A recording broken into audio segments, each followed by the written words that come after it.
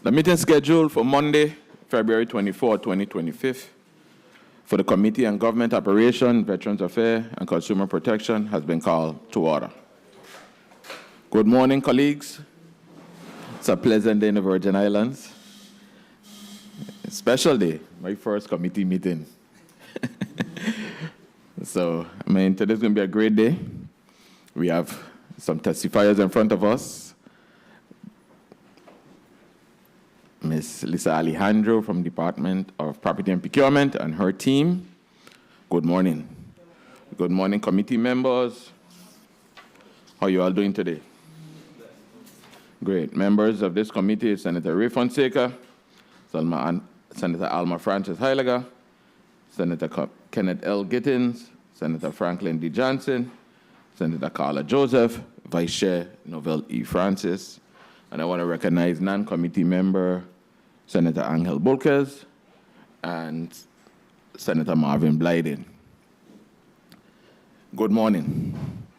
Good morning to the people of the Virgin Islands, invited testifiers, the listening and viewing audience, and the hard-working legislative staff of this institution.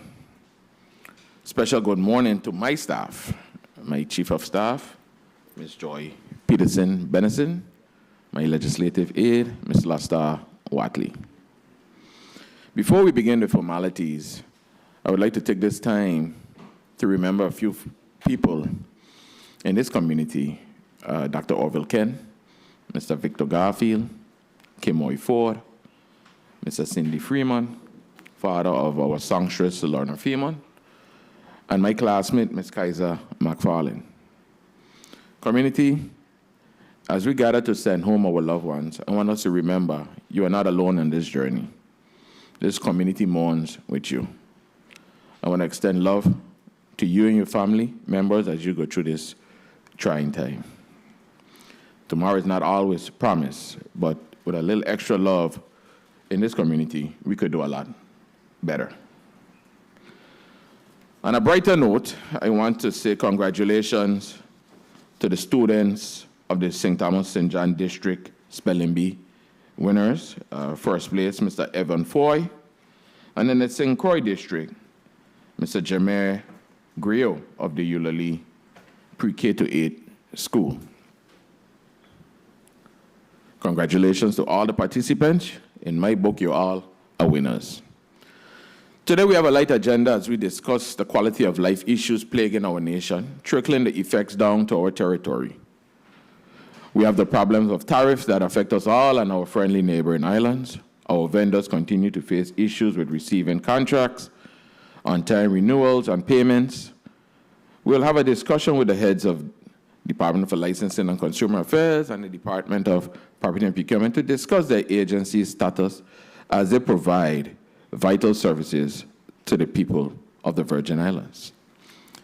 The Committee on Government Operation, Veterans Affairs, and Consumer Protection encompasses, and the committee shall: 1, receive, consider, and make a recommendation on bills related to government operations, reorganization of government, make recommendation on all bills and matters relating to home rule and the territory's relationship with the federal government, on all matters pertaining to have an investigatory authority over the Bureau of Motor Vehicles on all government agency operations, and all other agencies not specifically provided by these rules to be delegated to another committee and make specific findings and recommendations to the appropriate authority for final action.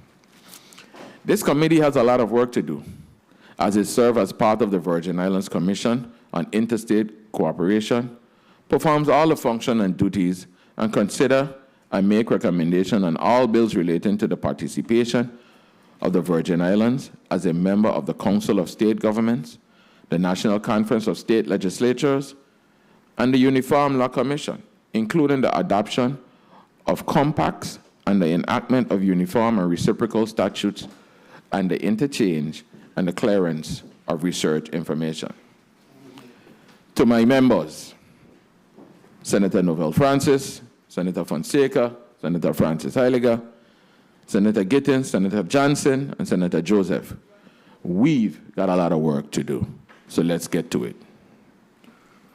Madam Clerk, could I have a roll call, please?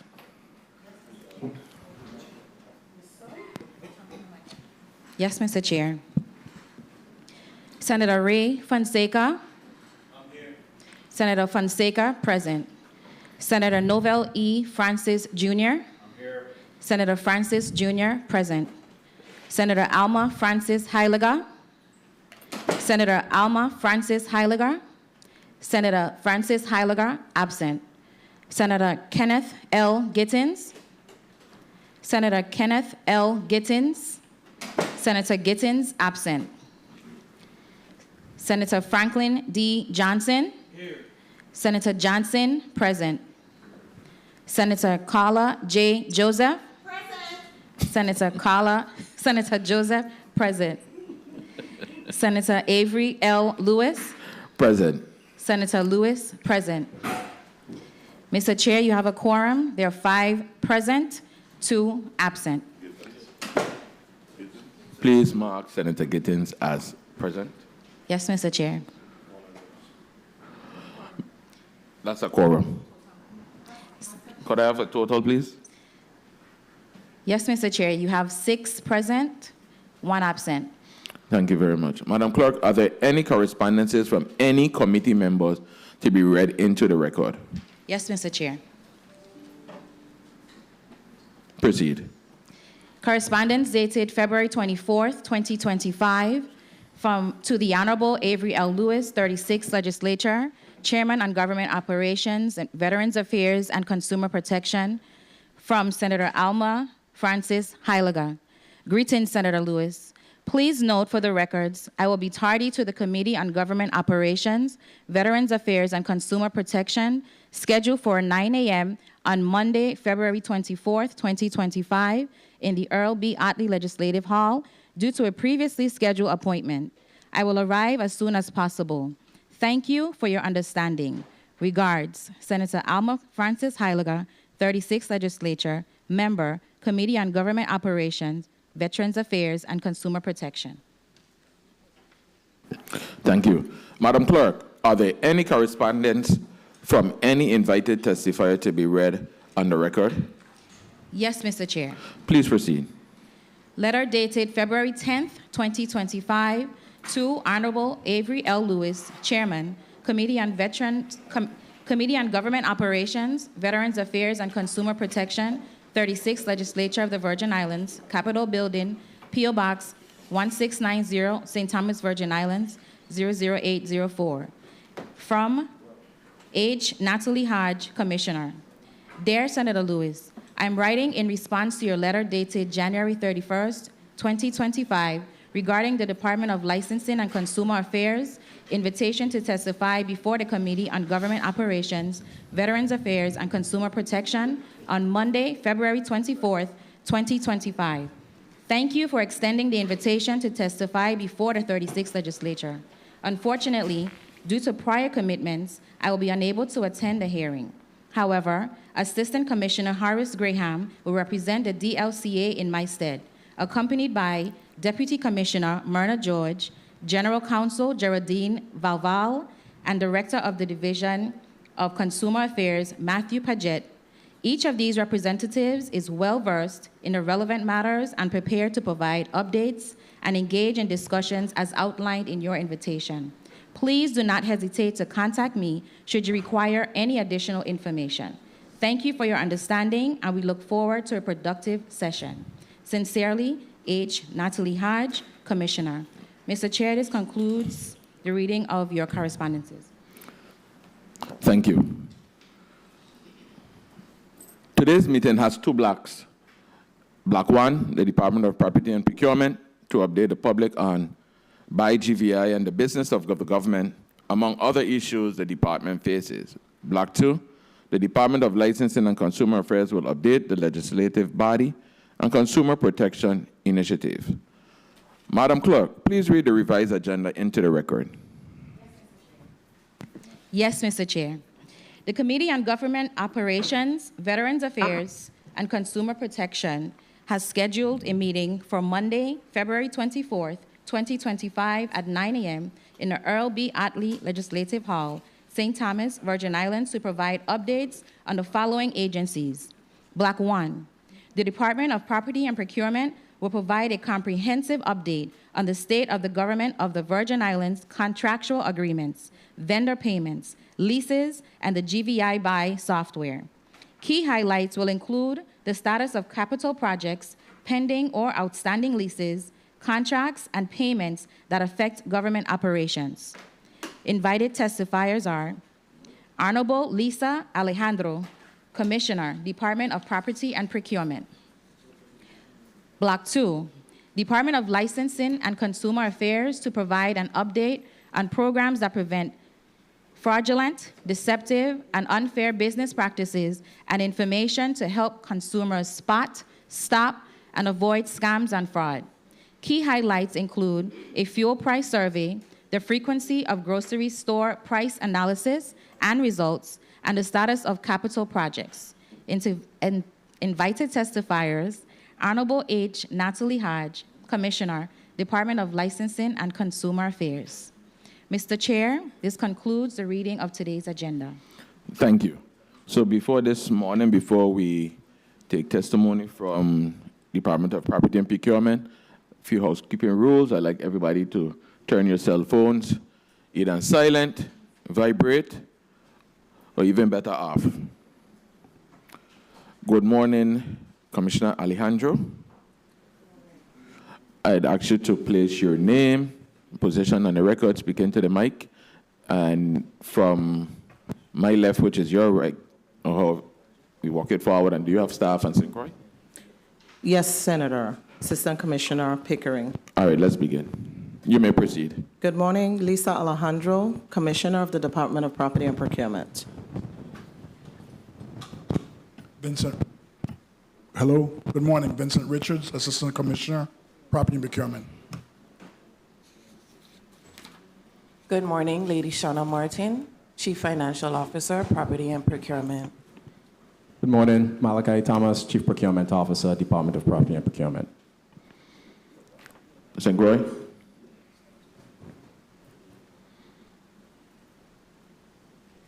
Assistant Commissioner, Department of Property and Procurement. Could you repeat that, please? Good morning, Khalid Pickering, Assistant Commissioner, Department of Property and Procurement. All right. Good morning, Commissioner. Once you're ready, we're ready. Thank you you. may proceed with your testimony. Thank you, Senator. Good morning, Honorable Avery L. Lewis, Chair of the Committee on Government Operations, Veterans Affairs, and Consumer Protection. The Honorable Novelle E. Francis, Jr., Vice Chairman, other honorable committee members, members of the 36th Legislature, fellow testifiers, and persons in the listening and viewing audiences. I am Lisa Maria Alejandro, Commissioner of the Virgin Islands Department of Property and Procurement. Present with me today in chambers are those from my department that were recognized and placed on the record earlier.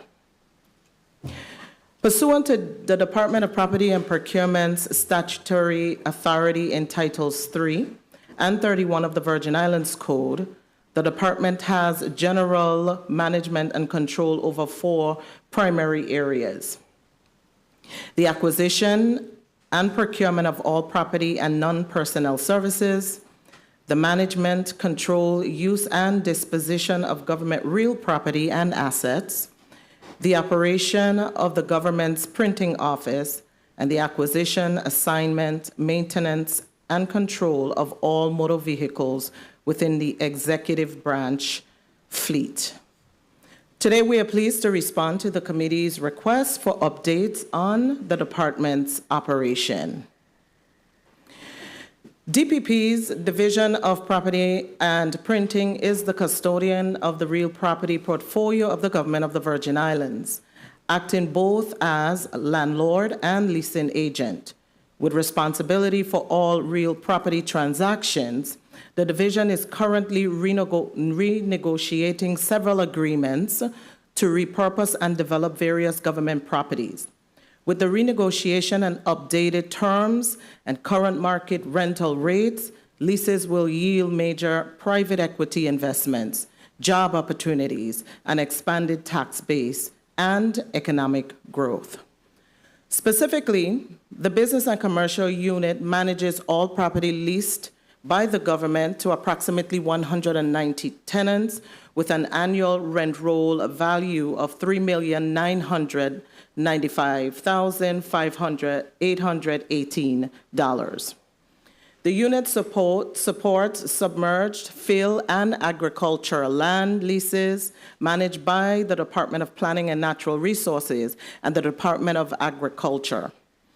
The Space Management Unit administers approximately 160 leases on behalf of the executive branch agencies for commercial offices, storage, parking, telecommunication space, and telecommunication spaces.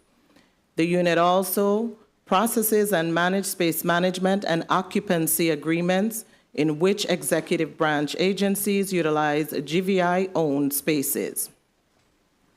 Currently, pending at the Department of Property and Procurement are 8 lease agreements, and 3 lease agreements are pending ratification at the Department of Justice. We have several at the Department of Justice for further processing through the legislature.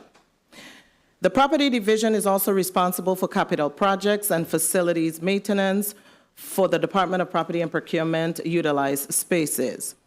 Maintenance of the employee-occupied spaces is one of our highest priorities.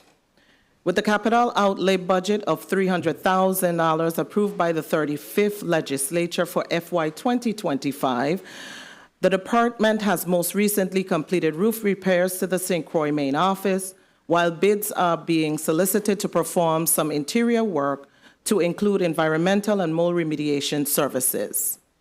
Additionally, the St. Croix modular office has an identified HVAC deficiency, in which a contractor has been selected to perform the services.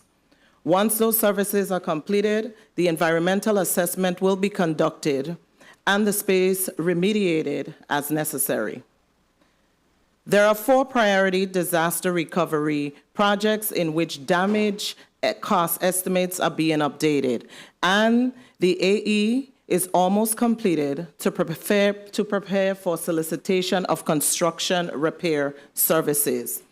These projects include the St. Thomas Main Building, Transportation Main Building in the St. Thomas District, Warehouse 26 in the St. Thomas District, and former Hovenza Vocational Training Building, St. Croix, with our highest priority being the occupied St. Thomas Main Building and Transportation Building.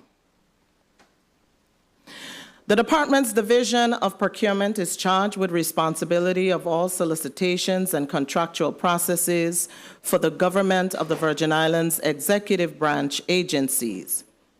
In fiscal year 2024, the department executed a total of 407 contracts, totaling $1,032,079.87 worth of goods and services. Of the 407 contracts, 30 contracts were disaster recovery projects, totaling $482,915,034.73. For fiscal year 2025, as of February 6, 2025, 40 solicitations were processed. Of the 40 solicitations, 4 are disaster recovery projects. Also, to present, the department executed a total of 96 contracts totaling $38,714,918.95 worth of goods and services.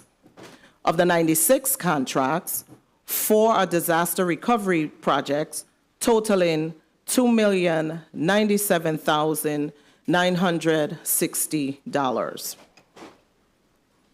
We are thankful for the 35th Legislature's support in the passage of Act Number 8954 on December 2nd, 2024.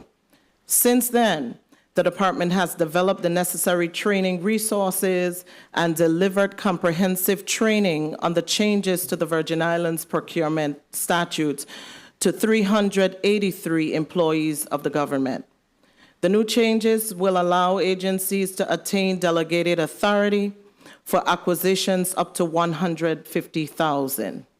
Additionally, the department organized 3 subsequent training sessions on the forthcoming delegation of authority. Further, approximately 164 employees were trained in contract administration. The department's e-procurement system, GVI Buy, is in live production. Requisitioning, soliciting, drafting and executing of contracts and contract managements are fully functioning. However, we are experiencing technological error codes during the accounts payable process at the final approval point before check release. The software engineers for GVI Buy and Tyler Muniz have met and are working on a solution to address the error, allowing Tyler Muniz to output check releases. As part of the contract administration training, we provided introductory training on informal solicitations in GVI Buy during the contract administration training. We are in the process of organizing and completing individualized training to executive branch agencies to sourcing quotes in GVI Buy. As we continue to roll out the full use of GVI Buy, we anticipate more efficient contract sourcing and management. Working tediously, our 2-member vendor management unit has steadily registered 549 vendors between June 1 of 2024 to present, bringing the total number of vendors registered to do business with the government in GVI Buy to 3,342. The Department of Property and Procurement's Division of Transportation, with its management and oversight responsibilities over the executive branch's vehicle fleet, is in a period of change and transformation. Fiscal year 2025 is a critical year that will require strategic discipline, adaptability, and determination. Currently in progress are: 1, the reconciliation of the FY 2025 GVI vehicle inspection and registration process. Next, internal pilot testing of the draft vehicle operator and use policies and procedures being reviewed and considered for government-wide implementation. Sourcing an electronic platform to conduct vehicle auctions online that creates user-friendly experience. Moving to an online platform is expected to yield savings of nearly $25,000 annually.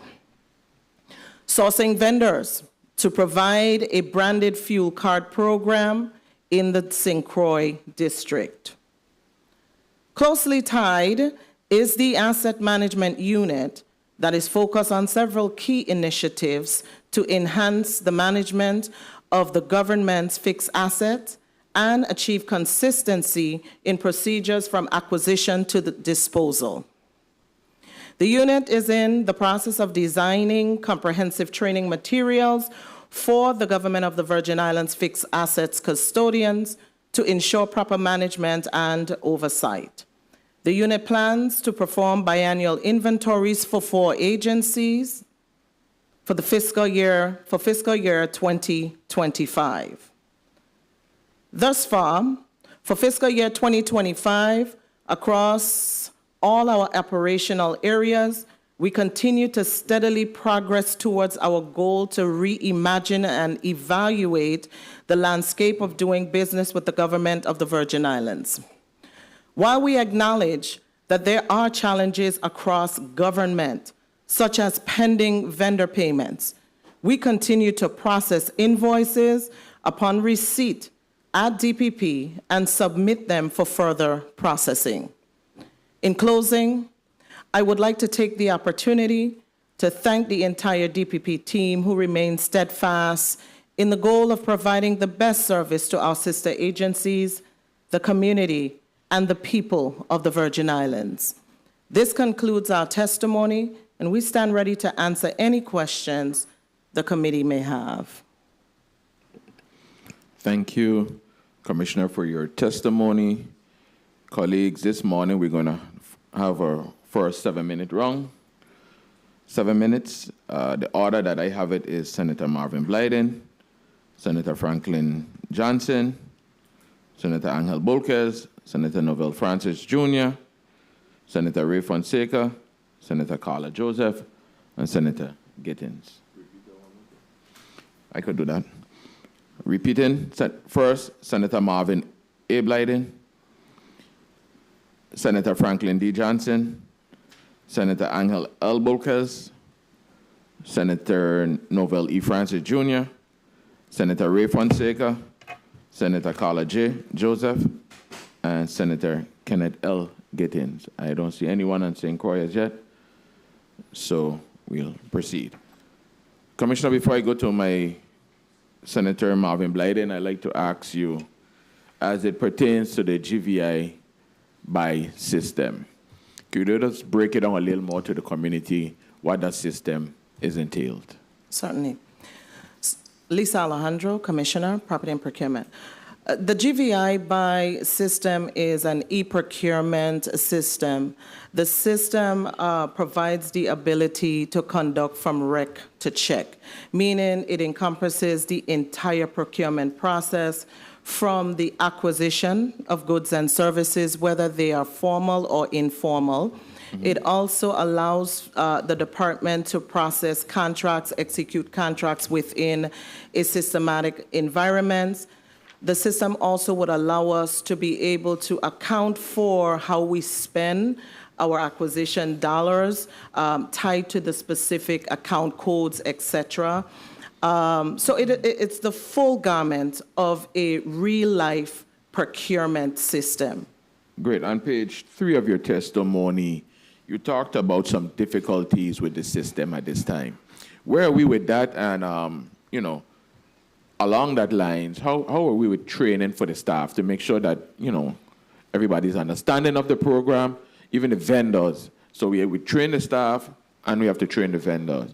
So just enlighten me a little bit about your challenges, your impediments, and then about the staffing. Certainly. So to date right now, as discussed in the testimony, we are working live in the environment. We are in the live testing environment, which means that the Department of Property and Procurement is now the pilot. We are the pilot agency, so we are requisitioning live, and it means that it's showing up on Tyler Muni's side. Yes. So that is completed. The only issue we have right now is at the final end, where the last approver, which is finance, presses a button and the check is printed through the Tyler Muni system. Other than that, all other functions have been working. All other tests has been successful within the system. That is the last component on the payment side. You are in communication with Commissioner McCurdy. Absolutely. To see how we could get these system talking and functioning properly. Absolutely. So don't tell me about the staffing. Have staffing been trained in your agency, in the other agencies, moving forward? Yes, Senator. And the thing is, because the training has changed over training have changed over the last, in the last years. And so the training is not one that is in person. The training is materials that are sent to the user agencies, which have had them for more than a year now. And we continue to do those trainings. We have done pilot agency training. Department of Finance also involved in the testing agencies that are being utilized. So they are familiar with the training. Yeah, and we haven't reached out to the vendors as yet. I see you enter the vendors in the system, but did we do any training with the vendors as well, so they know what they could output, what they could look forward to? Yes, so the training with the vendors, not as yet, but initially when we rolled out training for GVI Buy in the vendor portal, training was delivered to all our vendors in both districts. The AP side is a little bit, it's a very friendly, user-friendly program on the side of the vendor in terms of just entering the invoices. But we have not done that formal training. They have the materials, however. We have distributed the material for the trainings. Well, give or take your best estimation, when would this be, you think would be up and running? Our hope is to have it done by June 2025. Thank you. Senator Marvin Blyden, you're recognized for your 7 minutes. Thank you so much, Mr. Chair. Good morning to my colleagues. Good morning to the listening and viewing audiences, staff, central staff. Good morning. Good morning. Testifiers, and thank you so much, Commissioner, for your testimony. And I must say, good morning to the people of the Virgin Islands. Yes, indeed. Senator Lewis, I wish you, and I know it's going to be a good hearing this morning, your first hearing, and I look forward to many more. Let me start by asking, in respect to the testimony, I know you stated in your testimony, Commissioner, that there's approximately $1.1 billion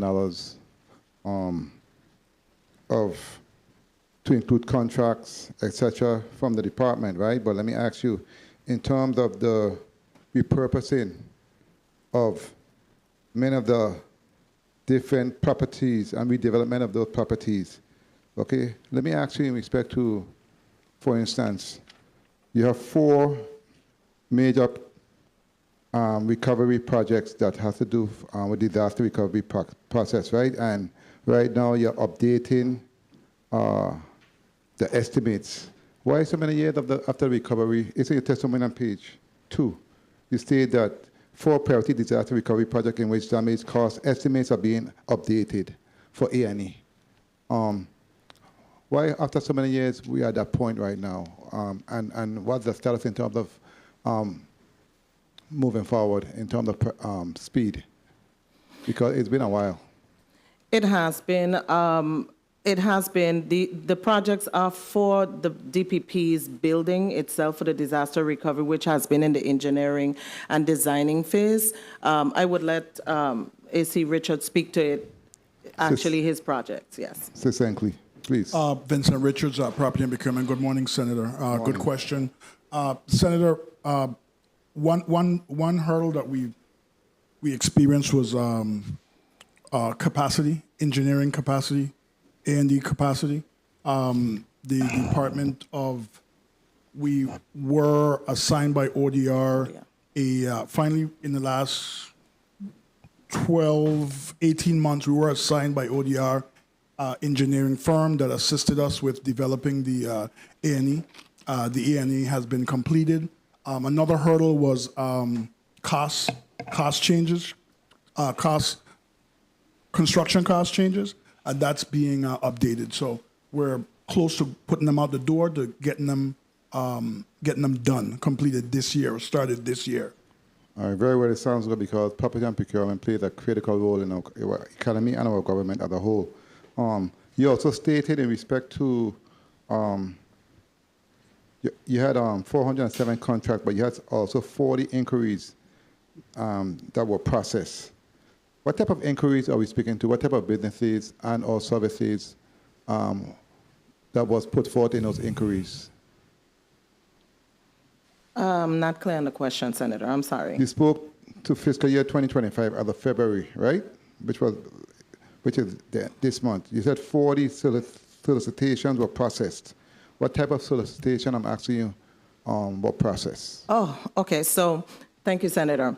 The 40 solicitations include all areas of business, from professional services, construction, supplies, and task orders.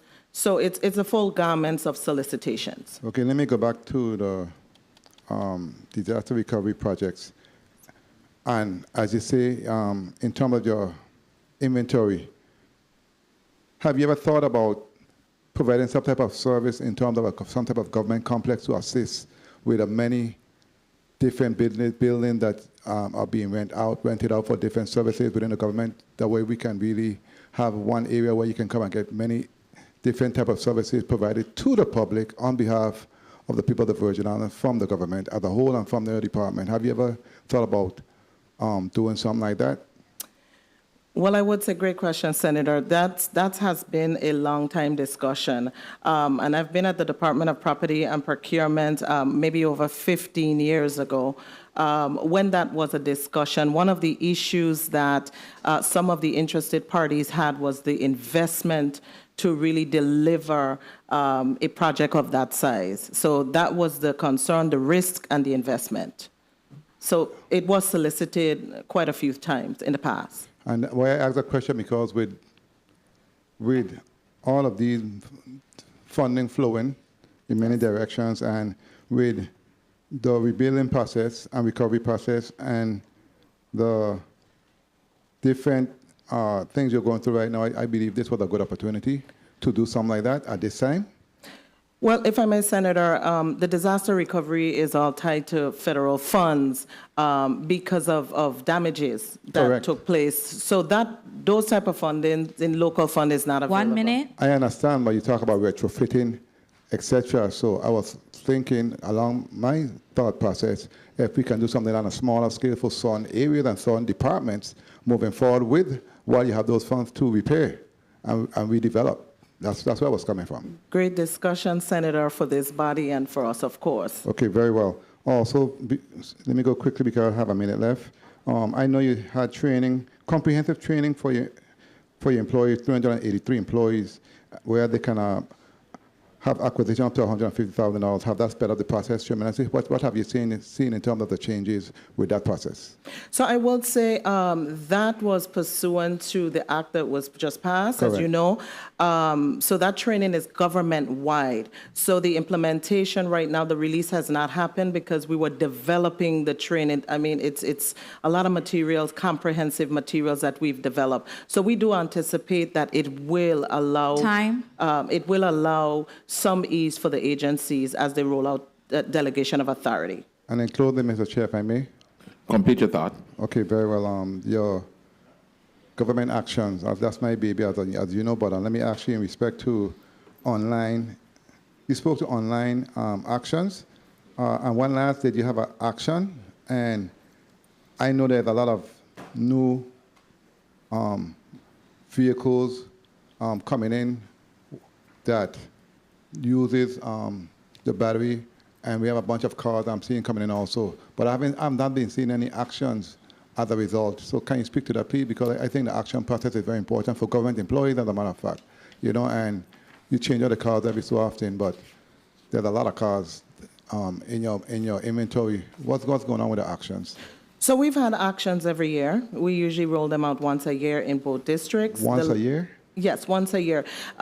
Because of the administrative burden and cost associated with it, you know, it's not something that we can do more than annually, but usually when we roll it out, we do very well. We had the last one in 2024. But the online platform, if I may, Senator, the online platform proposes to reduce something like $40,000 in administrative fees. Very good. Very well. Thank you. I'll drill on a second. Thank you so much. Thank you, Mr. Chair, and thank you for your responses. Thank you, Senator Blyden. Commissioner, before we go on to my next colleague, which would be Senator Franklin D. Johnson, quickly, what's really the formula to determine the monthly rent of a lot of these rentals that we have? What's normally what goes into it? So I would let AC Richards talk about how we utilize the market value rates. Vincent Richards, Property and Procurement. Senator, good question. Sometimes we use appraisals. Yes. Sometimes we do internal research ourselves and do market research. And then there's always a consideration in terms of the amount of investment that's being made, the impact that's going to make, the residual impact that's going to make. when someone takes a property and starts to invest, let's say north of $1 million, the government makes revenue on the rent, the government makes revenue on the materials when it's imported, the government makes money on the taxes that are paid, the grocery taxes. The government makes money when payrolls are paid as well. Yeah. So there's a residual effect, a trickling effect that trickles throughout or reverberates throughout the entire economy. Good. So let me complete this. So, Mr. Richards, while we are along the line, and I understand what you just said about the formula you use, not you use, but that is given at the time for you to make that determination of what the monthly income is, rental income it will be. But I know in the past you have had some challenges as well with some collection. How are we with that, and where are we going with those people that are delinquent? That question for me or is for the department? Well, I'll turn it over to you, but the commissioner is here. So we continue to have challenges with some vendors, with some that are utilizing the properties. We've sent out notices to cure. And as you know, the cost of even going to court to settle these things, we have done that. We issued the notices to cure for some of the vendors, basically. But we've also worked with some of them, which we can say quite a bit of them have worked with us to create a better payment plan. So that's one of the things that we have been looking at that has been successful in collections for those that was out in arrears. The public can see the appendix here, but we have quite a voluminous amount of tenants. Yes, we do. Give me a percentage you say that would be up to date on the rentals. Vincent Richards. Senator, I would venture to say probably 80 to 90% are current. We do have a small handful that are delinquent, but they've been delinquent for quite some time, and the reason or rationales are very complex. It's not very, it's not the ones that we have that are egregious or not. It's not that simple. It's complicated, but we keep them on the books so there could be full disclosure. Thank you, Senator Carla Joseph. You're recognized for your point of information. Thank you so kindly, Mr. Chairman. A pleasant good day to everyone. My point of information is to follow up on the chairman's question regarding your methodology in developing the cost for the rents. So kindly, and you mentioned that you use internal sources and assessment. What is your source internally? Meaning what source that is out there that you use to computate or develop the rent? Because I'm coming from a housing background, and we had our source where you use to formulate those rents, and it's the same methodology. What internal source do you use when you are unable to get an appraised value for the cost of renting real property owned by the government? That's a very good question, Senator Joseph.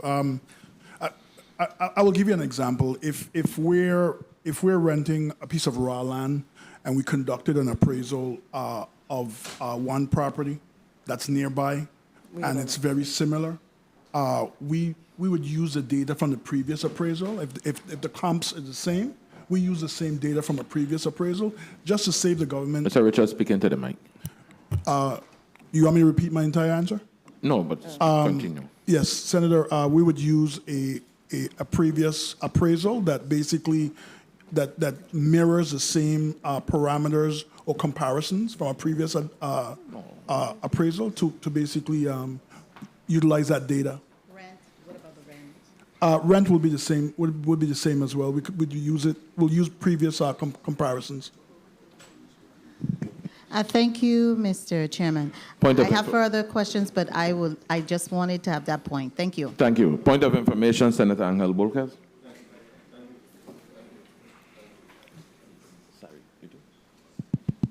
Thank you, Mr. Chair. Mr. Chair, just to, in tandem with the previous senator's question, I wanted to know from the department what do they? What is the modus in the sense of responding to any properties that are undervalued leases? In the sense that I know sometimes you inherit leases when you transition over, but for in those cases when you have an undervalued property that may have had a lease on a long term for 15, 20 years, do you usually go back to the contract phase to change the value of the lease, or do you wait until the contract expires? How do you deal with those undervalued properties? Vincent Richards, Property and Procurement. Good question, Senator. If it's an old lease agreement,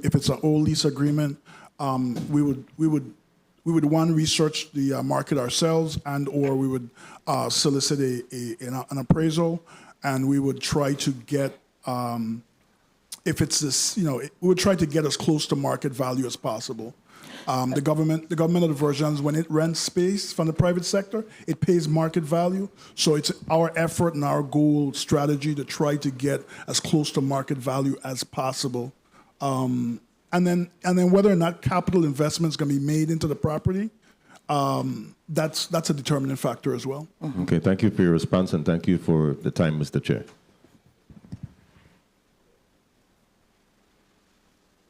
Thank you. Point of information, Senator Marvin Blyden. First, let me recognize the presence of Senator Clifford Joseph. Thank you, Senator. Thank you, Mr. And St. Croix, on the island of St. Croix. Thank you, Mr. Chair. Along those same line of questioning, this is going to be to Assistant Commissioner Richards. In respect to the leases, especially leases, right?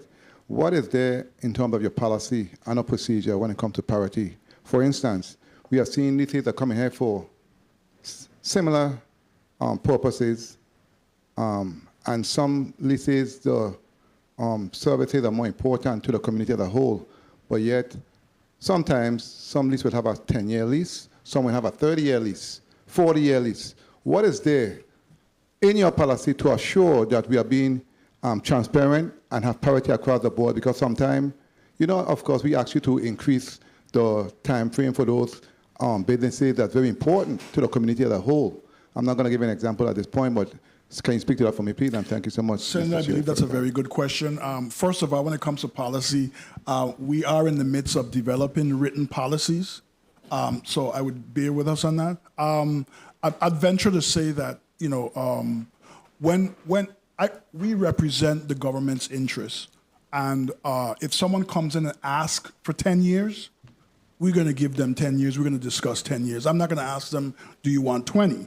Because different people, different businesses operate on different models. Some businesses, from my experience, are going to make multi-million-dollar investment, and therefore their strategy appears to be that they're going to invest in the property, utilize the property for their term, and then possibly turn it over to someone else, turn it over to children, and or sell the property and then move on. So they're looking to recoup their investment and both from the use as well as from a possible sale as well. So you're still working on the policy, basically? Yes, Senator. We are developing an internal written policy. Very well. Thank you so much, Mr. Chair, and thank you for your response. Thank you, Senator Marvin Blyden. I now recognize Senator Franklin D. Johnson for his 7 minutes. Good morning. Thank you very much, Mr. Chair. As we came in here this morning, I saw Mr. Chair sitting there from about 7:30, so he was ready to go. I've never seen a chair sitting in his seat so early. You're going good thus far. You're doing good. Good morning to the testifier. Good morning to my colleague. Good morning to the listening and viewing audience. I want to stick on that line with lease. And I want to take you guys back a little far. Because maybe 3 years ago, and I need you guys to look this information up for me. We gave a lease to Hotel Aniki. And nothing have been done to that property thus far. I need to find out when last you guys make an inspection there. Why did we even give a lease to a company that said they want to expand hotel room, which is badly needed on the island of St. Croix? And thus far, nothing. Zero. Anybody have any information on that? Vincent Richards, Department of Property and Procurement. Senator, I think that's a very good question. I believe it's been 2 years. The developers have developed their A&E. They have supplied us with the A&E. The Department of Property and Procurement inspects the property every 30 days, inspects it visually, documents it visually, writes a report on it. I think it's factual that there has been some minor renovations to the property. I believe the major renovation and/or construction has not begun.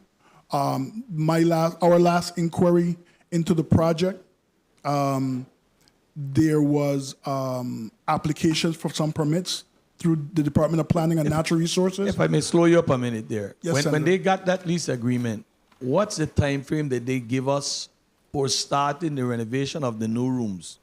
I do not have the lease agreement in front of me, but I can tell you that we have done an analysis within the last 3 weeks of the lease agreement, a legal analysis, and the lessee, as of 3 weeks ago, we do not find any major deficiencies to the terms that was agreed upon in the agreement. Is the department happy with the pace? No, we're not, but their explanation provided to us in writing supports that they are still working through the permitting process. There's one phase that basically requires minor permits, and there's a second phase that requires a major permit. So, as you said, 2 years. I've been across there, and I'm seeing this property in the same state that I know it is, and I've known people that have rented the rooms them, and it's just unacceptable for me. Very unacceptable. And I agree, Senator. I know it wasn't a question, but I agree. You know, and when we do these lease agreements, if folks don't have the resources that we're about to do it, sometimes we need to go and just take it back and find somebody who can do it. Because Synchro is in badly need of rooms. And that was one of the reasons why we were glad to give somebody who was going to expand, who was going to put more rooms, and up to today, it's for naught. But we ain't going to beat the dead horse. But I want to ask you a next question, because I think you guys should have this information and answer for me too. What's the reason for making folks who are doing contractual agreement with the government, having them go and obtain bond? And the answer ain't really for me, no. It's an answer I need for everybody to understand. The reason why we make companies go and get a bonding company or bonding agent. Thank you, Senator Lisa Alejandro, Commissioner. Well, outside of the requirement and federal standards, when you're utilizing federal funds for those projects, the purpose of it is to protect both the government and the contractor's interests as well. It is to cover liabilities that may occur during the contractual phase. If the contractor as well fails to pay its subcontractors, it's another reason to, again, it's not about just protecting the government interest, but protecting the contractor's interests as well, and those that the contractor do business with. Your answer hit the nail right on the head in relation to the Parley Joseph Stadium. Your answer hit the nail right on the head, because this company has a lot of vendors that right now have them in court for failing to pay. But yet they're coming to us saying that they want more money. That ain't happening under my watch. And that's why I asked that question, because that's the direction this government might need to go. But we cannot continue giving money to somebody who is failing drastically, and companies that work for them right now have them in court because they're not paying companies. But we'll get back to that, but I wanted to ask that question because it needs to be out there that there's direction that we as a government needs to pursue to make sure that the Parley Joseph is completed, the bonding company. I want to go back again and still stick on lease, because in your on page 2, you talk about having 190 tenants generating some $3-point-something million, right? And I see you got leases as low as 8 cents. How do we get there? How do those numbers, you know, I'm trying to understand this, because I saw some for $1 a month and all. 1 minute. Vincent Richards for the Department of Property and Procurement. Senator, I can assure you that in the 9 years that I've been at the department, I have not brought any 8-cent leases to this body or any dollar leases to that body. I know when I've been here, I've been asked why don't I bring dollar leases, and I push back very vigorously. But it's here in your report. Well, we state the facts in terms of what the people's portfolio looks like, and I believe in the beginning statements of the commissioner's statement, we talked about inheriting a portfolio that has decades-old agreements that are expiring, and it's our goal and our policy to try to get closer to market value for every lease that we put through the door. The only concessions that we make, and it's going to be codified in policy, is towards nonprofits that do provide services to the people of the Virgin Islands and do provide services that the government itself sometimes doesn't focus on, and we make concessions to those. So whether it be steel pans, whether it be soup kitchens, whether it be, I could name all the list of nonprofits agreements that I brought here, we will entertain them, but we try to get at least a nominal amount of revenue for the properties. But you won't be seeing any 5 cents and any $1, not under my watch, Senator. And I didn't say, I cite, so I wanted to know how we get to those numbers because... Very good question, Senator, very good question. And Mr. Chair, may I wrap up on this? Complete your thoughts, Senator.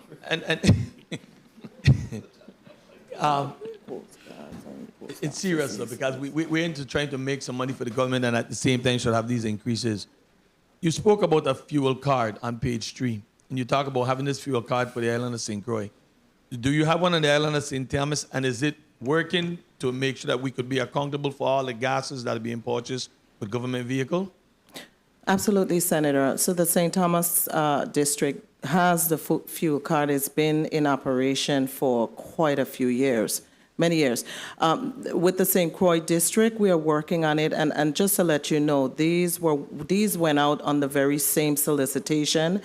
It's just that we did not have bids for the St. Croix district, so that was a bit challenging. No one stepped forward on the table, but we are working to get it done. We do have opportunities now to be able to get the card system. Some of them has invested in the system. It's very important because this is where the government spends a lot of money, and if it can be accounted for, then we're just buying gas for people's private car. At the end of the day, that's what it is. Let's call a spade a spade. If we can't account for it, most of the time that gas ain't going in the government vehicle. And that card system is very important, that we try to make sure we get it in place and get it working on the island of St. Croix. Agree. Thank you very much. Thank you very much, Mr. Chair. Thank you. Thank you, Senator Johnson, for that. Before I go to Senator Gittins for a point of information, I'd like to recognize committee member Senator Alma Francis Heiliger. Good morning. Senator Gittins, you are recognized for your point of information. Thank you, Mr. Chair, and good morning. To the point of the previous speaker from Frederickstead, you agreed that the progress of the Hotel on the Key project is unacceptable. So when a project is unacceptable and not moving in accordance with the contract, what's next? Vincent Richards for the Department of Property and Procurement. I believe I didn't use the word unacceptable. I believe I'm not happy, personally not happy. But potato. What's next? Understood. Senator, we're going to continue to monitor. We have given them written notice that we have concerns with the pace. I believe we're scheduling a meeting with the developer to understand the complexity of what's happening. The finance market has changed. There's different things that's going on in the development market and development space. I would just venture to add that we went through a very lengthy process to choose this developer. The developer had a track record that was at least 3 properties deep on the island of St. Croix, and they wanted to do a 4th. So, and they wanted to do a 4th. So, we stand by our decision at the time, but we have to get in the room with these individuals and understand what's going on and see what we could do to move forward. Listen, Mama Gaya, I don't understand it now. I simply ask what's next. And this is the thing. We always kick the can down the road and drag in our feet. What is next? Okay, I tell you what, stand by. Commissioner, tell me what's next, or what should be next. So, Senator, based on our concerns on the property, we had a legal review of the status of where the project is, why it's not moving in accordance with some of the deadlines. However, for the most part, the project has been on post based on the reviews, etc. We do plan to have a final meeting with the vendor with regards to the next phase, the next steps, and setting harder deadlines on it. And when is this? Our attorney was out. She returns this week, so today, actually. She returns today. So we will get the schedule together based on the projects that we already have in the pipeline as well. Okay, I don't want to prolong this, but when people are out, things are supposed to still be moving. Oh, absolutely. I don't like when the government, or we have responses that when one person is out, it appears almost that everything stops until this person returns. So, I want to put on the record, Senator, respectfully, it's not on the attorney. It's about being able to get all the players at the table to have the meeting. So I want to put that on the record. Thank you, sir. Thank you. Thank you, Mr. Chair. Thank you. Before we go to Senator Bolkes, Commissioner, at some point in time, we really have to let the people out there know the government will put on their foot and draw the sand in the line. We can't continue business as usual. I mean, the government is one of the best landlords. When you got a mechanic shop paying $75 a month and different things, you know, and the delinquent and the things they promise they're going to do, even to hire summer intern, they don't do. So at some point in time, we have to put on our foot and say no more of this. 1 second, Senator. Commissioner, as it pertains to your fixed asset, what you talked about, you said this year you're going to do like a deep dive with 4 different agencies. I know we have other agencies that have a fixed asset unit built in them. Do they report to what they just call the big DPP? Great question, Senator. So a part of why we have been looking to really develop policies is because we didn't have them before.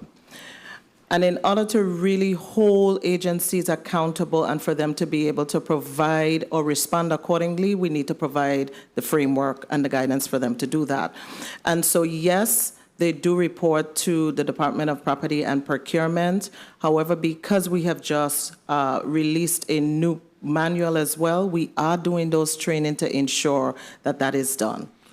The reason why I ask this is because oftentimes,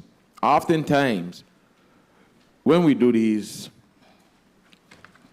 investigations and we go to look for the assets, they're not where they belong, they're not used for the correct reasons, nobody report them stolen or missing, you know, and nothing ever happens. What's your goal to be the end result when things like this happen, like a laptop belongs in room B102. We go there, it's not there, nobody could give account for this laptop. What happens? This is a government asset. This is the same tools people talk about they need to work with every day. Tell me in your estimation what you believe your plan is moving forward with the agency. So the agencies and the employees become responsible, particularly if it is a unit assigned to them, such as a laptop, as you just mentioned. Mm-hmm. Like I said, we have the policy here. We are providing training. We've developed new materials for those things to, again, as well as to inform the departments. But as you know, Senator, one of the challenges is operating a government agency with oversight with 4 people to manage government assets. It's almost impossible. But we are revamping that. We are looking at merging all of those asset personnel under the Department of Property and Procurement. Hey, okay, so you just alluded to something where staffing is needed. Staffing. All right, and we'll address that. Senator Novell Francis Jr., you're recognized for your point of information. Please recognize the mic of Senator Francis Jr. Senator Francis Jr., mic. Mic check, 1, 2. Thank you very much, Mr. Chair. Good morning to everyone. It has been put on record that, in fact, There is a 30-day monthly report that's generated on the issue of the Hotel on the Key. I am requesting that the Property and Procurement submit to this body the last 3 reports for the last 90 days by the close of business on Wednesday. Thank you. Thank you, Senator Francis Jr. Duly noted, Madam Clerk. Senator Angel Bolquez, you're recognized for your 7 minutes. Thank you, Mr. Chair. Good morning, Mr. Chair. Good morning, colleagues. Good morning to the listening and viewing audience. And of course, good morning to the testifying panel here from the Department of Property and Procurement. Commissioner, I wanted to talk to you about several things, and I'm going to dive down in the area of contracts. This conversation is going to be about contracts. Every contract that is administered by the Department of Property and Procurement has certain stipulations to protect the interests of the government, correct? Yes or no? Yes, Senator. Thank you. And you are guided by the Virgin Islands rules and regulations concerning those contracts? Yes, Senator. Okay.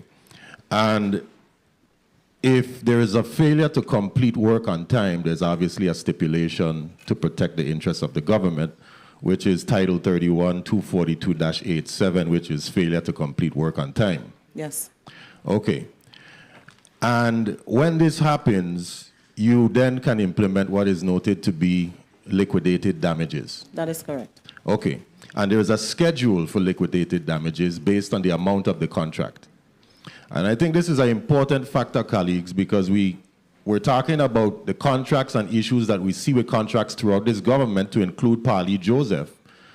And based on that amount, they're supposed to apply liquidated damages if the contractor does not complete the work on time. However, they can implement change orders.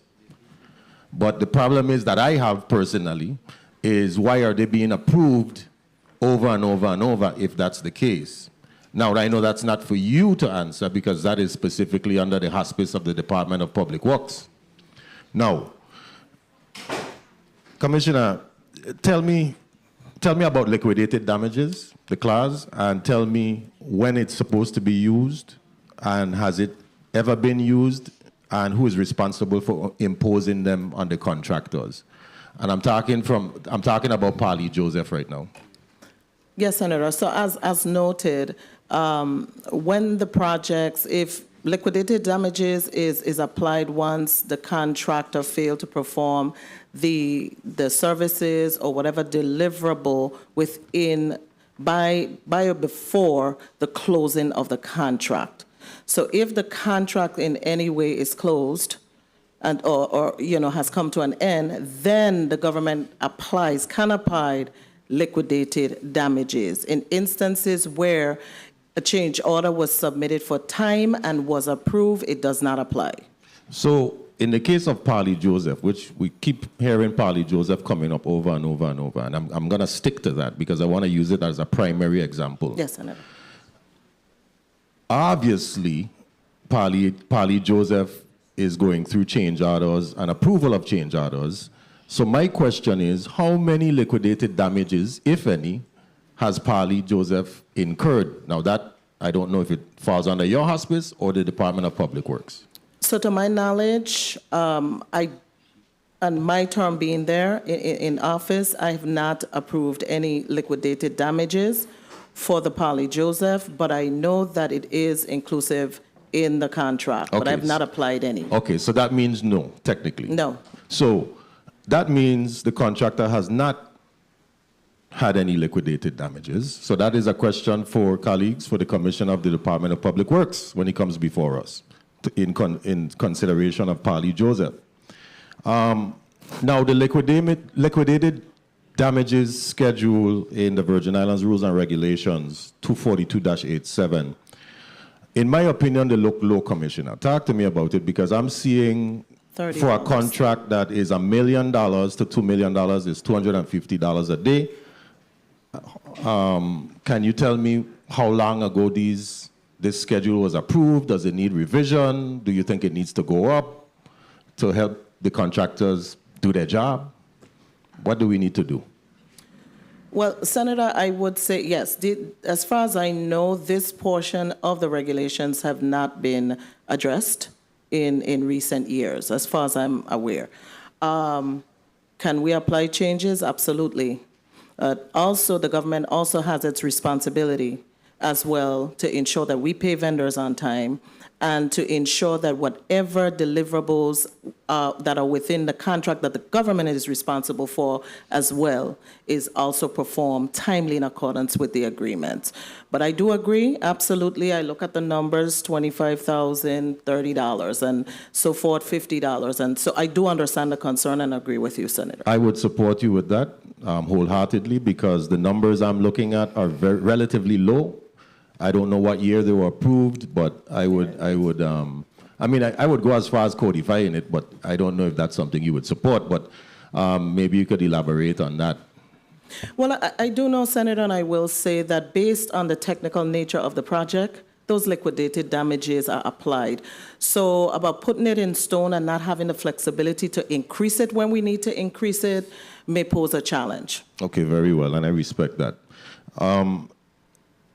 So I'm not sure how it usually gets revised, but I would encourage the department to look at that because I think it would be a catalyst in getting some of these contractors who are sort of utilizing what is considered to be, in my opinion, a loophole to be able to do their job. You know, because we are spending, even though the schedule of liquidated damages differs from the federal government, which ours is lower, our money, our local money, should be just as important as that federal money. So we need to match it, in my opinion, and let these guys know that we mean business. You understand? We need to get our work done. We're giving you a contract. While I respect all the contractors in this territory, we need you to do your job. We're using our public funds. We have taxation, licensures, permits. We charge our own people for this work. This is our money. This is our project, and we need to make sure that we finish our project.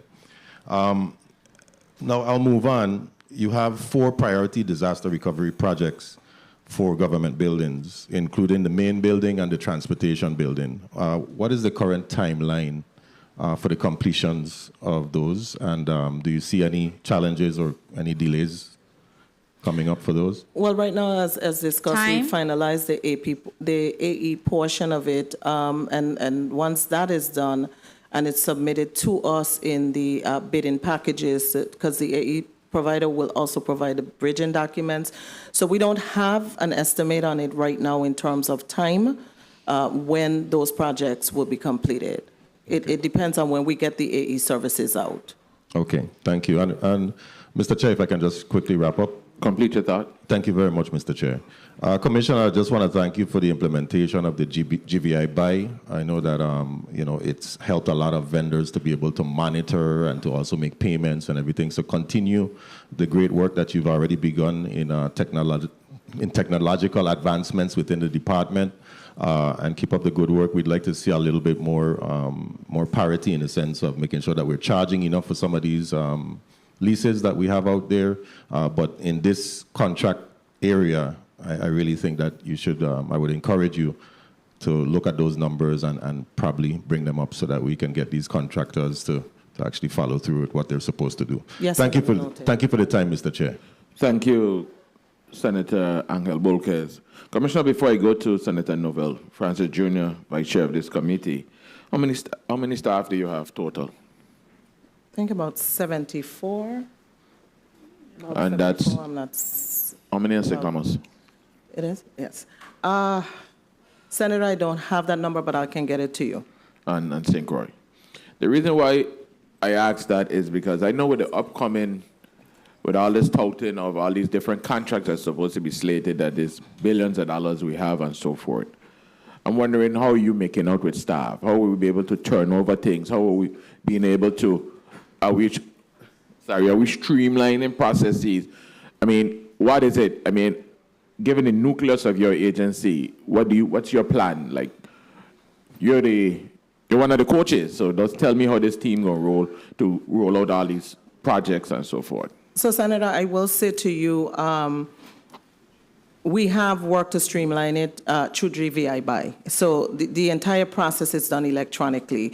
Currently, right now, I have 4 evaluation supervisors, and I have about 38 to 40 solicitations right now in process. So I think we have done a good job in streamlining the process. Do we need additional staffing? Absolutely. To get it done. But we have progressed significantly in getting them done. With all these billions of dollars we hear tossing around every day, is there any federal monies in there for you to hire more staff? I don't have federal funds. I don't have federal funds in that area, but I do work with the Office of Disaster Recovery, and let me say that they have actually suited 2 employees, paid for 2 employees that work within the contract management within my department. All right, thank you, Senator Novell. Francis Jr., you're recognized for your 7 minutes. Thank you very much, Mr. Chair. Good morning to you, my colleagues. Good morning to the people of the Virgin Islands, and of course, good morning to team Department of Property and Procurement. Commissioner, thank you very much for your testimony this morning. In your testimony, you made mention about $1 billion of projects that was executed by contract in FY 2024. And based on that, we should have realized at least $50 million in gross receipt taxes. Can you say with any certainty that, in fact, we have received that $50 million based on those executed contracts? No, Senator, I cannot confirm that. You cannot confirm that. Okay. And once you issue the contracts, that 407 contracts, what happens? Is there any continued oversight by Property and Procurement? So, Senator, no, because it depends on the ownership of the contract. If it is construction contract, as you know, Public Works will manage the contracts along with the agency, the progress of those contracts. If it is professional services, the agency is responsible to manage those projects to ensure that the services were received. So basically, you just a conduit to allow the contracts to go through you. There's no follow-up required by you on those. Not necessarily, but again, payments would determine progress payments, and again, through Public Works as well, would determine how we manage those contracts if there's concerns. I think we need to take a look at that because there's a built-in mechanism that if there's a default, then certainly Property and Procurement is the one that's engaged. They're the one that's litigated in some instances on these contracts. So there should be some level of oversight that should be taken. If I may, Senator, thank you. To that concern as well, we share the same concerns, and to that as well, we have developed a vendor performance form so that the agencies can provide that to us so that, again, we can manage and evaluate vendor performance as well. Very well.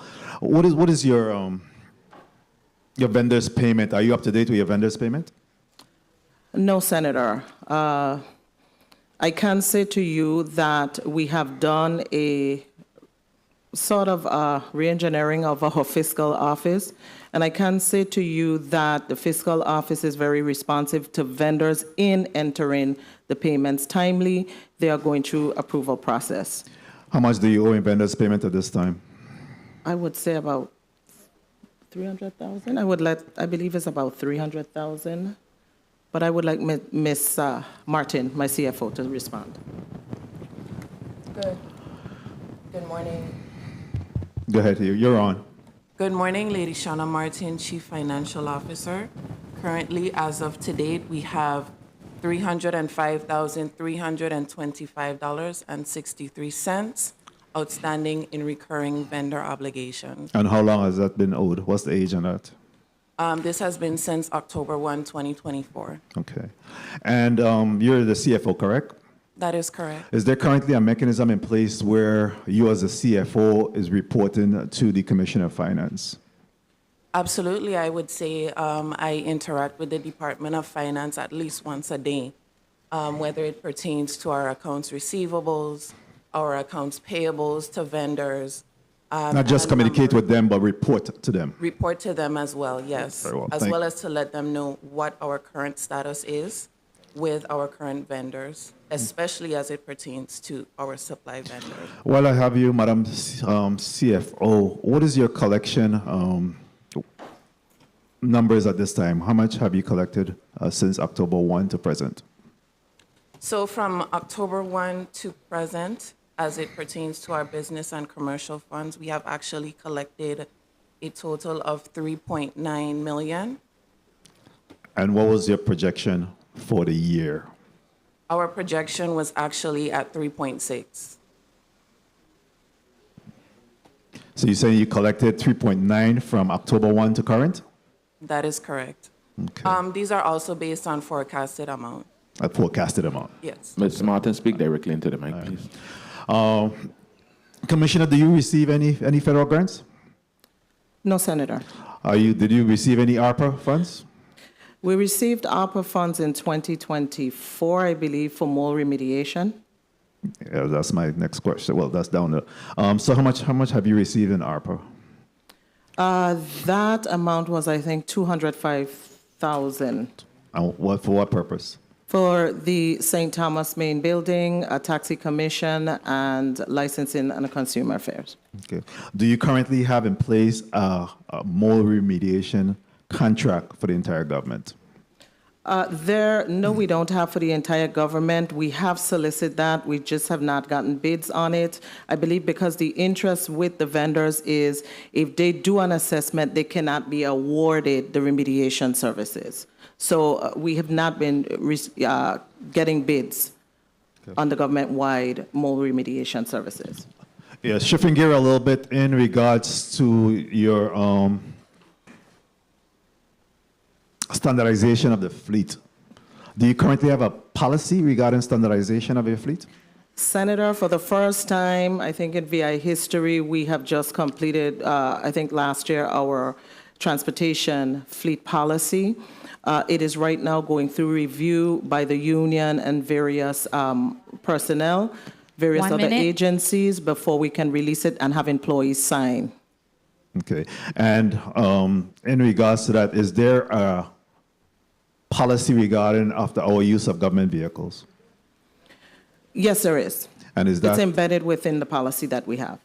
it's embedded in which policy? The one that you're currently being? That we just, yes. The standardization?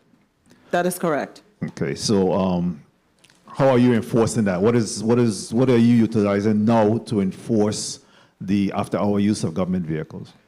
Again, in policy and as well as utilizing now the GPS Insight tracking system, we are providing training to the agencies to monitor employees' usage of government vehicles. Are you satisfied with adherence to that policy? No, Senator. So what is being done to enforce or address that? So if I may, Senator, the policy has not yet been released to collect them. The policy has been done. It is going to the review of the the personnel departments, the union, etc. We have not received that back as yet from them. Mr. Chair, I heard my time call. Can I just wrap up? Complete your thoughts, Senator. Okay. In respect to, so what is currently enforced? Is there an executive order? Is there a prior policy that's been put in place? I mean, there's just wanton disregard for after our uses. What is currently being enforced in regards to after our use of government vehicles? Right now, Senator, what we have, there is agencies report and provide to DPP the listing of all vehicles and the status of the vehicles and drivers, whether they're 24-hour, whether they're red stickers, and whether they are those regular hours, what do you call it, regular hours vehicles. We've also worked with VIPD to stop vehicles that were not listed on the list. That is something that we have been working on as a government. When was the last time you were notified of a vehicle, a government vehicle being stopped because of after-hour use inappropriately? I have not been notified. You have not been notified. Of course, my time has been called, but I'd love to, again, continue this because as police chief and police commissioner, we have had many reports back in the days of enforcement of that particular policy and have taken vehicles, government vehicles, for violation of that. So I'd love to have further that conversation at some point. Thank you very much, Mr. Chair, for the time and opportunity. Thank you, Senator Francis Jr. Before I recognize Senator Carla Joseph for her point of information, I'd like to say, Commissioner, I really concur with my colleague. I think it's about time we tell the governor he needs to send out something, an executive order to his commissioners. This leniency is it's out of control now. I mean, especially people who don't have to respond. You're seeing the vehicles up and down St. Thomas and John St. Croix. We have to draw the line. We cannot continue. We say we broke one way, but then we abuse in another way. You know, we really have to. So I'm asking you, maybe you need to send the governor something, so he could send out something again and meaningfully do it. I know VIPD is short staff, but when the first or two people that get pulled over and take out the key, and you park the car on the side of the road, it's going to come to an end. Senator Carla Joseph, you're recognized for your point of information. Yes, and thank you so kindly, Mr. Chairman. I just want to follow up on that questioning. How do departments report or their superior report when there is an abuse or after-hour use of a government vehicle by employee? How is that done? Well, the employees, I would say the commissioners deal with their employees internally, if that happens. What they do request of me is access to the GPS inside tracking system, and they're able to do that on that side, disciplinary actions within their agencies. And if I may correct, it's not a policy that we've had before, it was memorandum executive orders with that regards. Thank you so kindly for that correction. I'd like to recognize the presence of non-committee member, Senator Kurt Vele, and you're also recognized for your point of information. Please recognize Senator Vele and Island of St. Croix. Thank you, Mr. Chair. Good morning to the people of the Virgin Islands. Good morning, St. Croix. In reference to the last topic, Commissioner, how much was spent on gas coupons for fiscal year 24? And how much has been spent thus far from October 1st to present? Senator, if I make gas coupons or entire gas? Gasoline? Entire gas. 4 million. For FY24? That is correct, Senator. And from October to present? 1.036 million. Okay, thank you so much. And colleagues, it's just a free-for-all. So I think that the process needs to go in the opposite direction. The commissioner shouldn't be requesting for a policy. The executive branch need to send down a policy based on the fact that we're literally short on cash, and we need some austerity measures to be put in place. Thank you so much, Mr. Chair. Thank you, Senator Vele. Commissioner, I'm going to recognize Senator Ray Fonseca right now, but you do have tracking device on some vehicles, right? Yes, Senator, most. On most vehicles, right? It does tracking the vehicles? No, outside of just tracking the vehicles, it can tell you how the drivers drive, if they're driving responsibly, if they're speeding, if they're braking, not wearing seat belts, etc. The reason why I ask that, I mean, if these tracking systems are so great, like they are, like when you pay your bill, we shut the car down, you know, so when we see the car them out after hours, we just shut it down. Anyhow, Senator Fonseca, you're recognized. Thank you so kindly, Mr. Chair. We were just here having a little humor with it. We were saying that Avery is doing such a good job with this meeting. Good morning to the listening audience, and pleasant good morning to the staff of Property and Procurement, Commissioner. You know, couple questions I have. Through the chair, I'd like to request the agricultural land leases.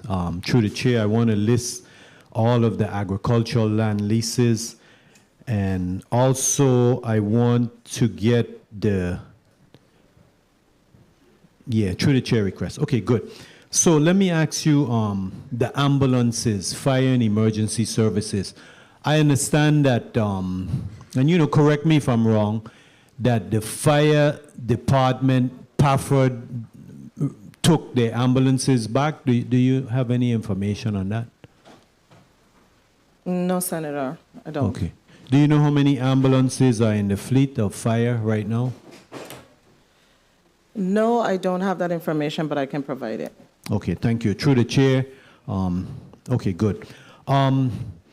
you know, congratulations, you have 190 tenants. Your rent roll is 3.99 million. We wrong it to 4 million. I wanted to ask you quickly, right?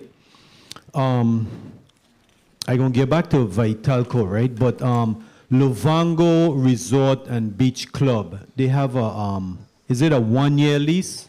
Luvango has a 1-year lease? Casey Richards. Vincent Richards, Property and Procurement. Yes, they do, Senator. Okay, so they're paying $3,000 a month. What are your plans? What are your thoughts when you're renewing that lease? Any thoughts? Are you going to keep it at $3,000 or it's going to go up? Senator, are you contractually bound to just have $3,000? no, Senator. I believe that we're going to try to get as close to market value as possible for that property. It's waterfront property. It's one of the last accesses to the water that the GVI owns and control. And we're going to try to get terms in there in that agreement, should we reach an agreement that that is fair and that possibly gives VIPD and or... Okay, thank you very much. Thank you very much. I got the answer. Good. Sorry for interrupting you. Okay, question now. Banco Popular de Puerto Rico, there's a lease for $1,000. Where is that located? Senator, I believe the lease for Banco Popular is for the for a room in the visitor centers here. Okay, yes. Okay, I remember you came before the legislature. That's great. Okay, the Virgin Islands Housing Finance Authority, they have a lease for $1. So the government of the Virgin Islands owns that building? That's for the building down there in Frenchtown, or is it some other location? That's for the legislature building in St. Croix, Senator. Okay. Yes. Okay, good. Let's go now to Vitelco. You got 1, 2, 3 leases for Vitelco, and those are pretty good. Okay, now I wanted to go to your printing office, the government printing office. Do you charge the government agencies for printing? Yes, Senator. You do? Yes. Okay. You know, I'd like to let the public know that probably the best print shop in the whole Virgin Islands is the Property and Procurement Printing Office. You know, I'm not giving them any free advertising, but we use them, and so I'm speaking from personal information here. Okay, so good. The Vendors Plaza on St. Thomas. I got a couple people have been coming to me saying that they can't get the lease and you're going to get back to them, and you haven't gotten back to them. Is it fully leased out now, the Vendors Plaza? So, Senator, I believe we have about 24 tenants in the Vendors Plaza. We issued or circulated an agreement several months ago. We got some complaints. We had a meeting with all the vendors. We got their feedback. We are reformatting our agreement, and we should have a new agreement out to them within the next few months. Upon getting that new version of the agreement, we will then move forward hastily with the other with those 24 tenants, and then the additional 10 spaces that are available to get those rented out as well. People are lining up like hot bread for those spaces. Yes. Okay. So a new agreement, does that include a new fee? Because what is it? Correct me if I'm wrong. It's $300 a month now.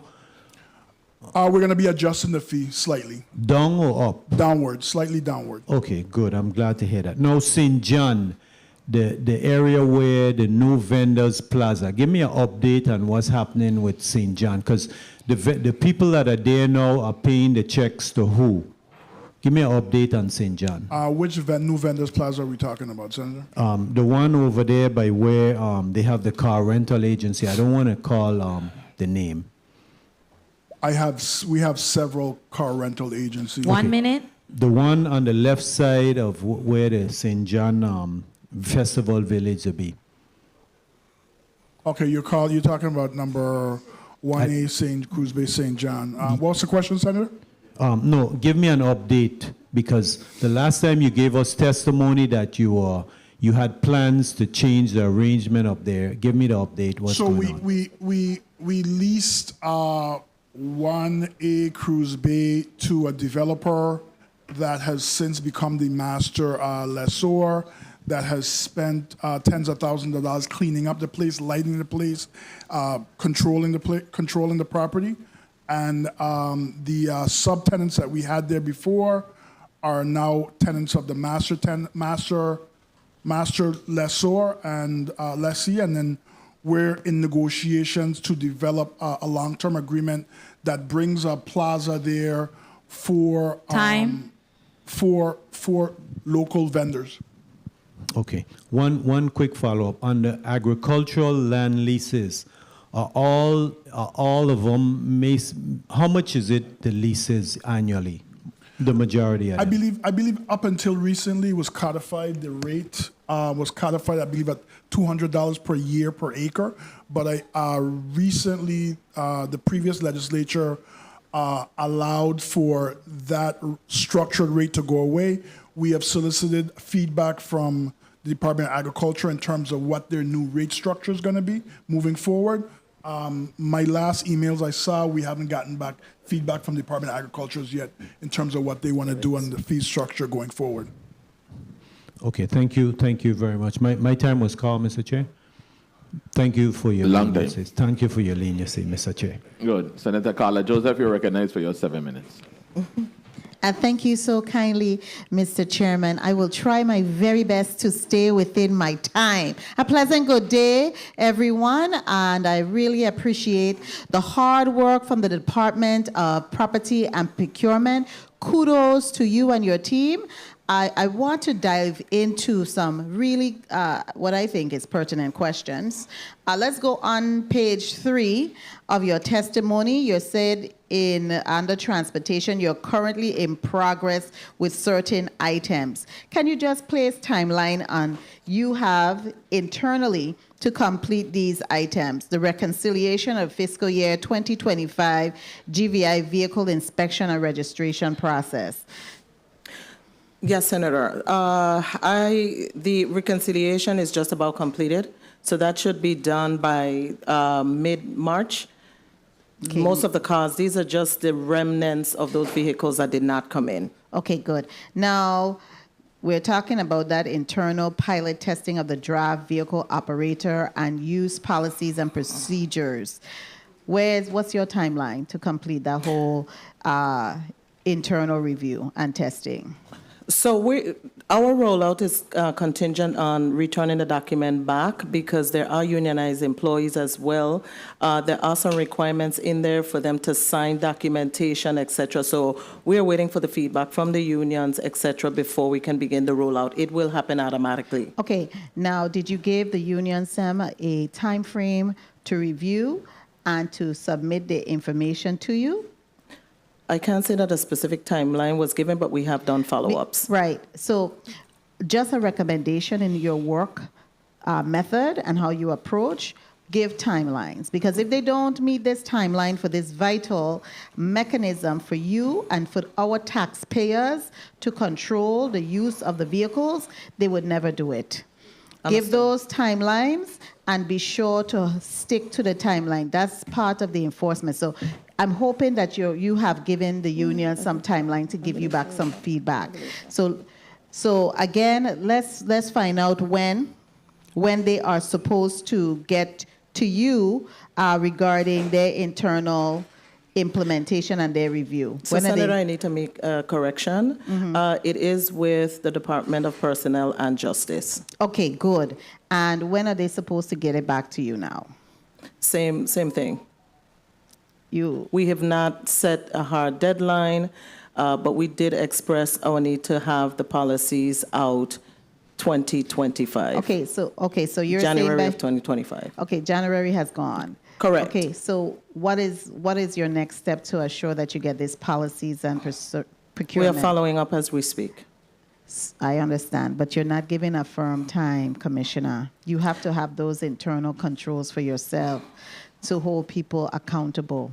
So let me say, we've put the mechanism in place to get it done. We have done our follow-ups, and we will continue to do so. Our deadline was January to roll it out in January 2025. So this is something that is urgently needed. It's in your shop. Agreed. Right? You are managing it, and I'm just suggesting that you get a timeline to hold their feet to the fire. Okay? Understood. All right. Now, sourcing out an electronic platform to conduct, bullet number 3, conduct vehicle actions online. Okay, that's something that you have in progress. Where are you with that? Do you have an internal timeline to meet this actual item that you have bulleted? Actually, yes, Senator, this is just for our 2025 to be able to roll it out 2025 this year in both districts. We have tested a couple of systems. We have met with a couple of online platforms. Just some of the challenges we have is in terms of paying online, but we have identified a company right now that has the capability to do so. And I like this one. Sourcing vendors to provide a branded fuel card program in the district of St. Croix. Why is the need for this? What caused you to have a need for this? The $4 million and of gasoline.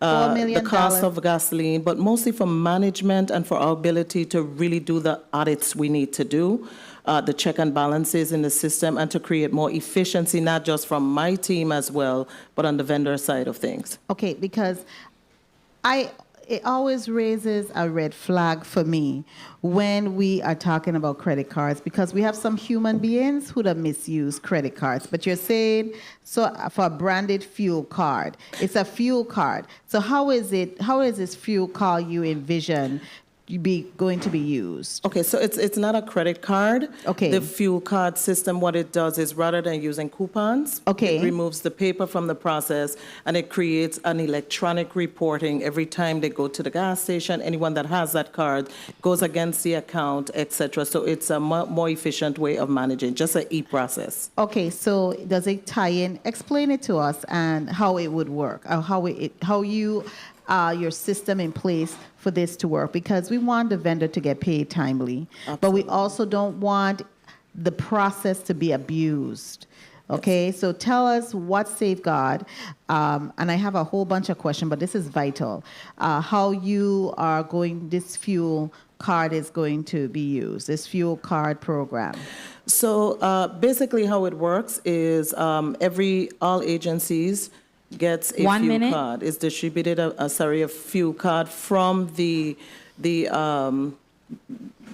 provider. That system works electronically. There's a certain amount that is on the card, so that the agency, when they go to get their services, that goes in the car, and the employee and everything that is tied to it goes into the system. So it's a full reporting system. We get it from the vendors. Okay, good. I have one pressing question, and I'm going to ask you to answer it on the chairman's time. Kindly indicate what's the status of the Division of Paternity and Child Support lease agreement. I went down there to do some work, and they told me that they had a lease agreement with you. Kindly tell us. Thank you so much, Mr. Chairman. Thank you. Commissioner? Vincent Richards for Department of Property and Procurement. Senator, can you specify which lease you're talking about for paternity and child support? Time. Go ahead, Senator College. I am referring to, I believe, the Division of Paternity and Child Support. I went down there to do a check, and they were in conversation with your department, and they said that they have at least these leases are paid through federal funds. So I don't want us to place them funding in jeopardy. So I just wanted to know if it was part of these 8 lease agreements that you are working on currently. So I know the paternity and child support does have a lease agreement for here in St. Thomas, and I know it is current. I know that we are negotiating a lease agreement for them, possibly with the VI legislature on the island of St. John. That's in discussion and in negotiation. So,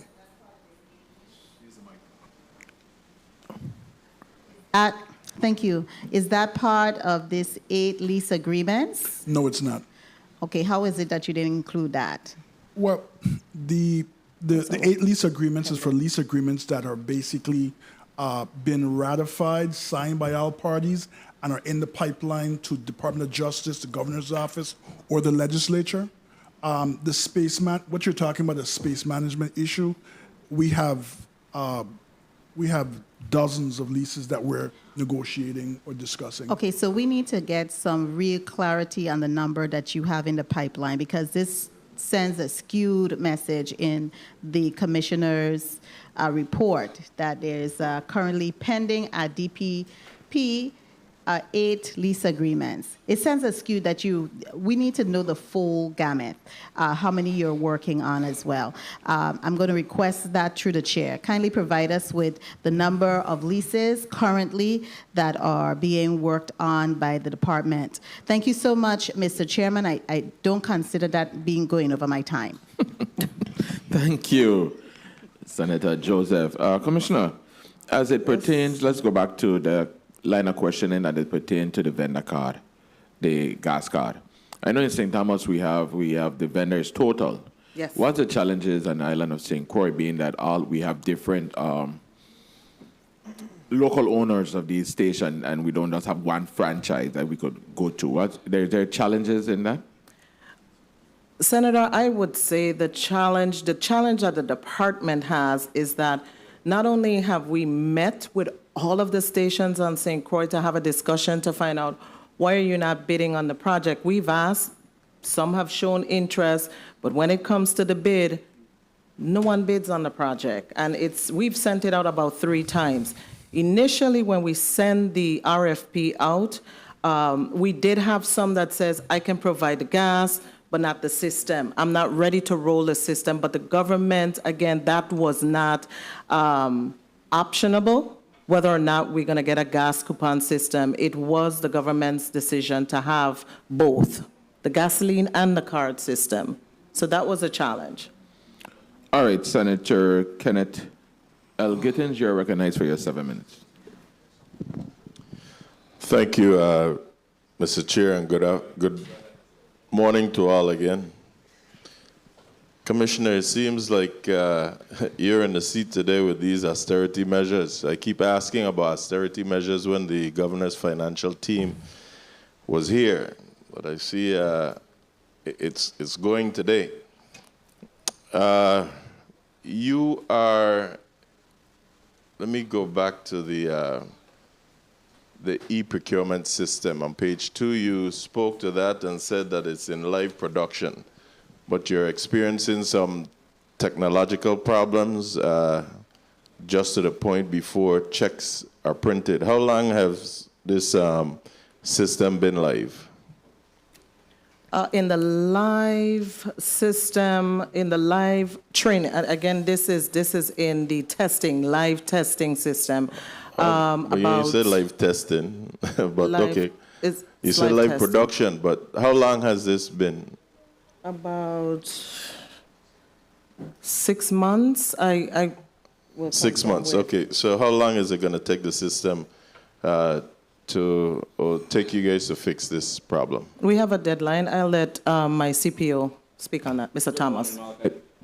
Good morning, Malachi Thomas. So the tech errors that we've been running into at the point of transfer from GVI Buy. No. I don't want to know what the errors are. I want to know how long it will take to get the problem. It's difficult to say. We've had the tech errors for 2 weeks. We've been following up. We've met with the GVI Buy and ERP engineers. The ball is in Tyler Munitz's engineers court. We've been following up with them. It's really difficult for me to give you a timeline right now because we are not getting a deadline from them. You play basketball? I used to. So you know you can't hold a ball too long, right?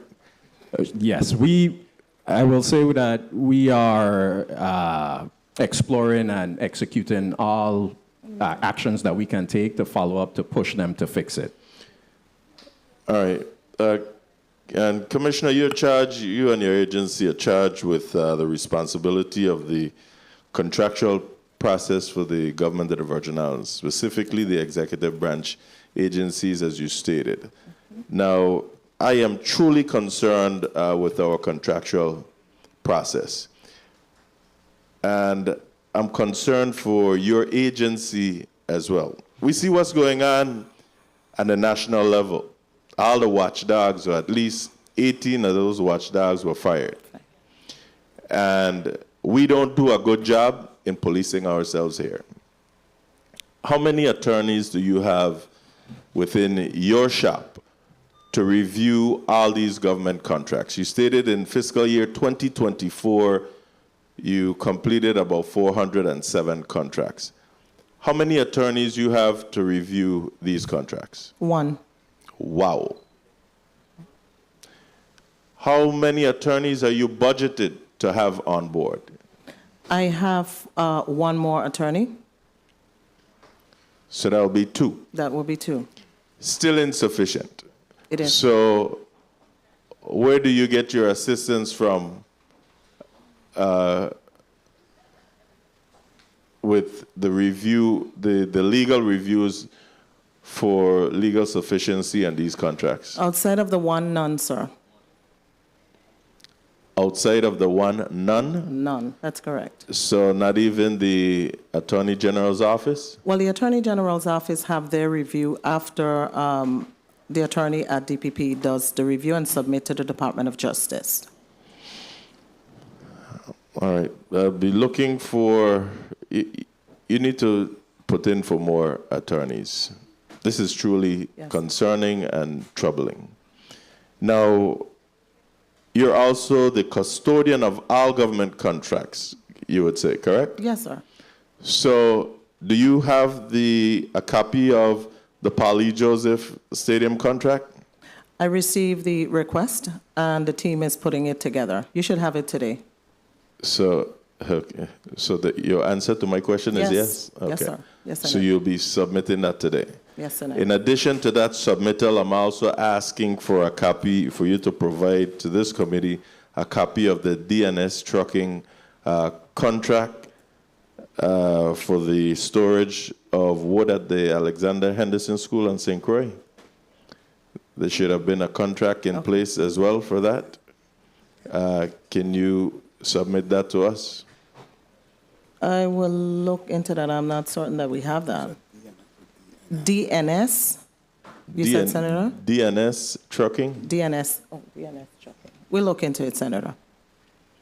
Thank you. What's the status of the police cars that's down at Property and Procurement? How many do you still have down there? Hopefully they're all released, but I'm told not. If I may have AC Pickering speak to that in the St. Croix district. AC Pickering on St. Croix. The cars parked on St. Thomas, though, right? Transportation is his oversight. Okay.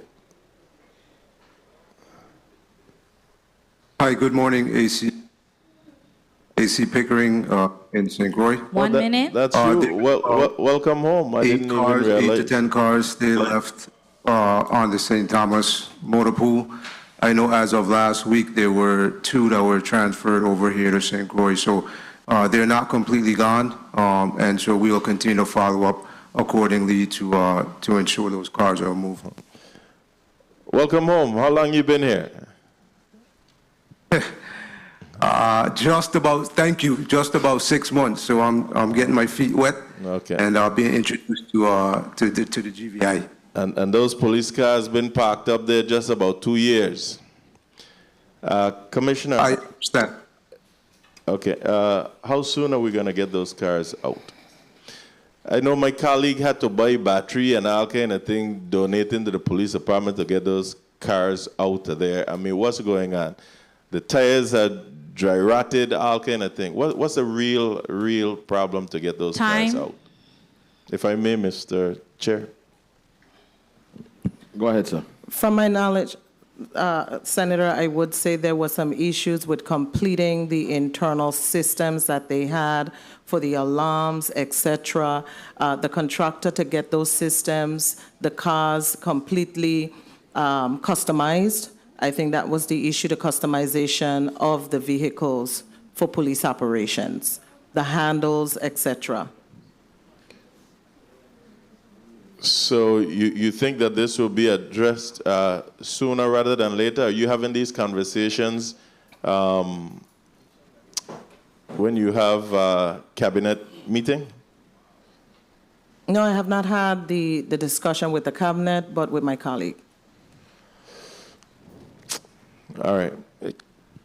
I'm looking forward for this to be addressed very soon. All right? Senator. And we spoke about, we heard the chief executive talked about taking VIGL to court because they haven't met the contractual agreements and whatnot. I'm going back to the Hotel on the Key project and all other projects that can't be delivered, the Paulie Joseph Stadium project. If they're not meeting the contractual agreement, we expect for the same action and aggression to be taken on these other projects as well. Thank you. Thank you, Mr. Chair. Thank you, Senator Gittins. Before I go to Senator Clifford Joseph, I think I have a point of information from Senator Vele. Senator Vele? Mr. Chair, you go ahead. Okay. Senator Clifford Joseph, you're recognized for your 7 minutes. Thank you, Mr. Chair. Good morning to the staff and testifiers and the viewing and listening audience. Commissioner, Property and Procurement is a government's contractor. How does the Property and Procurement work with the other government agency in compliances? In compliance with contracts, and the contract are not in compliance, who is responsible? Oh, okay.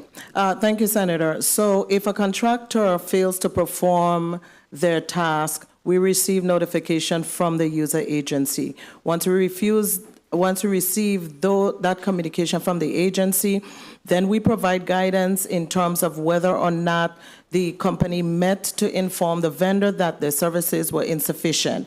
If in fact they have, then that's where Property and Procurement steps in, because basically we allow them to give an opportunity to the vendor to cure any deficiencies. If that does not happen, then Property and Procurement steps in.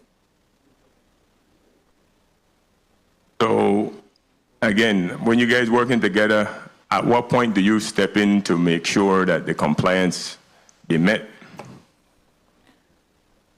Senator, if the contractor fails to perform the services while given an opportunity to cure, the department either does one or two things: terminate the contract, terminate it in total or in partial, depends, again, on where we are in the delivery of the services.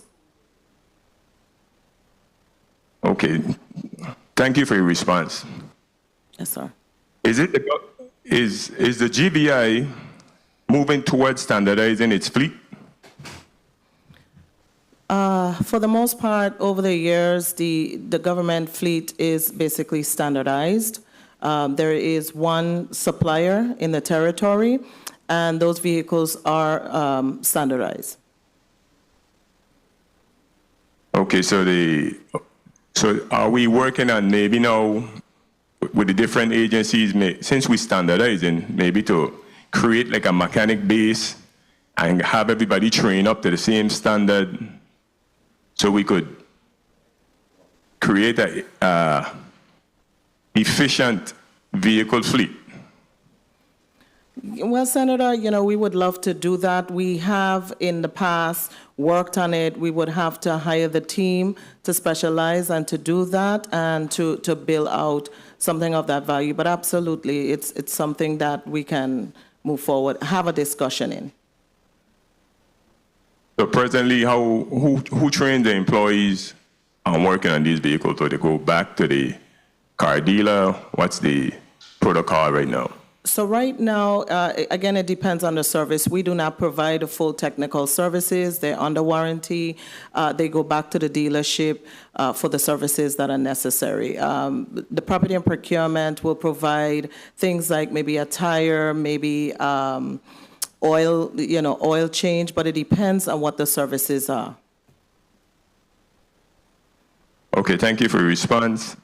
And my last question I have for you right now is, are all government contracts, every single contract posted on the website? Yes, Senator. Okay, thank you for your response. You're welcome. Thank you, Mr. Chair. Thank you, Senator Clifford Joseph. Senator Ray Fonseca, recognized for your point of information. Thank you, Mr. Chair. Commissioner, Virgin Islands Telephone Corporation via, they got all kind of name here. We got, I think it's 3 leases with VIA. Are they a EDC corporation? Are they a EDC? They receive EDC benefits, do you know? Vincent Richards for the Department of Property and Procurement. Senator, to be honest with you, I cannot answer that question. Okay. Because, I noticed that they downsizing all the time. They was in the building across from Kmart. They had a lot of people.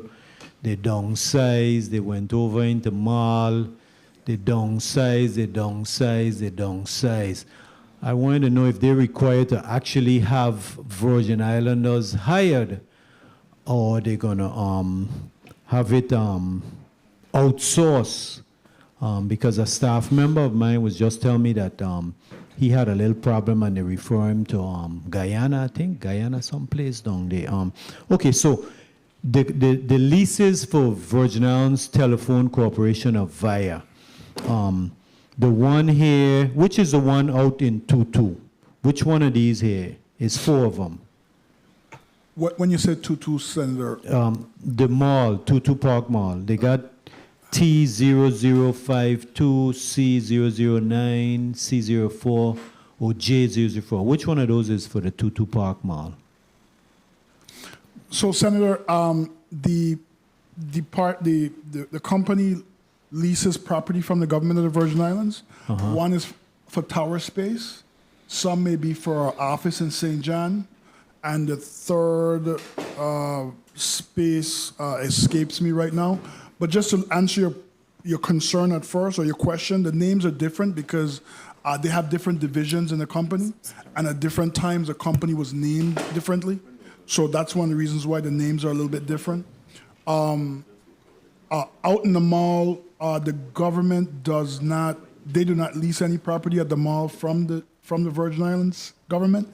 I believe at one point the government, specifically DPNR, did sublease their former space. Yeah, no.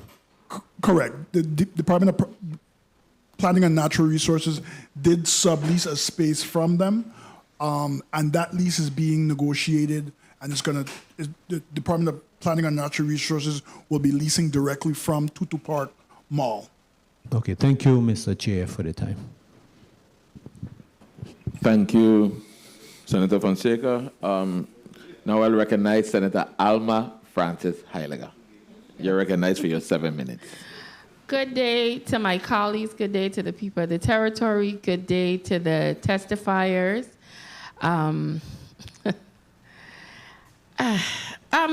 My first question is, how much did or does this GPS system cost the people of the territory, the Virgin Islands? Senator, I'll get the numbers to you. Okay. So it's an ongoing number, or did you pay for a system? No, we pay for a system. What you would have to pay for after that, if you can... to purchase the devices. Okay. Additional so devices. You pay a one-time fee. Yes, Senator. And then you just keep purchasing devices for each vehicle. That is correct. Okay, I understand that. I'm gonna be honest with you guys. I literally feel sometimes I'm losing brain cells when I come to these meetings in the legislature, because I feel like I'm having the same conversations over and over and over with no real resolution to them.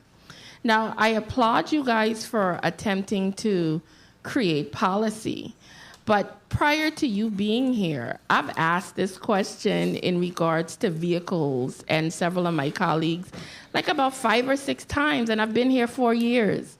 So it's like, I'm having these nonsensical conversations that my brain cannot compute, because in 4 years, if we haven't come up with a resolution, something is gravely wrong. You understand what? You gotta see it from my perspective, sitting on this side.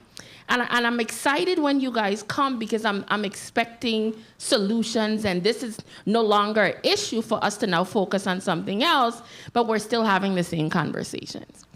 And I don't even blame property and procurement for this vehicle thing. I think the buck stopped with the individuals that asked to run this government. That's my personal view. And there's no way on this planet that I run a government and I tell my employee to put on my car at 5 o'clock, and they still have the mitigated gall to go drive my vehicle up and down, and there's no ramification for it. And then I have to turn around and pay for a GPS system to monitor what they're doing. This don't make sense to me. It just doesn't. My brain is simple. You are hired by me, 5 o'clock, park up my car. It's that simple. And if you don't do it, you're either suspended, you're terminated, you get warnings. Immediately you come in the morning, the keys are taken away.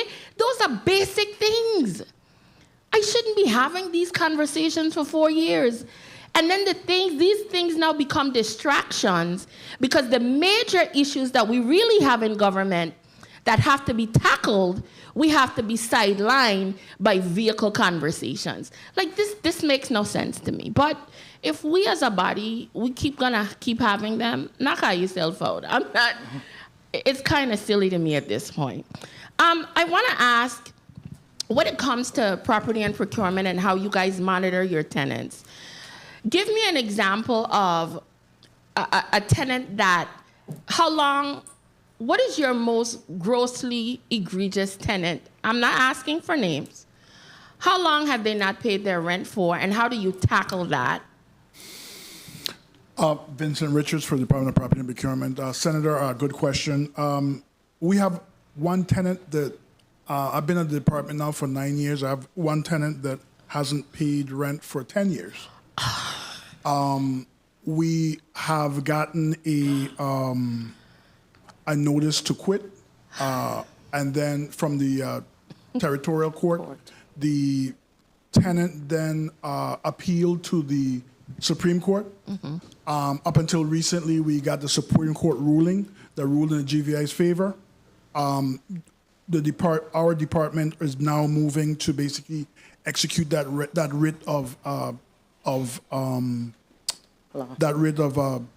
to execute the writ to basically evict them. Eviction. Mm-hmm. Okay, so that's the longest one. I did not anticipate to hear 10 years. I really didn't. Because, I've seen situations where government send out letters after 30 and 60 days. What is your system right now currently when it comes to tenants paying late? What automatically triggers a letter to them to pay their rent? Is it 30, 60, 90 days? How does that work? So, right after 30 days, the grace period, I think it's 5 days, the notice goes out to tell them you're delinquent in paying. Okay, excellent. I also want to ask about the gas system, the card. How do you plan for that card to work in regards to matching up, getting gas to the actual vehicle?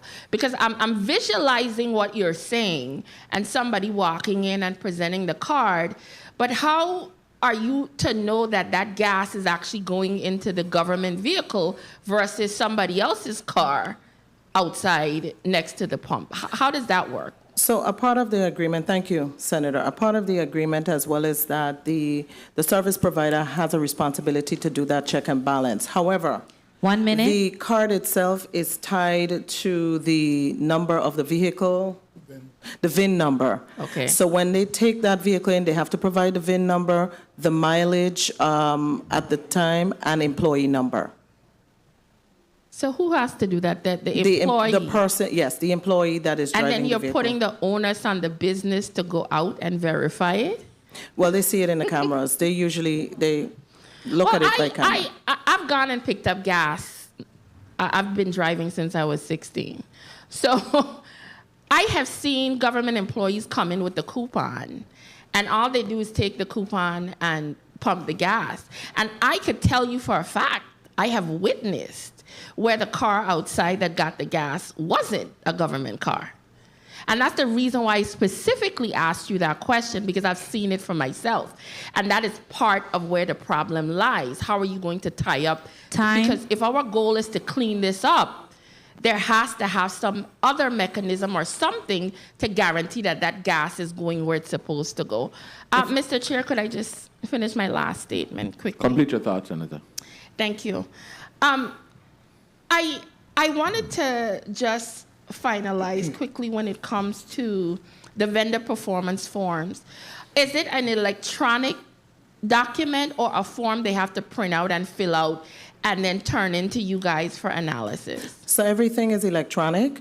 It goes out with the solicitation before a vendor is even awarded, so that the vendor is aware as well that the rating will be, considered during the process. So it goes out with the bid and when the contract is awarded. Well, I'm talking about the agencies filling out the form. It's electronic.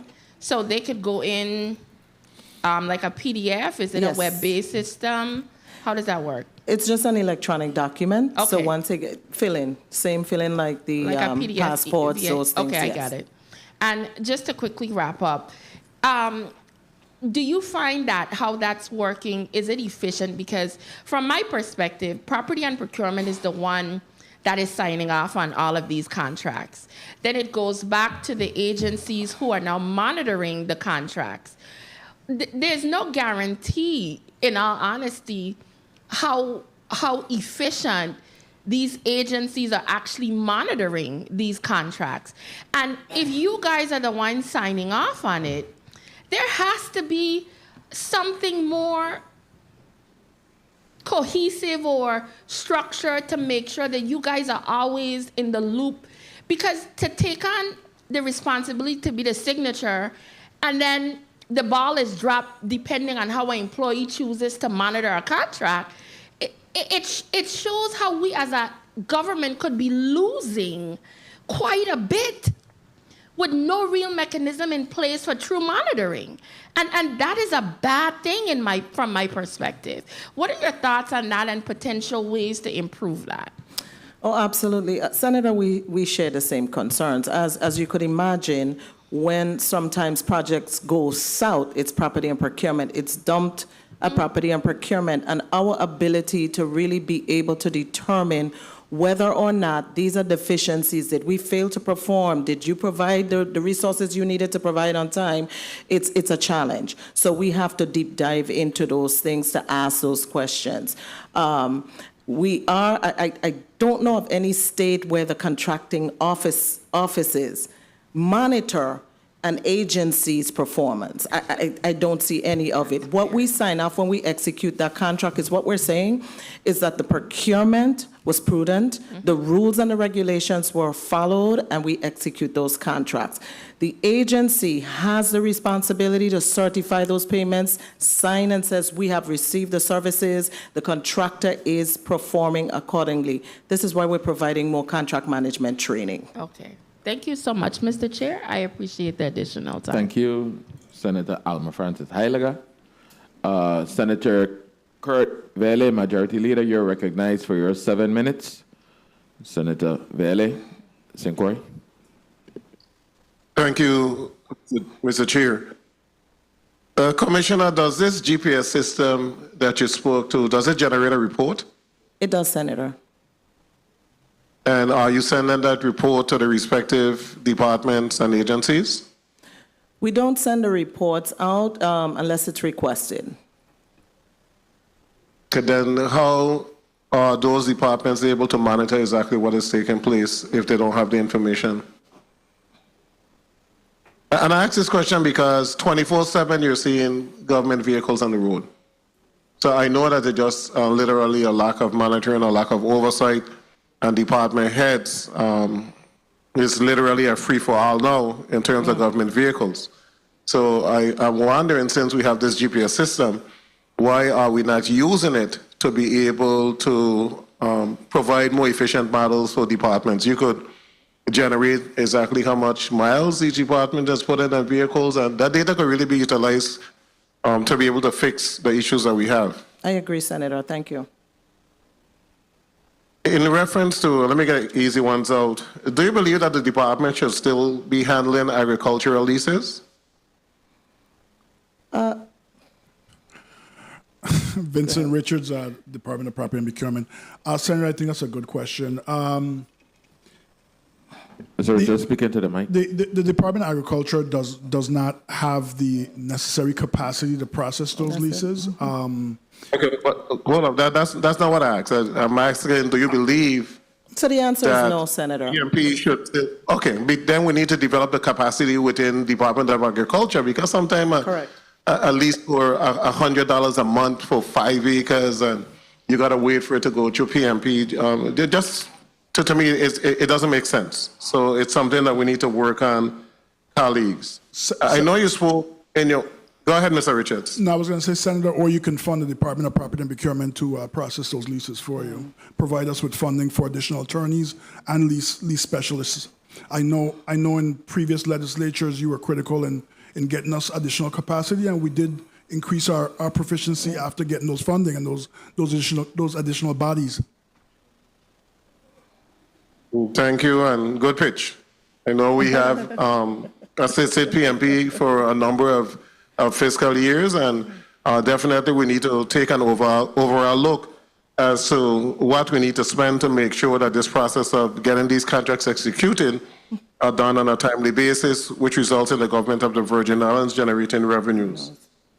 In reference to ODR and contracts, does all ODR contracts come through PMP, or are there still contracts going through the Public Finance Authority?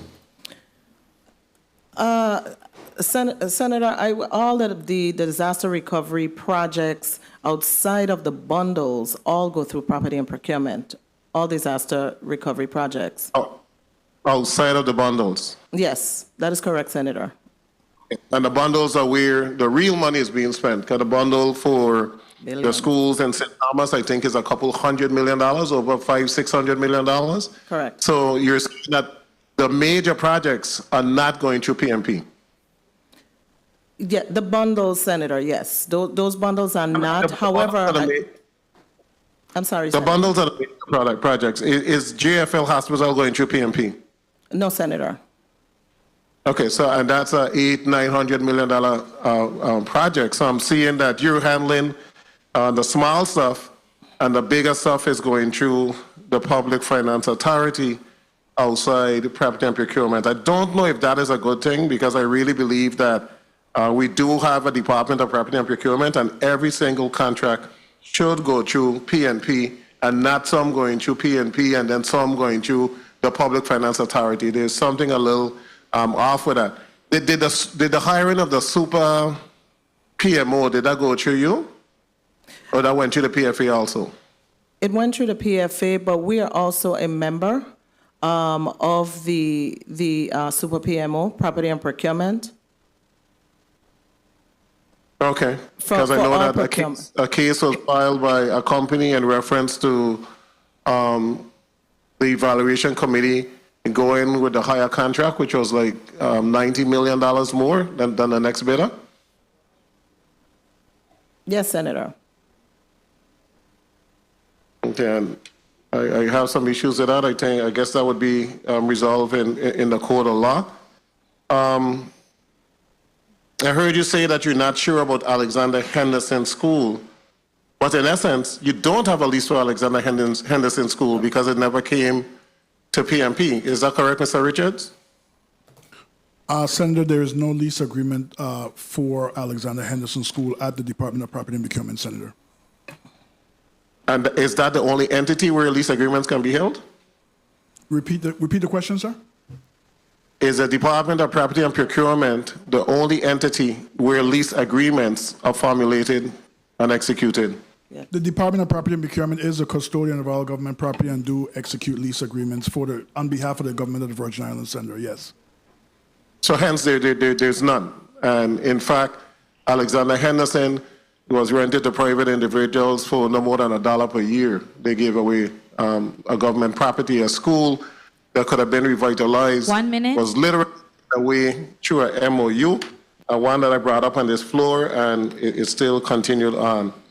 I'm very, Commissioner, I'm concerned, and this part don't have to do with you per se, but I'm concerned with, you have your legal team go through these contracts, the clauses for liquidated damages, and then the contractor is given the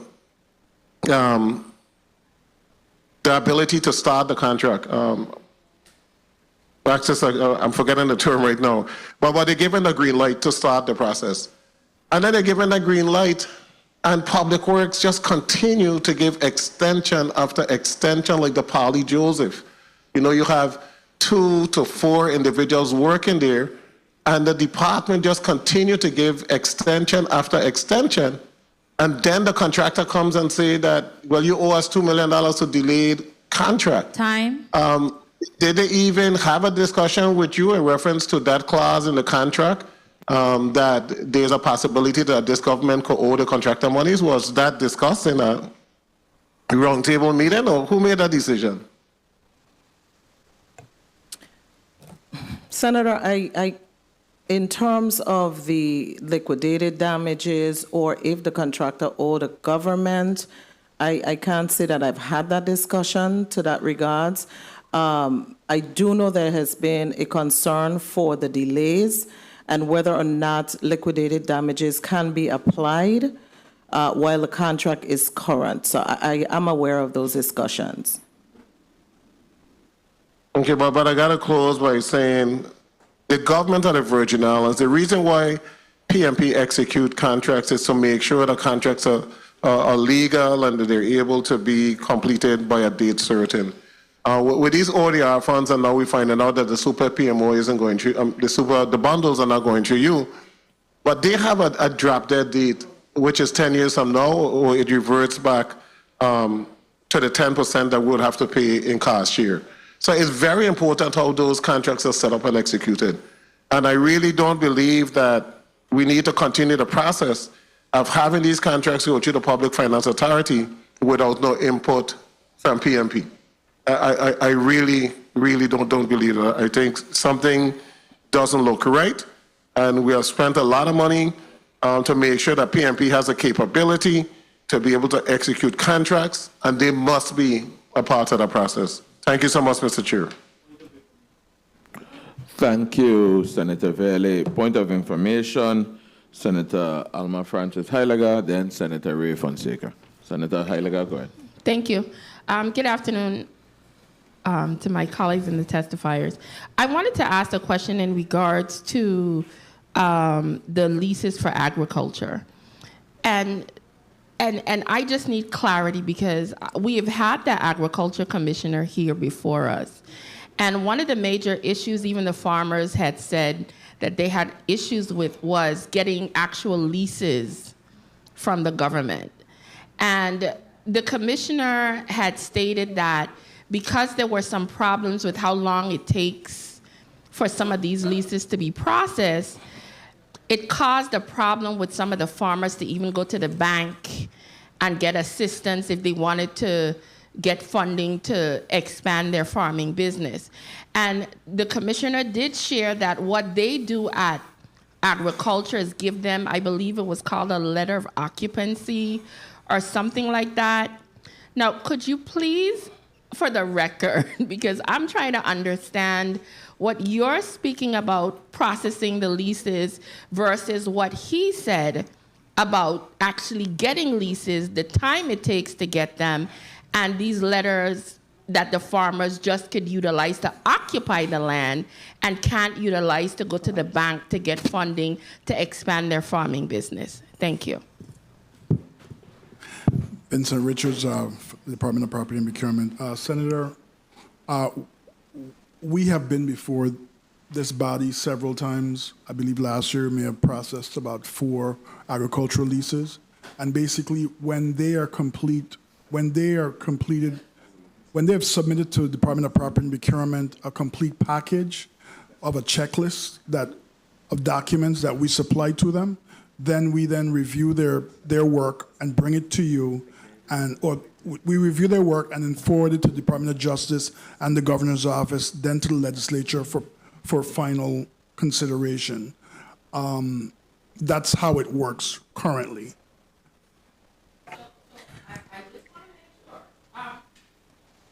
I just want to make sure, for the record, you are saying that the onus is on the Agriculture Department to submit these packages that you filled out to you guys so you can process them. Correct. So the issue, based on what you're saying, lies with them and not you. That's all I needed clarity on. Thank you so much. Senator Fonseca. Thank you, Chairman Lewis. Commissioner, getting back to the question of the bundles not going through property and procurement. So how is property and procurement involved in the bidding process and the selection and the evaluation of those contractors? So the Department of Property and Procurement is a subject matter expert. So when there are inquiries or questions with regard to the process or with regards to procurement in any way, there is an MOU that we play a role in providing the procurement expertise. Okay, so who is the evaluation team composed of right now? ODR, and who else evaluates the bids? I believe ODR. Again, I remain as the subject matter expert if there's concerns regarding the procurements. DPW as well, I know, is a part of it. And the determining on the industry, they will have the subject matter expert. So it's not a set subject matter expert. It depends on the industry and the technical nature of the solicitations. Okay, so one follow-up question. So the GA, the governor's authorized representative, signs those, or the governor signs them? Once a recommendation is made in that bundle, who signs off on it? I believe and let me say I'm also a part of the contracts with the terms. So those also, we do view them. They do get our recommendation as well on it. But the final signature will be, of course, with PFA and the contractor. Okay, so the governor is not required to sign those contracts? Yes, no? The governor is not required to sign them? No, Senator. Okay, thank you, Mr. Chair. Thank you. Commissioner Alejandro. Yes, Senator. Down in the sub-base area, we know that our semi-autonomous agency, Port Authority, is partnering with Royal Caribbean to transform that area. And he has some tenants, they have some tenants down there. Have they approached your agency about rental space to relocate? Royal Caribbean? Not Royal Caribbean. I'm talking about the Royal Caribbean is going to do some retrofitting of the Crown Bay area, the sub-base area. Correct? Are you aware? Yes, Senator. Question. Yes. We are in discussion. I have been in discussion with the VI Port Authority. As a matter of fact, we met with them on Friday, last Friday. Port Authority, yeah. With the Port Authority. And I know they have some vendors down there. I'm asking you if the current vendors have they approached property and procurement about leasing spaces to relocate? I would say not the vendors in particularly, but the express from the tenants. Not the tenants specifically, but the Port Authority. Okay. Senator, that exhausted our first round. We're going to the Committee on Government Operation, Veterans Affairs, and Consumer Protection is going to take a 2-minute recess. And then when we do resume, we will be taking a quick 2-minute round. If you don't need it, you don't have to use it. But that's what we'll be doing.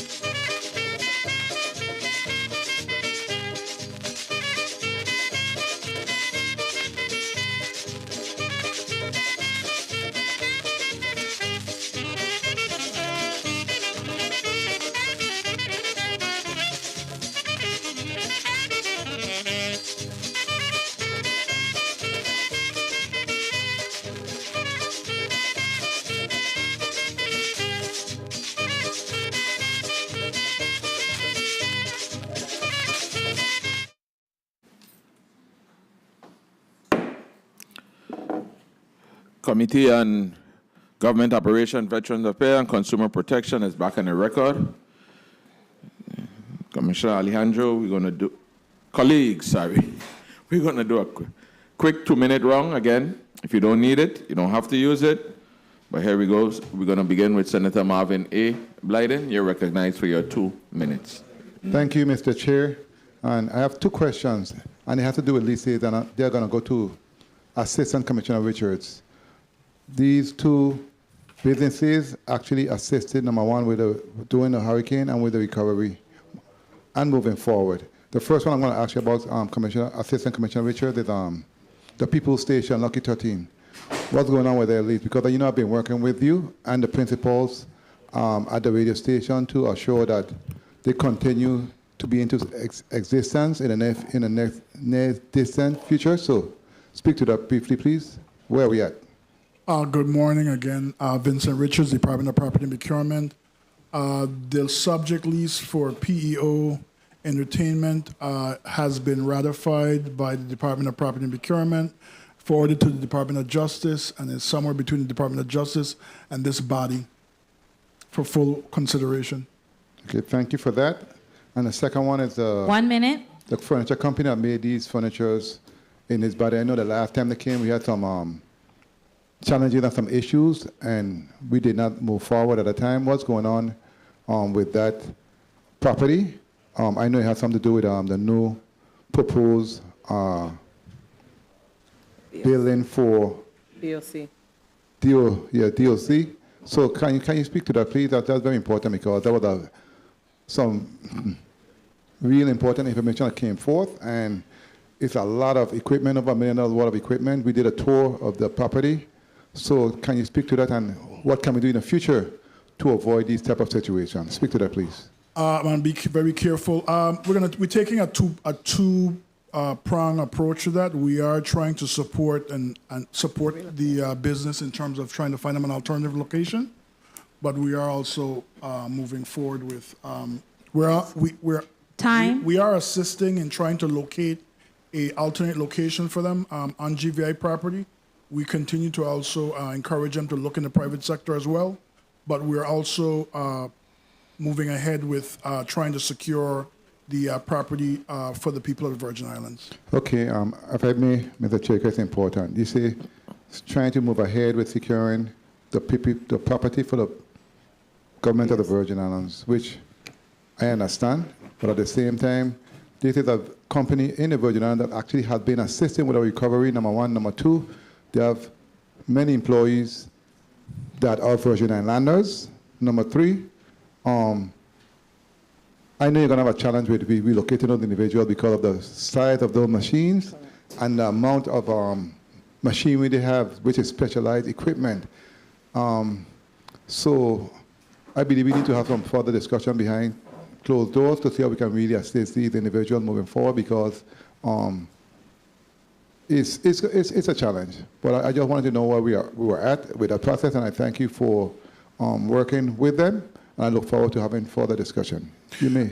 If I may, the industrial sector of the Virgin Islands is very important to the recovery. It's very important to the economy as a whole to function.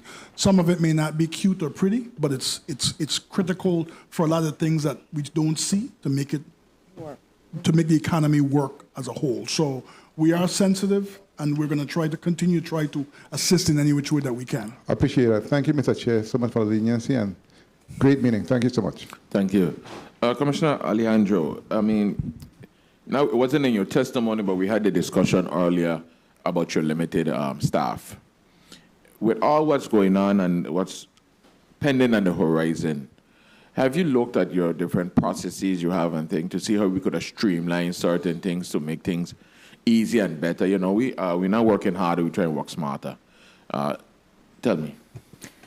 Yes, Senator, great question. And that's what we have been doing over the past few years, actually. This is why a large majority of our processes are electronic.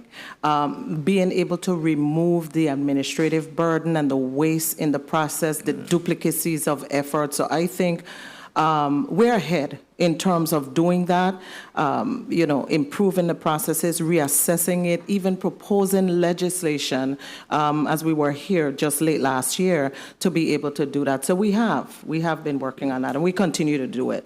How's the morale in the agency? I mean, it's a short staff, a lot of work. You all doing a lot. How's the morale? You have an open door policy. Just tell me how you feel the morale is. Senator, it changes from day to day. And of course, the ability for the staff and the pressure and the requirement of what we do is there. But we have done significant recruiting to get employees. We've had an attorney that we made an offer to that the very day we gave them the letter, they was like, nope, kind of did some research. You guys do a lot. So these are the challenges that we are having here in even recruiting to get them on. So again, the posture of the department can change from day to day, but I would say between a 6, about a 6, 7, All right. 6. We're working on it. We are. We continue to do that. Great. Thank you. Senator Franklin Johnson, you're recognized for your 2 minutes. Thank you very much, Mr. Chair. I want to use my line of questioning to try to get some information on the St. Croix Vocational Training School building. You spoke about it in small details of trying to get it refurbished. What's the intent once that building is completed? Vincent Richards, Property and Procurement Center. Good question. And recognize the mic for Mr. Richards, please. Because we're not hearing. It's on. You need to speak into the mic. I'm very soft-spoken. Senator, today. That's one of the properties that's on our PWs that we have PW for. The building is in very poor condition. I believe one of the last estimates we got was somewhere close to $14 million to repair that building. The steel structure that's inside has been rusted out, and it's the building. 1 minute. The building's literally reaching a point of its usefulness. So we're exploring other options. When we see what we were basically going to spend on that building, we're moving towards reprogramming that building, the monies for that building, to buildings that Property and Procurement has that's occupied by people currently that we need to improve to improve. All right, thank you. And in your testimony, Commissioner, you says that GVI Buy is in full production but experiencing account payable errors. Has the department done an independent audit to find out, basically what's going on, and how soon can vendors actually find out about their payments? So the payments is not really a GVI. It's not a GVI Buy issue. Payments is time being able to get the approvals through the channels that approve and cut checks, but it's not a GVI Buy issue. So they don't have problem with the systems? No, the problem with the concern that we're having with the system right now is for going live. It's so again the invoices, everything goes into the channels that are now current, but this is just as we prepare for integration. So it's not it's not a GVI Buy issue. All right. Thank you very much, Mr. Chair. Senator Johnson, you wanted to? That's it? Okay. Senator Angel Bolkers, you're recognized for your 2 minutes. Thank you, Mr. Chair. Mr. Chair, I have a couple questions, and back to liquidated damages, and then, of course, something that the majority leader mentioned sort of piqued my interest, and I wanted to ask the Commissioner, does a construction contract expire, or is the end date in a contract only for liquidated damages or just as a marker? Do construction contracts ever expire? Well, if the contract, yes. So let me say every contract expires. But if a contractor failed to provide a certain deliverable based on the term itself, then no, until that work is completed or the government act to terminate. Okay, so then no. Right. So in this case, back to Parley Joseph. obviously at one given point in time, the contract for that project had a marker or expiration date or date in the 1 contract. minute. And in this case, because of the change orders, Kept it alive. that date has done come and pass. Correct. But potentially we have not charged any liquidated damages because you've never seen one come across your desk. Right. Correct. So I'm still on this because this contractor is dragging his feet and we really need this project to move forward. Now, I'm going to leave it right there, but I'm still looking at it. Now, concerning capital outlay for the department, you receive $300,000 a year for capital outlay. I don't think that's sufficient. I'm just asking you as the commissioner, do you believe that that is sufficient to address any critical repairs, particularly, anything like mold remediation, HVAC, all of these different things that happen throughout a year or potentially could happen? Has this $300,000 been enough for the department to be able to deal with these issues? Absolutely not, Senator. So that is... Go ahead. I'm sorry if I may. The property and procurement is responsible for all government facilities. So the $300,000 what was to be able to address those things that we can mediate until we have the PW in place, etc., to create safe environment for our team. So no, the $300,000. So that is something we need to look at because, as you said, the department is a large department that it oversees all agencies, departments, and obviously we should look at that, colleagues. And Mr. Chair, if I might just have a quick wrap-up, please. Go ahead, Senator. Thank you, Mr. Chair. Have you received the capital outlay monies for this fiscal year yet? And in your opinion, what is the top legislative initiative that you believe we should consider if the department has any? Thank you, Mr. Chair. So we've received allotments of the capital project, which thank you again to the 35th that we were able to address immediate needs within our St. Croix district, the roof, etc. So we've already received allotments from it. So thank you. Again, the initiative for us, I think our priority is staffing. Continue to build on that. That is critical for us. Recruiting is critical for us, and of course, building capacity throughout government. For the new legislation that the 35th again passed, that allowed us to add value to what we do for the people. Thank you, Senator Bolkers. Commissioner Alejandro, earlier you stated that I think we expended total of $4 million in fuel. That was the island of St. Croix, or that was total? No, that was total. That was total, right? All right, question. I know we're moving in a direction where we're trying to upgrade the fleet where we have energy-efficient vehicles, vehicles with those ecosystems and so forth in it. How are we seeing any cost saving in that area? So I can't speak specifically right now to that because I don't think we have the numbers. Based on what I see, we have about 33 most recently moved in. I can't say that we have sufficient time to really do a full assessment of that. Well, we may not have it for the energy and the full energy side. vehicles, but those vehicles that we have, like the hybrid systems and so forth in them. So we never really did an analysis to say, well... We have not, and again, because of the instability of the market with gasoline and those things, to be able to really count it as that number continues to grow as well. So we've not seen it or done an assessment right now on the adding the electric vehicles to the field, to the fleet. Thank you. I now recognize Senator Novell Francis for his 2 minutes. Thank you very much, Mr. Chair. Commissioner, how are we keeping those vendors that's owed? How are we communicating with them in regards to the monies owed to them?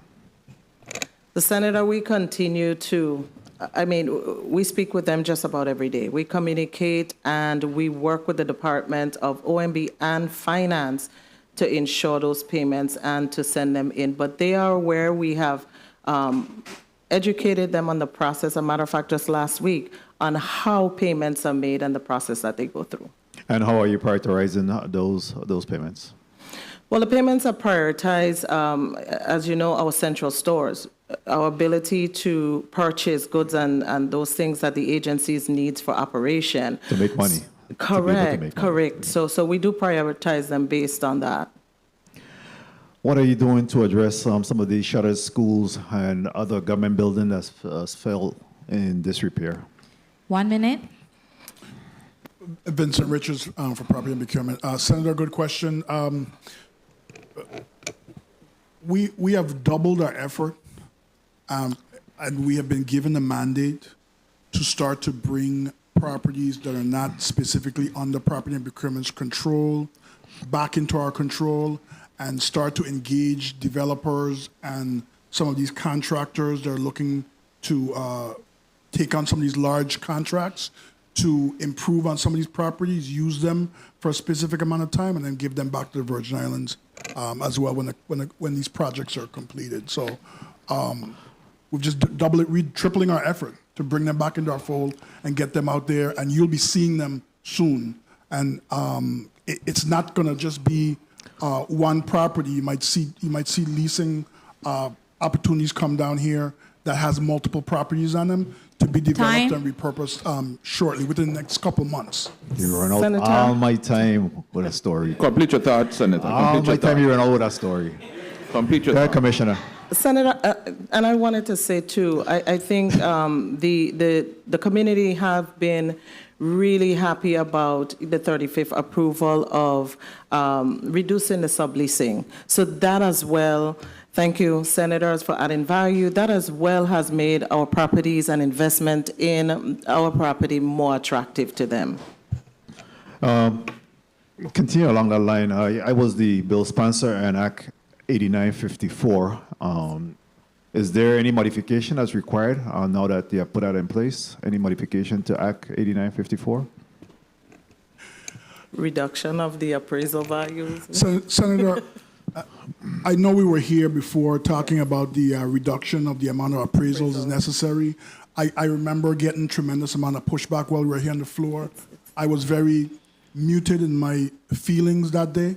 But the reality is that for anybody here that's done a mortgage, if our bank has asked us to do a mortgage and do 3 appraisals for a mortgage, our head would explode. It just doesn't, it's inefficient to be spending 3 appraisals at $4,000, $5,000, $7,000 a pop to get an appraisal of a property. It's inefficient. So if there was one thing I would ask for is to ask you guys to basically reevaluate or revisit that one thing. We only get $100,000, give or take, a year in appraisals. And if an average appraisal for commercial property runs us $4,000, do the math. We're only getting but so much bang for that buck. That was a difficult fight, so we could revisit it and see what happens there. My final question is in regards to Impress Fund. Do you have Impress Fund that allows you to be able to make purchases on an emergency basis? Lady Shauna Martin, Chief Financial Officer. At this time, we do not. We just maintain a petty cash with the Department of Finance. Very well. Thank you, Mr. Chair, for the time. And I think Impress Fund is necessary. Again, we see a situation where we have to provide support to some of these agencies for emergency basis, like a police car buying a battery, batteries to get those things out. I think that you should have some access, especially in light of the vendors' complication that we're in right now. Thank you very much, Mr. Chair. Going down that line of questioning that Senator Francis has talked about, Commissioner Alejandro, as it pertains to our transportation division, I know you do minimal services as it pertains to servicing the vehicle. Do you see where we're saving anywhere by not doing it in-house, or do you see where we need to start bringing mechanics in, or, I know you have some young guys on there that do minimal stuff. They're doing a good job keeping the vehicles in the fleet, up to par a bit. But what are your take on that? Absolutely. Certifying in-house mechanics would add value. It would reduce the cost of the agencies going out. It significantly would reduce that. But it's about us being able to onboard them, getting them certified, or them coming in certified at appropriate salaries. All right, thank you. Senator Ray Fonseca, you're recognized for your 2 minutes.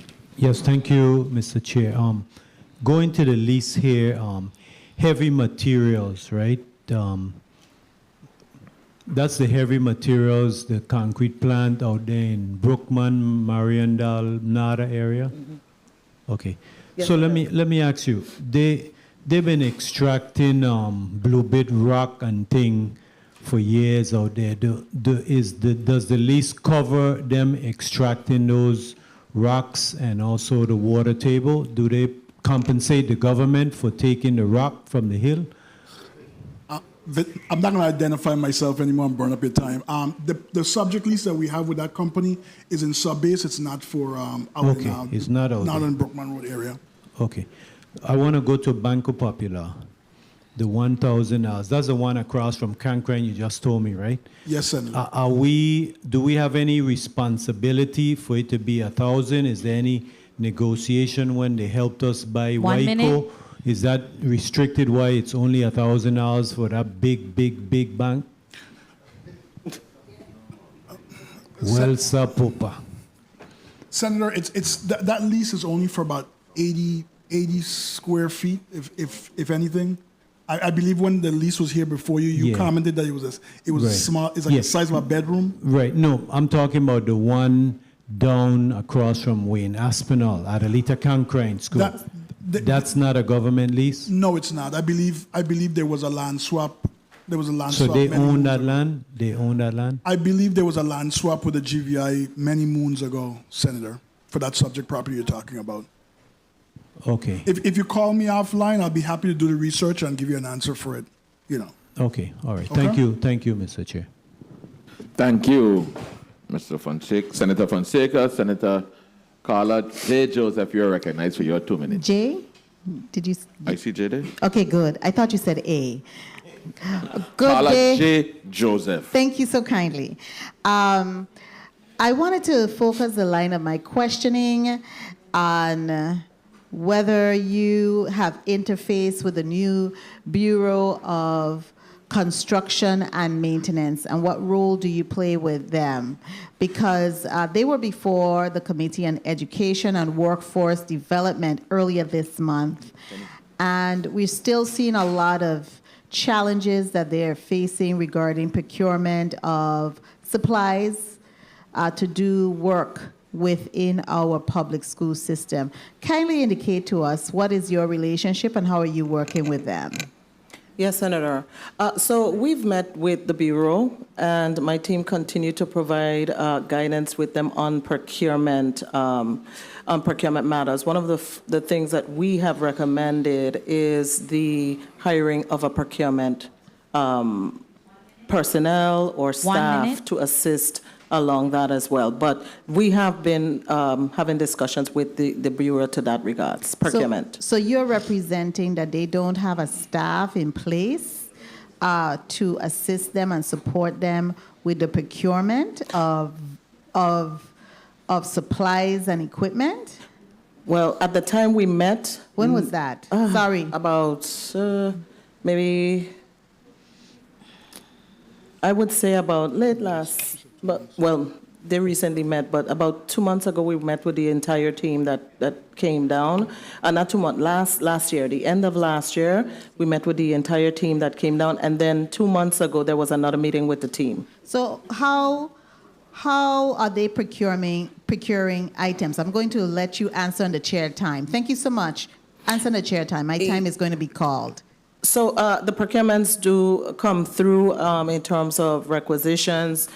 They would ask questions. We would provide responses to those questions and approve them so long as they align with the procurement policies.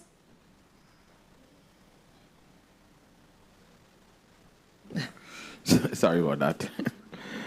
Commissioner, I didn't see much in your testimony about your printing division. How is that going? So are we realizing a great revenue there? Where are we at with that? So we've talked about 74, staff of 74. We had quite a few retirements this year. And 2 of our senior most employees as well has retired. But we continue operations. We are seeing, as a matter of fact, I think of all the revolving funds, the printing shop is doing well. Good. So the rates out there are comparable with those on the, what's it, the private sector? We are trying our best because we don't want to interfere with the private sector and compete against the private sector. That has been a major concern for our private industry here. Okay. And so we have been trying to arrange our prices in a way that the private sector as well has food on the table. Thank you. Sorry, point of information, Senator Franklin Johnson. Thank you very much, Mr. Chair. I just want to ask a question about this beautiful building across from the market, the Franklin building. That was a big trade-off. What's the status on that building? Senator, the Franklin building was, the roof was impacted during Irma Maria. We are in the process. It's one of our PW buildings. The cost of repairing that building completely is prohibitive. We are in the process of clearing the building out and finding a partner to redevelop the building and get it repaired and get it back on the market. Thank you very much. Thank you very much, Mr. Chair. Thank you. Commissioner Alejandro, as we move forward and we're repairing these structures and we reconstructing a lot of these sites, we're developing these buildings to a more technological and more stronger state. That's not really the word I really wanted to use, but resilient. And we're upgrading these buildings, right? So the buildings that we insured 10, 20 years ago is not the same structures we have in now when we upgrade. Where are we with the insurance on these buildings? I know that portfolio can't be looking the same at this time. I mean, we be able to afford it? What are we doing? So great question and discussion for this body as well as the Central. Right now, as the buildings go live and they are opening, we are adding them to the schedule. We were able to work towards maintaining by removing some of the existing structures that just has no or little value. And so that's how we were able to sort of balance. But right now, we would be able to balance as most of these construction projects now starts to come to completion. They have to be added to the value. And not only the old existing buildings, but we added some new buildings as well. Correct. So we're taking all of this into consideration, right? We are. Yes, okay. Senator. Because I don't want another natural disaster comes and, catch us off guard where we underinsured, for lack of a better term. And understand we will be again seeking that because we were at 7.2 million, I believe now. And as we continue to add those, the value will increase. So we've had that expression from the industry that it will increase. So. All right, Mr. Richards. Senator Lewis, the government of the Virgin Islands properties are woefully underinsured. Sure. And we've been dependent on FEMA, but as we've heard in the last few weeks, great point there, because based on what's happening on the mainland, and every 3 o'clock a morning you get a new tweet or something, it fluctuates. I don't know how long FEMA is going to be around if this current administration gets its way, but I'm just asking, what are we doing in preparation for our new structures, our existing structures, and, moving forward? The new structures and new improved structures are being added to the policy. As soon as they come online, they're given back to us. And a higher value is being placed on the policy. But with the amount of money that we have or allocated with, every year we could only purchase but so much coverage. All right. So you asked a question, you made a comment about being underinsured. We are underinsured. We are woefully underinsured.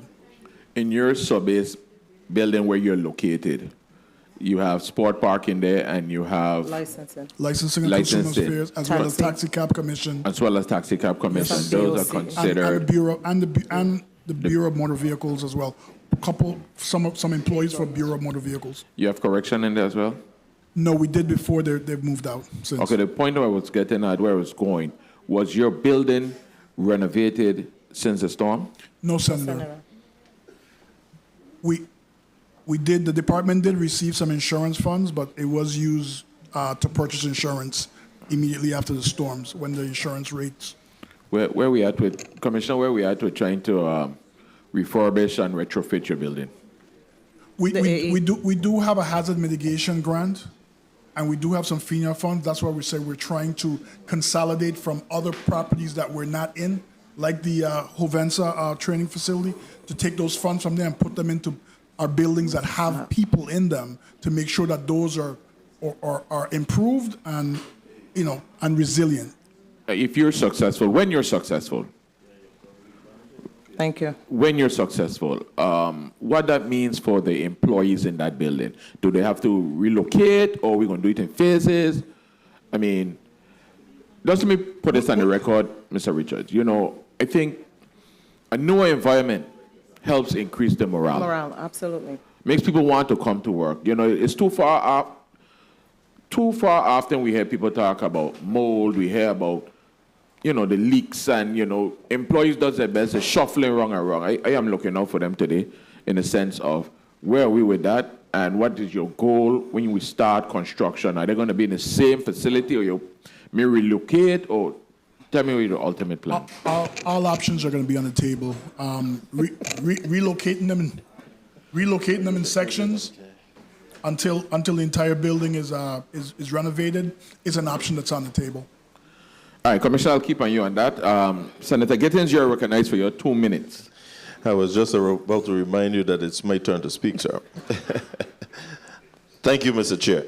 Before you start the time, let me see if we could do this. I think it's humanly possible. I have 5 quick questions, but I would like it to be answered in the 2 minutes, okay? So just give me some pointed questions. Answers. Answers. I'm sorry. See?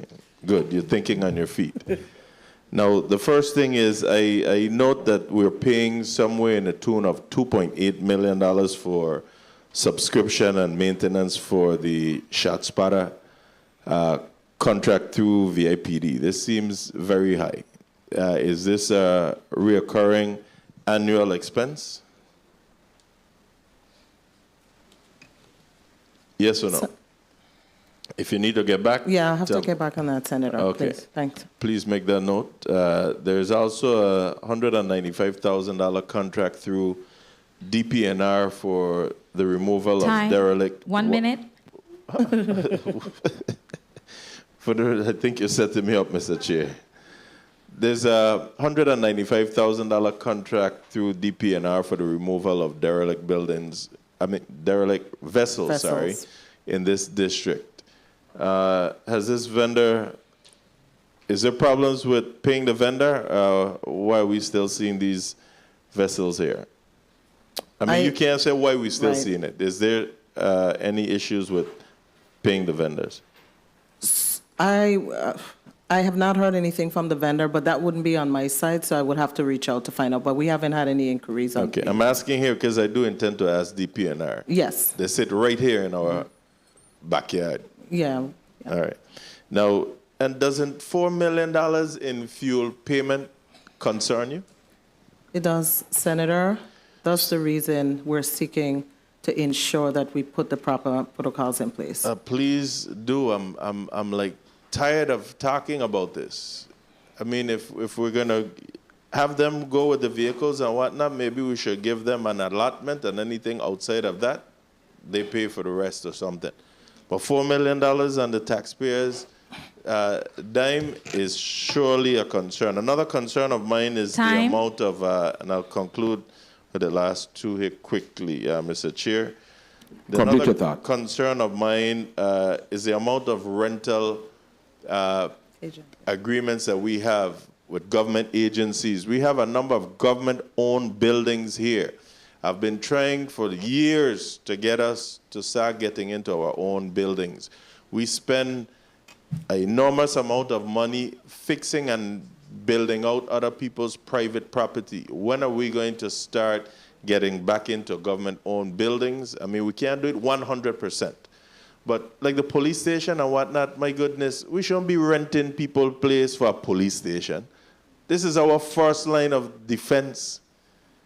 I've been asking, which would bring me to ask, where are we with the location out on the east for us to build a proper police station for our officers and to secure the people on the eastern end of St. Thomas? This is a multi-fold building where the building would have accommodated not only the police station, but also the police impound lot and the, which is a revenue-generating entity, and the motor pool. Where are we with that? We're still working on it.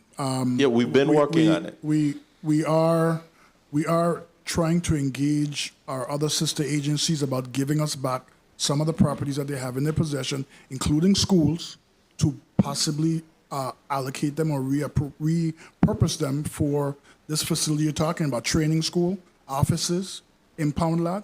We are in discussion. Commissioner Alejandro, Yes, sir. I'm gonna be coming to you.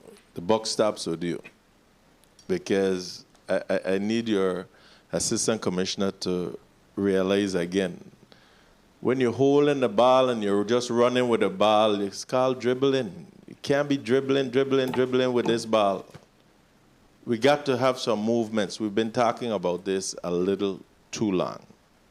All right? So I'm going to ask about that. The condition of the police station on the east end of St. Thomas is really deplorable. We went and we met out there looking at a location. If that is not conducive enough, then let's look for something else. But the good gentleman told me he was working with Commissioner Brooks on this. And here it is again, we're working on it. We're working on it. We need some action. Thank you so much. Thank you, Senator, if I may. Mr. Chair, yeah, on the chair's time. Thank you. Go ahead, Commissioner Alejandro. I just wanted to respond to one of Senator Giddings' inquiry regarding the shot spotter. It's $2.8 million over 3 years. All right. We have some point of inquiry. I'll recognize Senator Marvin Blyden, then we'll go to St. Croix to Senator Kurt Valley. Senator Blyden. Thank you, Mr. Chair. Commissioner Alejandro, I know the Department of Property and Procurement, of course, you do leases, contracts, and you have a print shop. My colleagues to my left stated second to none. But my question to you is, what does it look like? Where do you strike the balance in terms of the print shop, for instance, competing with and providing service for? How does that look in terms of striking a perfect balance moving forward? Senator, great question. We have met with the vendor community here on the printing side, and that is a concern about government competition with them and their inability to survive within the market. And so we have done internally we've taken some initiative to ensure that our prices are not competitive with them, but a little bit more so that they can get the work in the industry done. So you're absolutely correct when it comes to the printing shop, mostly in particular, because that's the area that we would find vendors feel that the government is competing to do business. So it has been a challenge as we're working through it. I can't sit here and say not, because they also help us as well to be able to function. Mr. Richard? Also, we're going to be reducing the size of our fleet of printers and thus reducing our operating expenses and just kind of promote. Yeah. Well, thank you for your responses. Thank you so much, Mr. Chair, for the time. Senator Vela, you're recognized for your point of inquiry. Thank you, Mr. Chair. Commissioner, no, Mr. Richards, how much does our insurance policy cost? I think he's at 7.2 million? 7.3. 7.3, okay. And how much does that cover? 60 million in damages? Excuse me. No. No, Senator, it's $20 million, I believe. 20 million? Yes, and I'm ashamed to say that, Senator. 20. 20 million per incident? 20 million per incident. I believe we might be capped. Yeah, 20 million per incident, Senator. Is that a decrease, Mr. Richards? Wasn't it 60 million before? It was $60 million during Irma Maria. There was 2 instances that year. We did collect $120 million, but they've since capped. So they have now capped it at 20 million and we're paying 7.2 million? Yes, Senator. Do you think that's worth it, or should we just self-insure for the 7.2? Senator, I don't like to speak. There is a question. We're paying almost 50%. Senator, everybody needs to come together and figure this one out. Hold on, Mr. Richards. You got PMP is an entity that engages in these contracts. So are you having discussion in reference to the cost of the insurance and the coverage? It's 7.2, which is probably like 35-40% for $20 million of coverage. Is it a direction that we need to continue to move in? In my opinion, Senator, no. Okay. And colleagues, I wanted to put that on the record because I heard the chair speak about FEMA.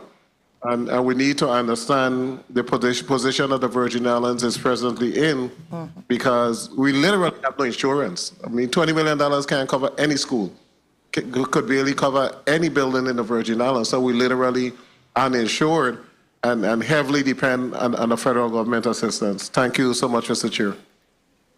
Thank you, Senator Vele. I'll recognize Senator Alma Francis Heiliger. Thank you.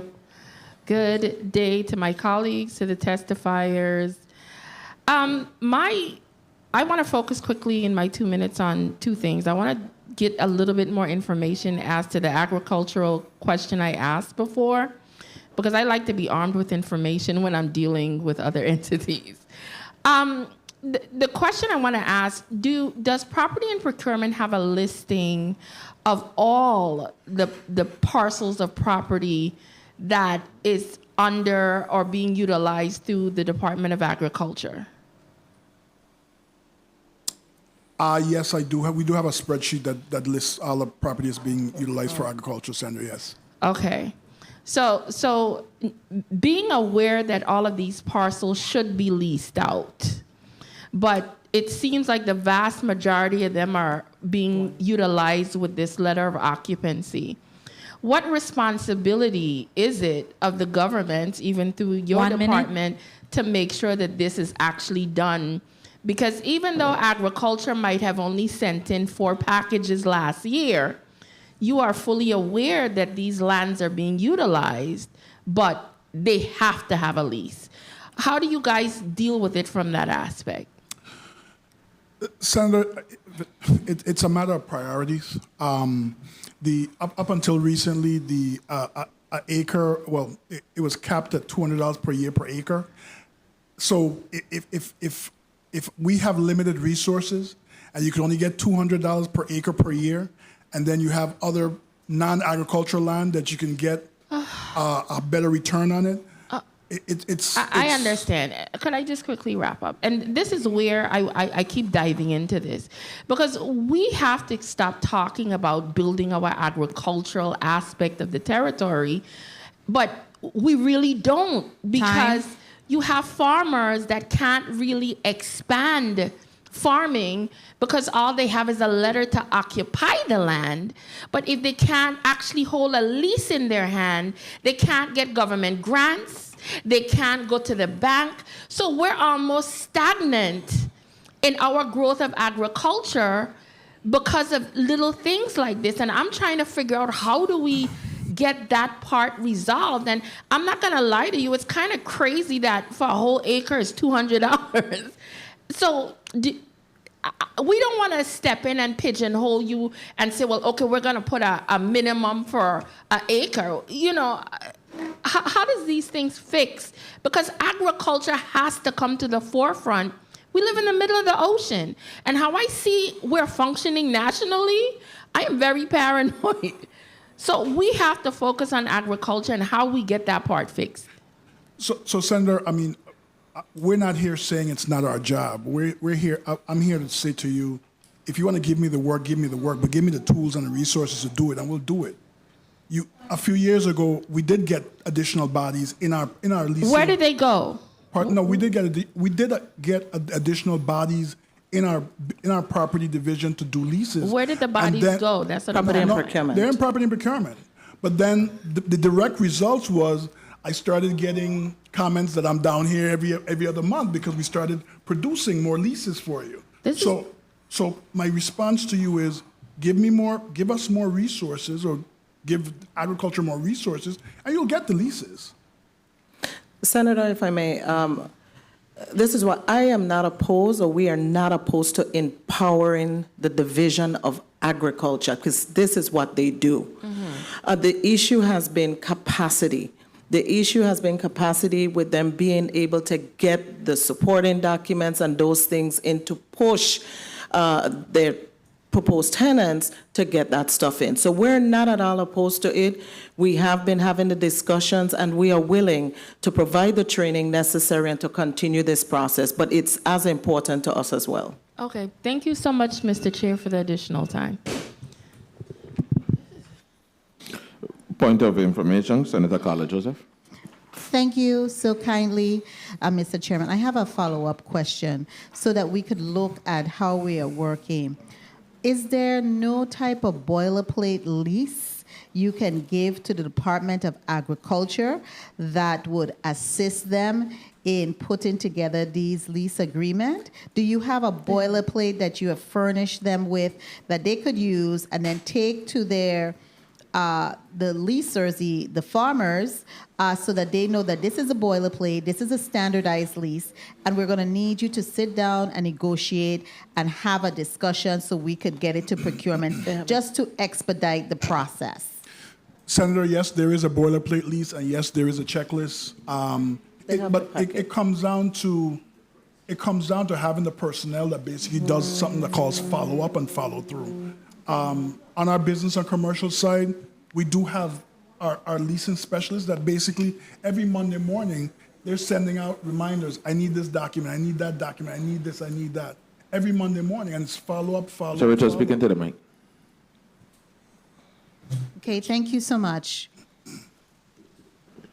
Senator Valley, you're recognized for your 2 minutes.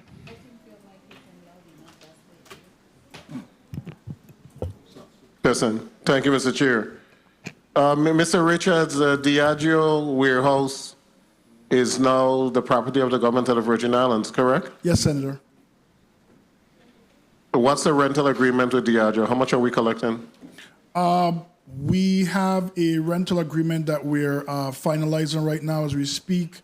I believe that question, but one second, Mr. Richards. I remember the senator from Frederick said, asking that question during the 35th legislature as to what is the amount, and you said that same answer you finalized, and you have not finalized an amount for that lease yet? The amount is around $25,000 per month, Senator. The new amount. The previous amount was like $1 or something like that. Now it's going to be like $20,000+ a month. The previous amount that they were paying the company, the holder of the warehouse, was at $25,000 per month. So if the government ever charged $1, that was on the government part, because the idea was paying the money, and matter of fact, had the money literally holding an escrow to pay the government of the Virgin Islands at $25,000 per month. So I just wanted to make sure that we have that document. So the lease has not been fully executed yet. No, Senator. The lease that the government inherited when it purchased the property was for $1 per month. It has since expired. I know the company was paying the holder of the property $300,000 per year. So I'm not sure, but I'm glad that we're up to that amount, but it needs to be executed. I mean, they have been waiting for an executed lease for months. We need to make sure that that is done. Now, you stated that the Space Management Unit administers approximately 160 leases on behalf of executive branch agencies. What is the cost of those leases? Senator, give me 1 second. Let me. Time. My computer shut off. $10 million. I believe it's like $9 million per year, Senator. Okay, so the leases, we have 190 tenants, and our lease value is $3.9 million. So 190 tenants that the government of the Virgin Islands leases to. The government of the Virgin Islands has 160 leases, and we pay 9.9. So there's like a $6 million difference in terms of what we're collecting versus what we're paying. And we're paying for less properties than we're actually renting, but it's a $6 million difference. Are we adjusting some of the leases in your portfolio? Because I do know that you have entered into lease with private individuals for government property, and they have turned around and double or triple the lease that they were leasing out to subleasees. Are we evaluating what we're charging? Yes, It seems like that's a trend now. You lease to somebody, they're tenants in that particular building, and then the person get the lease for a good price on the government of the Virgin Islands, and then they sublease for 2 or 3 times what the government was leasing the property for. How are we controlling that? To answer your first question, the answer is yes, we are increasing our new leases as the old ones expired to reflect market value. We also have provisions in a lease agreement for the government to share in any kind of subleasing scheme that goes on with the subject property, Senator. Okay, well, what's the percentage the government is getting for sublease? As of last year, the percentage was 35%, Senator, per the VI code. It was. Okay, thank you so much. Last question, how many cars do we have parked because of a flat tire? Yeah, ask another question, Senator. That's the last one. Go ahead. Oh, thank you, Mr. Chair, and sorry for that. Thank you so much. I was asking how many cars I pass across Department of Education on a regular basis to go with my dad, and there's a car park right there by the maintenance shop with a flat tire and a garbage bag in the window, and it's a pretty new vehicle. And it seemed like it's just literally been abandoned, and I'm hearing more and more stories of cars that are parked because of a flat tire or a dead battery or just something that's very, very minor that's just being parked. How are we dealing with that issue? That question is for whoever in charge of your fleet. Yes, AC Richardson. I'll take that. AC Pickering. Yes, AC Pickering. We have begun to do an assessment with the respective agencies and departments to understand which cars are not operable, and we've done so. We're doing so through the reconciliation process from vehicle registration, that 2025 vehicle registrations that we're currently completing. As our vendor partners continue to come back online, we will definitely communicate with department heads and agencies to let them know that they can start the process of getting inoperable cars back to the vendors to get services that are required. So I don't have an exact number of how many cars that are inoperable, but we're starting that reconciliation process. Is it your responsibility or the department, the respective department responsibility? Respective department. So we got to make them do the job. Thank you so much, Mr. Chair. Thank you, Senator Vele. Senator Bolkes, point of information. Please recognize Senator Bolkes. Thank you, Mr. Chair. Mr. Chair, I wanted to ask the Department of Property and Procurement on the status of Act 8802, which provided a appropriation to acquire the Department of Labor building. I wanted to know what the status of that acquisition was or is. Because we've been paying about over $20,000 a month in rent fees, so hopefully we'll not pay that and free up those monies. So I believe as of last on Friday, Thursday or Friday, we received the final document we needed to complete the package for it now to go to the. As of last week, Friday, we have received the last piece of due diligence documentation, specifically the title report that was required to basically move forward with reviewing the package and setting a closing date. So we should have that property close within the next 30 to 60 days. And then it will be a part of the government portfolio? Yes, it will be, Senator. Okay, excellent. Thank you so much. Thank you, Thank Mr. you, Chair. Senator. Thank you. Ms. Commissioner Alejandro, one last question from me. Mitchell Motel. I know that's been our Project. Mitchell Motel. Yes. Have been a problem. Take it and ask me a question. Where are we with Mitchell Motel? What's the ultimate plan for Mitchell Motel? So right now, Senator, I'll let AC Richard speak to it, but I know we are now working on demolition plans, et cetera. We are having those discussions with Government House as well in moving forward it, but I'll let AC Richard speak to developers, et cetera. So we are discussing a developer that may want to use it, but we're in the same vein.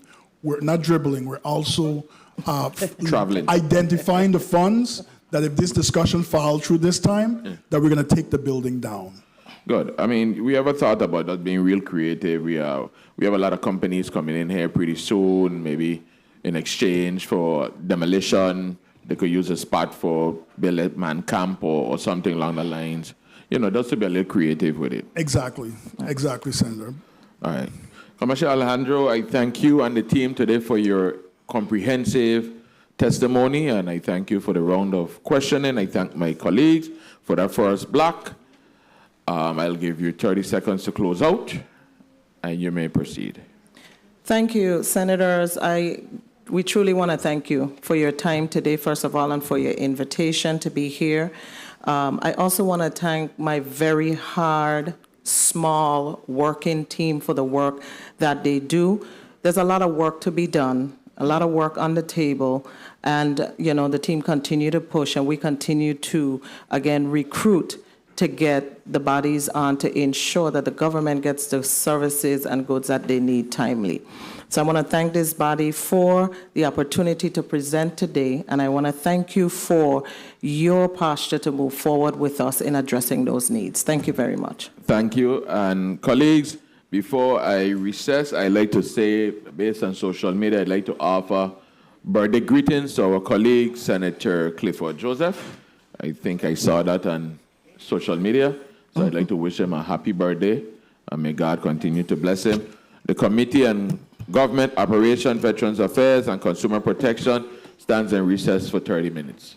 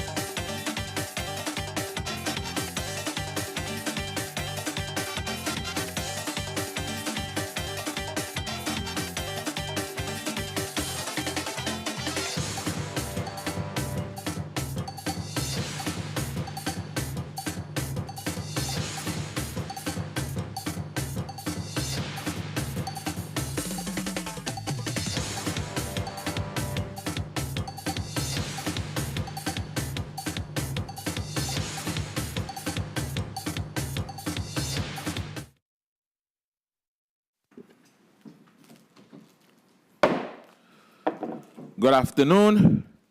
The Committee on Government Operation, Veterans Affairs, and Consumer Protection is back on the record. And this afternoon, we have the Department of Licensing and Consumer Affairs in Block 2.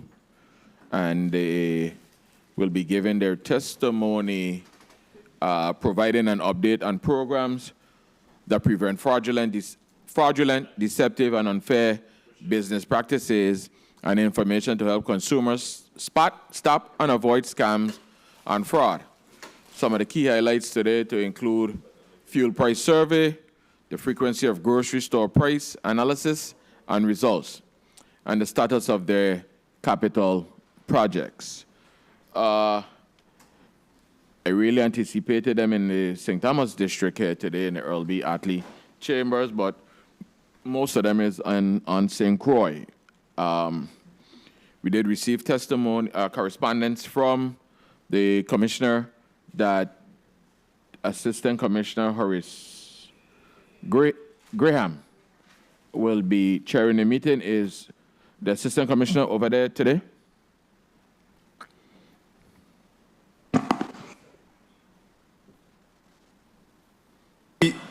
Wilbur Francis, Director of Enforcement. Assistant Commissioner Graham is not in chambers today.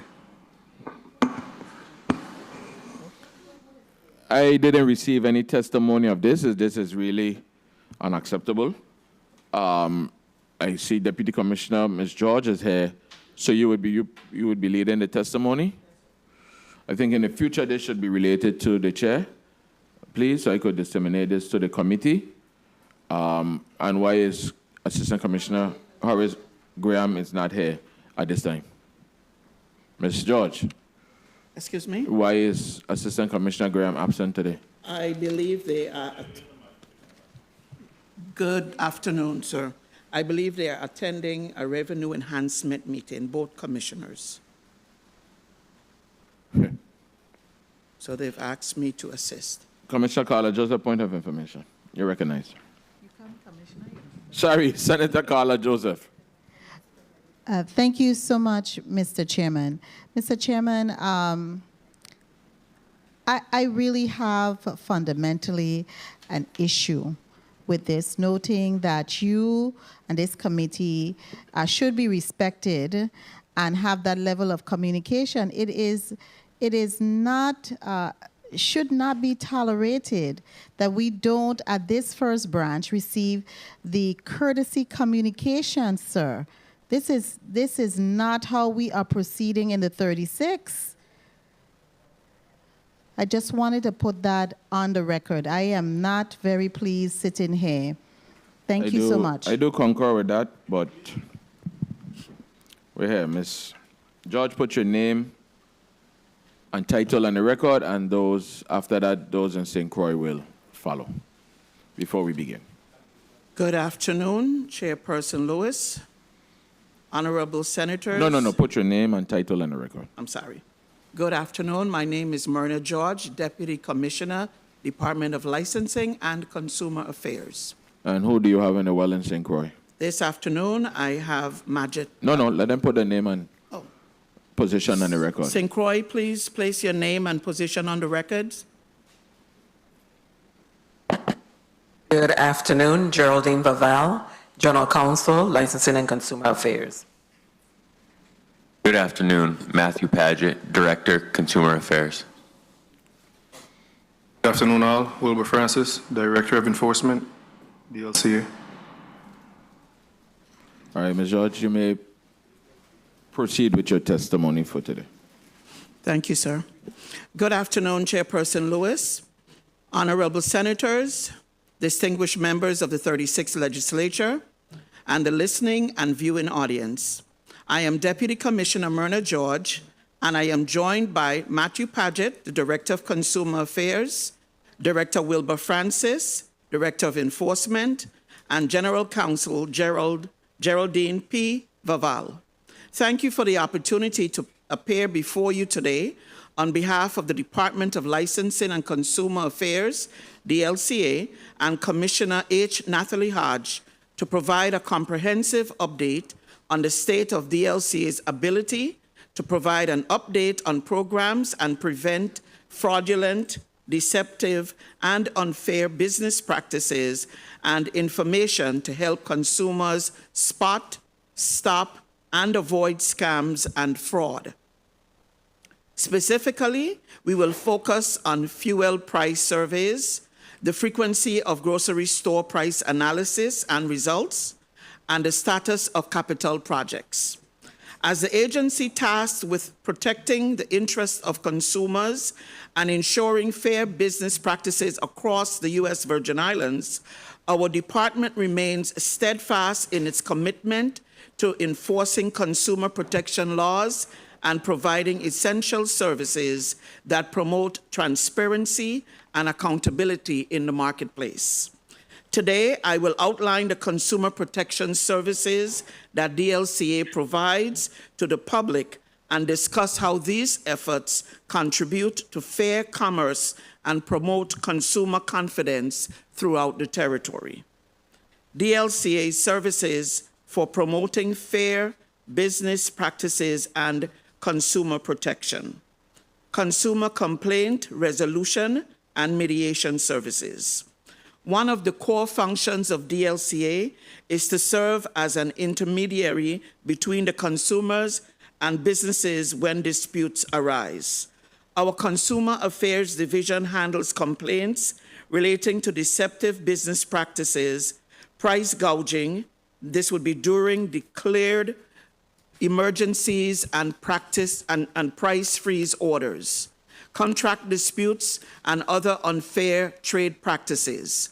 Through mediation services provided by our small but talented and experienced team, our consumer protection investigators, we work to resolve conflicts in a fair and timely manner, ensuring that consumers receive appropriate redress while fostering a cooperative relationship with businesses.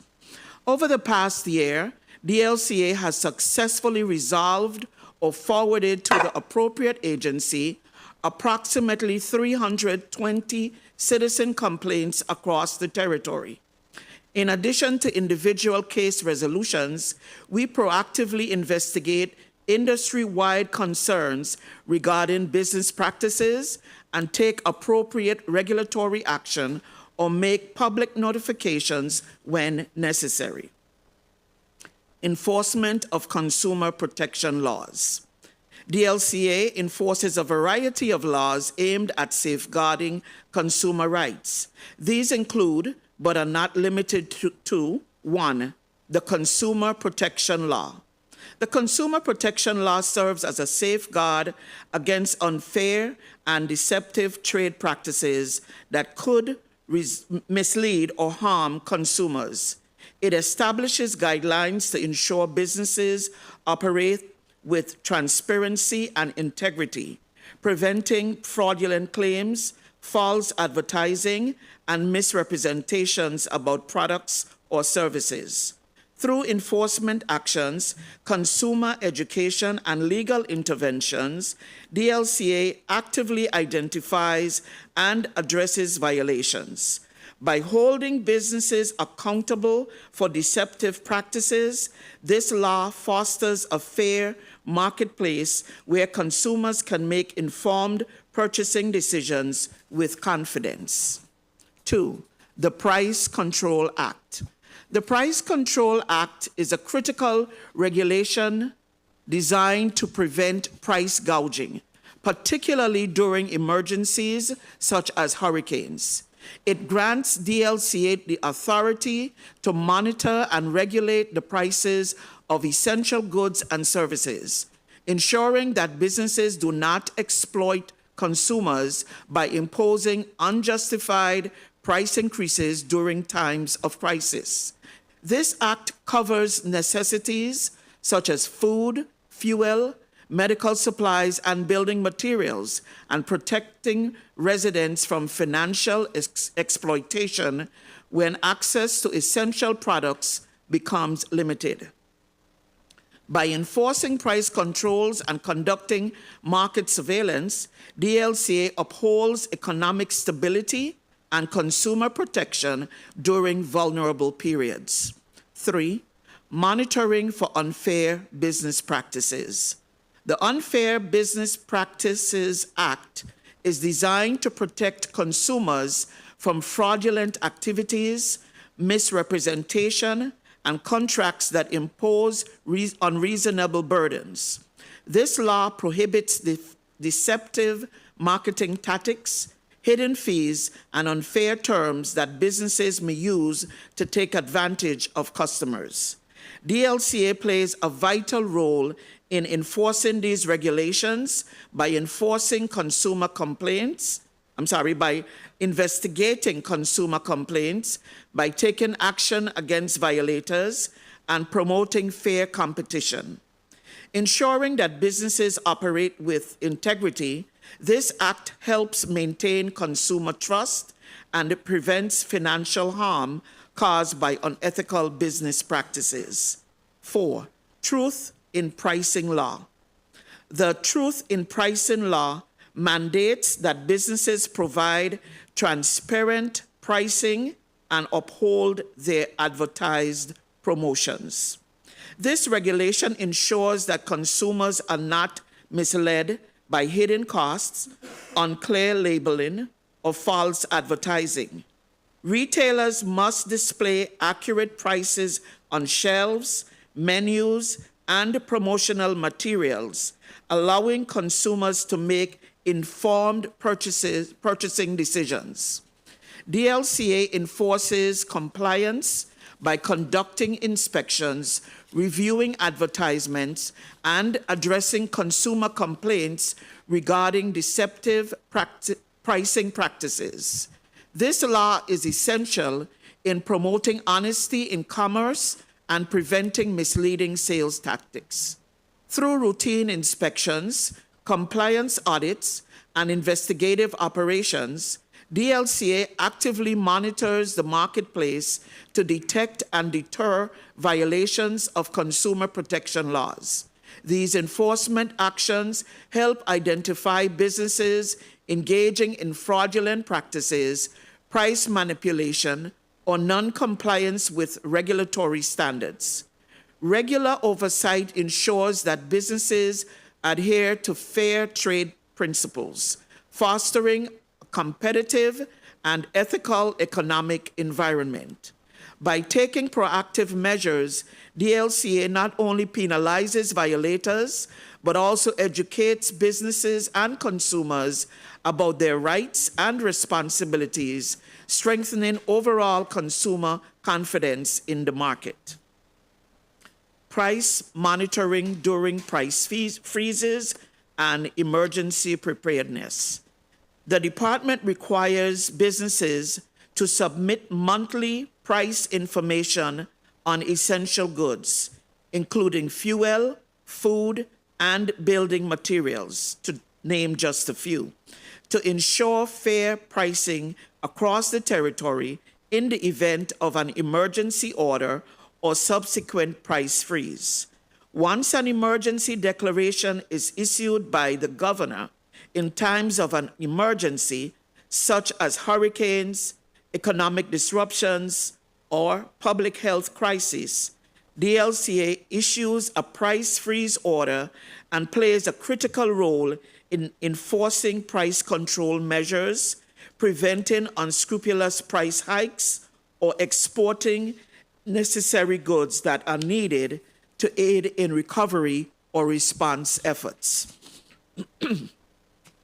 If this tedious but necessary function did not occur, it could result in the exploitation of vulnerable consumers and artificial supply shortages. But by issuing consumer advisories, let me repeat, by issuing consumer advisories and maintaining price control regulations during times of disaster or economic uncertainty, our efforts help stabilize market conditions and protect residents from financial exploitation during times of crisis. Consumer education and public awareness. Education is a fundamental pillar of consumer protection. Though admittedly, our staffing constraints have been a significant impediment to our ability to conduct these types of community engagement activities as regularly as we would like. Despite this, DLCA actively engages with the public through outreach programs at local schools and assisted living facilities, social media campaigns, and public service announcements to inform consumers about their rights and responsibilities as often as possible. The DLCA remains committed to empowering consumers, supporting businesses, and protecting the public from fraudulent activities. Through community engagement, educational initiatives, and strategic partnerships, the department has worked diligently to enhance consumer awareness, promote fair business practices, and provide essential regulatory support. From public awareness campaigns to interactive webinars and community fairs, these outreach activities have strengthened the department's role in ensuring transparency, accountability, and consumer protection throughout the Virgin Islands. Over the past 2 years, the Department of Licensing and Consumer Affairs has actively engaged with the community through a variety of educational initiatives, consumer protection efforts, and business support programs. From celebrating National Tape Measure Day with interactive educational tours to participating in fraud prevention efforts through webinars and public awareness campaigns, the department has prioritized empowering residents with valuable information.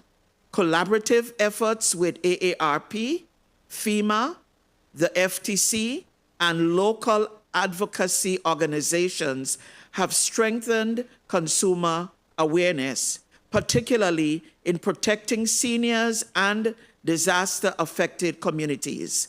Additionally, the department played a vital role in events such as the 2023 Conference on Aging, World Food Day, and National Consumer Protection Week, ensuring that consumers and business owners alike are always equipped with the tools to safeguard their rights. The department also marked a milestone with its first ever presence at AgriFest 2025, directly connecting with the community to provide hands-on licensing and regulatory assistance. Currently, the department is actively planning its Consumer Protection Week 2025, March 2nd through the 8th, and Older Americans Month, May of 2025 outreach initiatives, aiming to provide valuable consumer education and community engagement opportunities to empower and protect residents across the Virgin Islands. Through these initiatives, the department has reaffirmed its commitment to consumer empowerment, fair business practices, and regulatory excellence across the Virgin Islands. One of the primary goals for this year is to be more engaging with the public, to host workshops and town hall meetings that allow us to educate consumers on these very important topics, such as identifying fraudulent business practices, understanding warranties, consumer contracts and refund policies, and the process for filing consumer complaints and seeking legal recourse when necessary. By empowering consumers with this knowledge, we enhance their ability to make informed decisions and protect themselves from unfair practices. Business compliance and licensing regulations. Consumer protection is intrinsically tied to business compliance. DLCA ensures that all businesses operating in the U.S. Virgin Islands adhere to licensing and regulatory requirements. Additionally, our Consumer Protection and Weights and Measures divisions conduct regular compliance checks to verify that businesses are following established laws regarding product pricing, advertising, and contractual obligations. This creates a business environment that is both fair and competitive while protecting consumers from unscrupulous actors. Weights and measures. The weights and measures regulations under Title 12A of the Virgin Islands Code serve as a fundamental consumer protection mechanism to ensure fairness, accuracy, and transparency in commercial transactions. These laws establish standardized measurement practices for goods sold by weight, volume, or count, safeguarding both consumers and businesses from fraud, errors, or misrepresentation. The law mandates that all weighing and measuring devices used in trade, such as fuel pumps, grocery counter scales, and scales used for packaging labels, such as the scales used in most deli and meat packing applications, must be calibrated and certified to provide accurate readings. This prevents consumers from being overcharged due to faulty or tampered with equipment. The law is particularly crucial in industries such as grocery and fuel, where discrepancies in weight and volume measurements can have significant financial and safety implications. For example, inaccurately measured fuel at gas stations or produce at a grocery store can lead to substantial economic losses for consumers. By using territory-specific standards that can be traced back to the National Institute of Standards and Technology, we ensure a consistent quantity, either volume or weight, is being dispensed or sold no matter who is making a purchase or where the purchase is made. In summary, the enforcement of standard weights and measures helps combat fraudulent business practices, such as short weighing, where consumers receive less product than they paid for. Regular inspections by DLCA help detect and correct such violations. Through routine inspections and compliance monitoring, the Division of Weights and Measures conducts routine inspections of businesses and their weighing/measuring devices to ensure compliance with Title 12A. Violators can face penalties, fines, and corrective actions to prevent repeat offenses. These inspections serve as a deterrent against fraudulent practices and should give consumers confidence that the products they are purchasing by weight or volume are accurate to an acceptable degree and consistent across every business under our jurisdiction. Clearing up the misconceptions. It is important to clarify that while DLCA does enforce consumer protection laws, its role is limited to regulatory enforcement related to licensed business compliance and fair trade practices. DLCA's authority includes addressing consumer complaints related to mispricing items, business malpractice, and regulatory violations, but it does not extend to prosecuting criminal offenses such as fraud. The department remains committed to ensuring a fair and transparent marketplace, but does not possess the resources or mandate to conduct criminal fraud investigations. DLCA's Division of Consumer Protection does not conduct investigations or provide advisement in cases involving fraud, as fraud is classified as a criminal offense, and complaints or reports concerning fraudulent activities fall outside of DLCA's limited jurisdiction.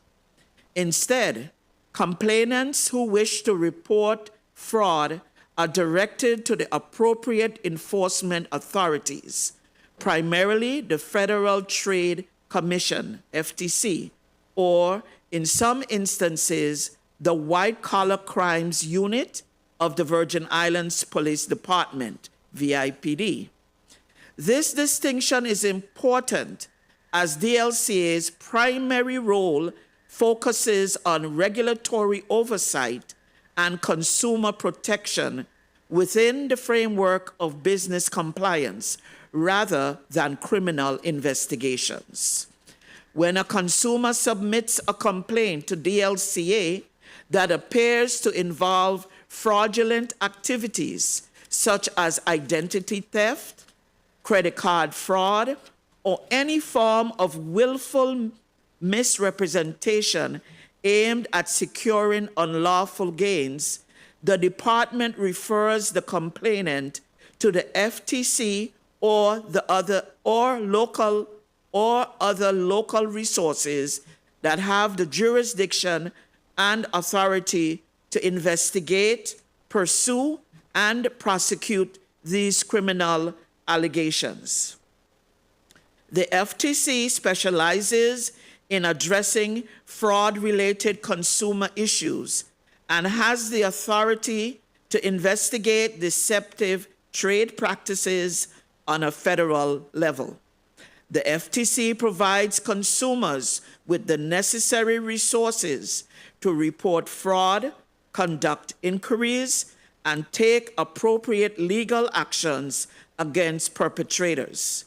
DLCA does not have investigative authority or enforcement capabilities in these matters, making the FTC the most appropriate agency to handle such cases. In situations where fraud appears to have been committed within the Virgin Islands and has a criminal element that requires local law enforcement intervention, complainants are instead directed to the White Collar Crimes Unit of VIPD. This unit is equipped to handle financial crimes, including embezzlement, wire fraud, and other forms of economic deception that require forensic analysis and legal prosecution. Since fraud cases often involve criminal intent and potential prosecution under Virgin Islands law, DLCA ensures that these matters are promptly forwarded to the relevant law enforcement authorities for further investigation. In addition to clarifying DLCA's stance on fraud investigations, it is also necessary to address public misconceptions regarding DLCA's role in price monitoring and market analysis. While DLCA provides a shopping basket that reflects current pricing of goods at a given time, it does not conduct a market basket survey intended for long-term economic analysis.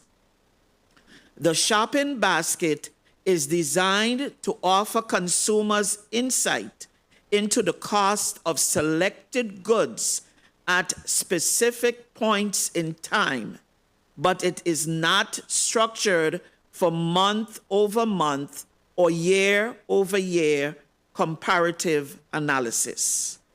The purpose of the DLCA's shopping basket is to provide transparency in pricing and to inform consumers of the cost of everyday essential goods at various retailers. However, the items included in the shopping basket are rotated and changed regularly, which means that the data collected does not allow for direct price comparison across different time periods. This flexibility in selection is intentional, as it enables DLCA to highlight a diverse range of consumer goods and ensure that pricing information remains relevant across current market conditions. For those seeking Consumer Price Index, CPI, information or informal market basket survey that tracks economic trends over time, the Bureau of Economic Research, BER, is the designated agency responsible for compiling such data. BER conducts structured analysis that accounts for inflation, cost of living changes, and other economic indicators that impact the financial well-being of consumers in the Virgin Islands. These reports provide an official measurement of economic trends and are the appropriate resource for individuals or organizations interested in understanding long-term price fluctuations. It is crucial for consumers and businesses alike to understand the distinction between DLCA's shopping basket and BER's market basket survey.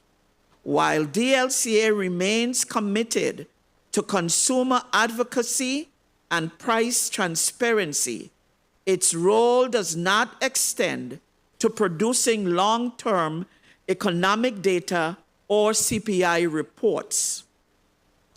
Misinterpretation of DLCA's shopping basket as an economic indicator can lead to misunderstandings about price trends and market stability. For precise statistical analysis and comprehensive price comparisons, BER's data should be referenced. DLCA remains committed in its mission of ensuring fair business practices, consumer protection, and pricing transparency. However, its functions are clearly defined, and any inquiries or concerns that fall outside its jurisdiction, including fraud investigations and long-term economic analysis, are appropriately redirected to the relevant agencies.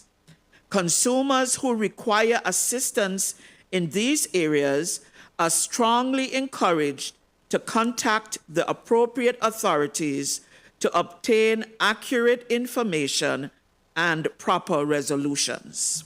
Status of capital projects and upcoming initiatives. In addition to our enforcement and consumer protection initiatives, the DLCA remains committed to improving its infrastructure and operational capabilities through strategic capital projects and initiatives. These efforts are essential to enhancing service delivery, increasing efficiency, and ensuring that our facilities and technology meet the needs of our employees, businesses, and consumers across the U.S. Virgin Islands. Facility upgrades and expansion. DLCA is exploring opportunities to expand its office footprint to improve operational efficiency and accommodate growing service demands. The modernization of office spaces will support increased staffing needs, and facilitate more effective consumer engagement, particularly for the DLCA and the Office of Cannabis Regulation Staff, OCR. Digital transformation and IT infrastructure enhancement. The DLCA recently selected a vendor to redesign its website and implement an upgraded business licensing portal. This enhanced system will streamline application processing, improve turnaround times, and expand the consumer complaint tracking system to provide real-time updates and faster resolution of disputes. Food, fuel, and housing study, cost of living analysis. As part of the Department of Licensing and Consumer Affairs commitment to consumer protection and economic transparency, we are actively engaged in research efforts to analyze market conditions affecting the affordability of essential goods and services. One such initiative is the food, fuel, and housing cost analysis, which aims to provide a comprehensive assessment of cost trends in these critical areas. A food and housing cost analysis began in the Virgin Islands in April of 2017, but the first report lacked thoroughness due to the unavailability of certain data. Recently, funding has been secured to resume the analysis with a new performance period beginning on December 31st, 2024, and concluding on December 31st, 2026. This renewed analysis will not only focus on the cost of food and construction materials, but will also delve into the fuel price trends and costs of other essential goods and services that impact the cost of living, such as labor and energy costs in the territory. By expanding the scope and ensuring the availability of necessary data, the analysis aims to provide a comprehensive understanding of the factors influencing the cost of living in the Virgin Islands. Conclusion and legislative considerations. I want to thank you for allowing our team to clear up these common misunderstandings by maintaining a clear distinction between its regulatory functions and the responsibilities of other agencies. DLC ensures that consumers receive accurate guidance and that fraud cases or economic research inquiries are handled by the appropriate organizations. This approach helps prevent misinformation and ensures that consumers can access the right resources for their specific needs. I'd like to close with the following. We understand that effective consumer protection is a shared responsibility, not only with the legislature and the executive branches of government, but with every individual consumer throughout the territory. Whether you reside here or are here on business or leisure, we all share in the responsibility of understanding our rights as consumers and reporting any activity that you feel may be in violation of the laws of the U.S. Virgin Islands. DLCA remains committed to working alongside the legislature to enhance our existing laws and improve enforcement mechanisms. As we look forward, we welcome discussions on strengthening consumer protection policies, increasing funding for enforcement initiatives, and leveraging technology to streamline complaint processing and market monitoring.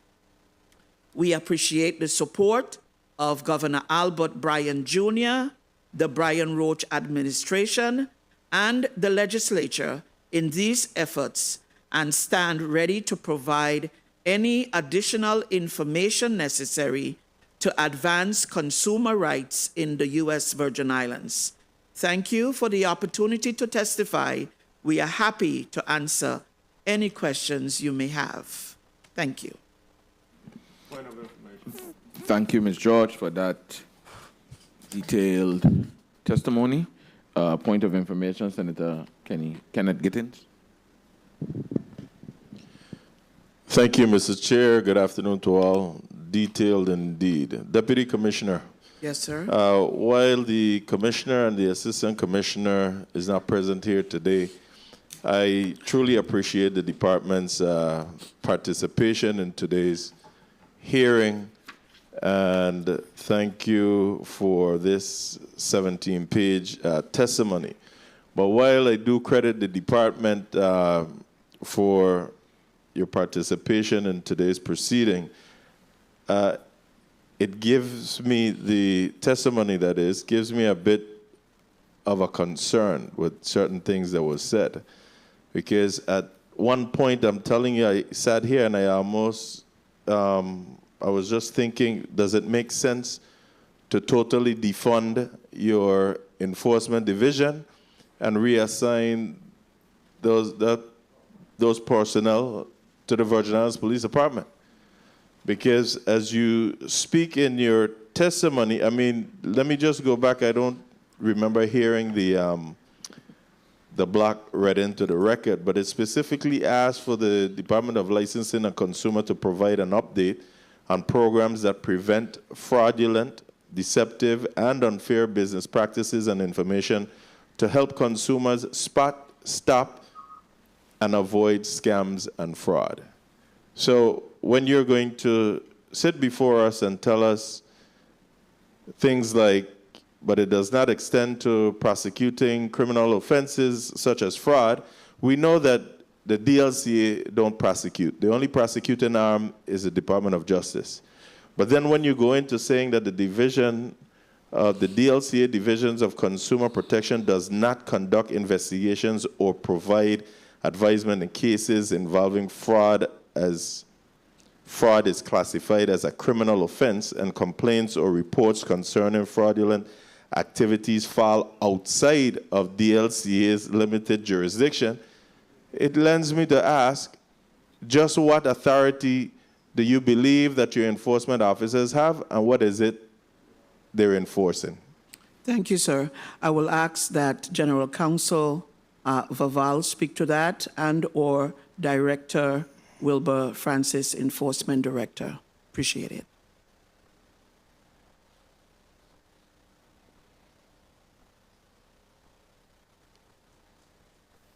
Matthew Paget, Consumer Affairs, and I'll take that. So when I assisted in drafting this testimony, I was speaking on behalf of the Consumer Protection Team, which I oversee. The Consumer Protection Team is made up of individuals that are investigators, but they're non-commissioned, they're not commissioned law enforcement officers, so they don't have authority to investigate or refer charges for criminal offenses. That's understood, but you have a whole enforcement division that certain things can be referred to. Is this the case or not? Wilbur Francis, Director of Enforcement. Absolutely, it is the case. In matters that where there are borderline issues that the Division of Enforcement has to chime in on, then those cases are forwarded to us, and we do take the necessary measures to be able to seek compliance. Thank you. I'll listen for the dialogue between. Thank you, Mr. Chair. Good afternoon, colleagues. We're going to go to a 7-minute round. We're going to begin with Senator Marvin Blyden, then followed by Senator Franklin Johnson, Senator Angel Bulkes, Senator Novel Francis Jr., Senator Ray Fonseca, Senator Carla Joseph, Senator Gittins, Senator Clifford Joseph.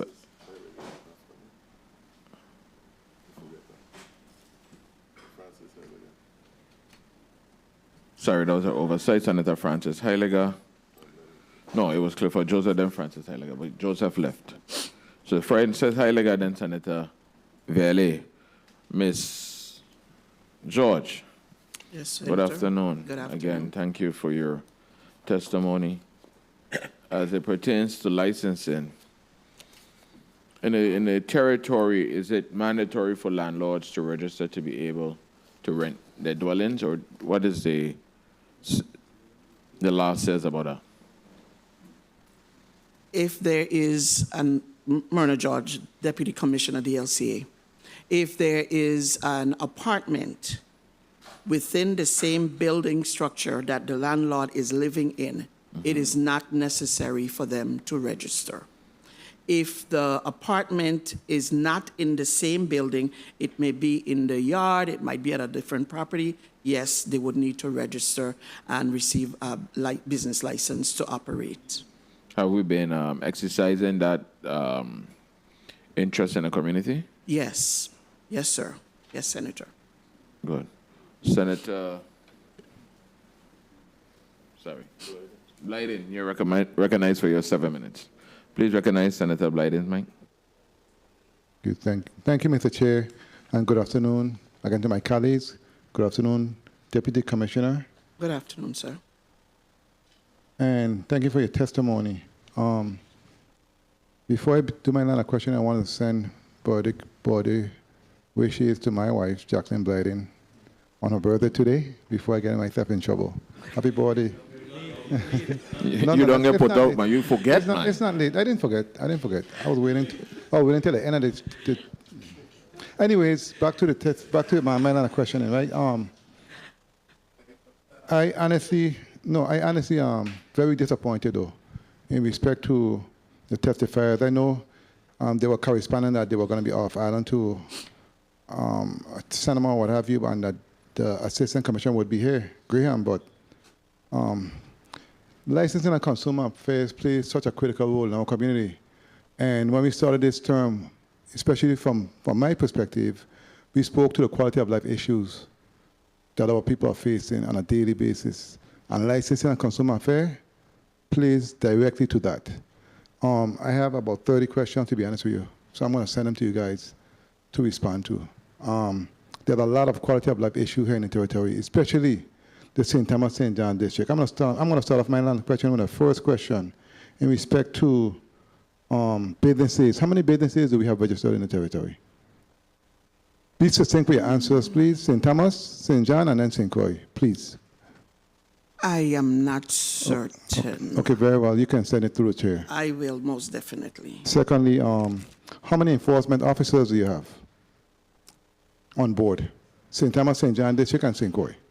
We have 2 officers and a chief of enforcement on St. Thomas, and we have 3 officers and the director of enforcement on St. Croix.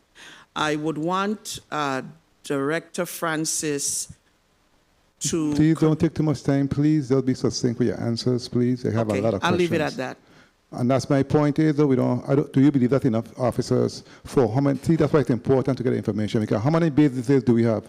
And do we have enough enforcement officers to cover that amount of businesses on a daily basis? No. That's what I'm trying to get to. Understood, sir. No, we don't have sufficient officers. However, I know that we are actively bringing in at least 2 more officers within the next 6 weeks. Very well. In respect to the St. Thomas St. John district in particular, I'm sure it's happening at St. Croix also. When it comes to many of the stores, in terms of prices, stickers on the items, most of them, to include some restaurants also, do not have any type of signage as to the price. And when you go to the counter, the whole different price than you even think it's supposed to be. And based on your testimony, you spoke about enforcement, you spoke about accountability, when it comes to businesses and holding them accountable. How do you go about holding the individuals accountable, first of all, for deceptive practices and other issues when it comes to businesses? What the policy and the procedure? Director Paget, would you like to answer that, please? Yes, Matt Paget, Director of Consumer Affairs. So the penalties start at $25 per item, and they can go up to $100 per item, and that's per individual item, not per item category. So if there's 20 of one specific type of item and none of them are priced, it would be $25 starting per item up to $100, depending on the history, the inspection history, the compliance history, and several other factors that we take into consideration prior to the commissioner issuing the notice of violation. Well, based on what you just stated, for 2024, let's go for 2024 since that's already gone, last fiscal year. How many funds have we collected when it comes to fines and violation when it comes to DLC? And what the number in terms of how many fines were given out? Do you have the number of fines and amount? I could get to it, but I'll submit it through the chair. Okay, very well. Also with that report, let me know how many was charged to the store owners also. Let me ask you in terms of consumer protection. Let's go to weights and measures. How many employees do we have in that department? Say one more time. How many employees do we have in the weights and measures division? Currently, we have one on St. Thomas and one on St. Croix, and none on St. John other than the St. John coordinator. Do you believe that's acceptable when it comes to consumer protections? Acceptable? No, Senator. What would you say the right number that should be there in terms of consumer protection when it comes to weights and measures? And what do they do? So the audience can understand how important their role is. Yeah, so historically there's been a chief weights and measures inspector in each district and a minimum of 2 weights and measures inspectors per district. That's just been cut over the years, and through attrition and retirement, positions have not been refilled. What's their role? What do they do? For the They, 1 minute. They monitor everything from the fuel pumps accuracy to the expiration dates on goods. And when was the last time, let's start with the fuel pumps. When was the last time and how often are the fuel pumps calibrated? When was the last time that have been done? And how often is it supposed to be done?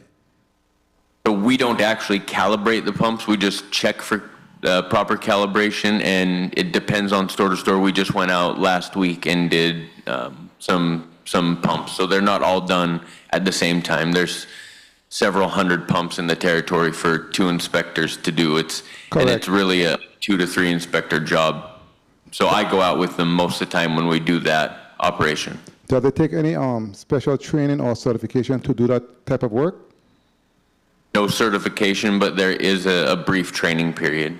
And the reason why I'm putting it on the record, Time. everyone, like I said, quality of life issues, and I will be focusing on that this term, period. But with that being said, it's important that these things are done because I know most of the time it's not done. So anyone can be doing whatever they want, and we are paying the price, the people of the Virgin Islands, and it's unacceptable in my opinion. And in closing, Mr. Chair, I don't want to abuse my time, but I have a lot of questions.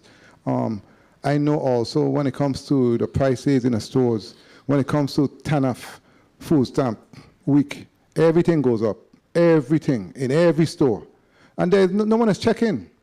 And everyone is doing what they want and getting away with it. Because I guarantee, when I get back that information from you, nothing has been charged, no one has been fined.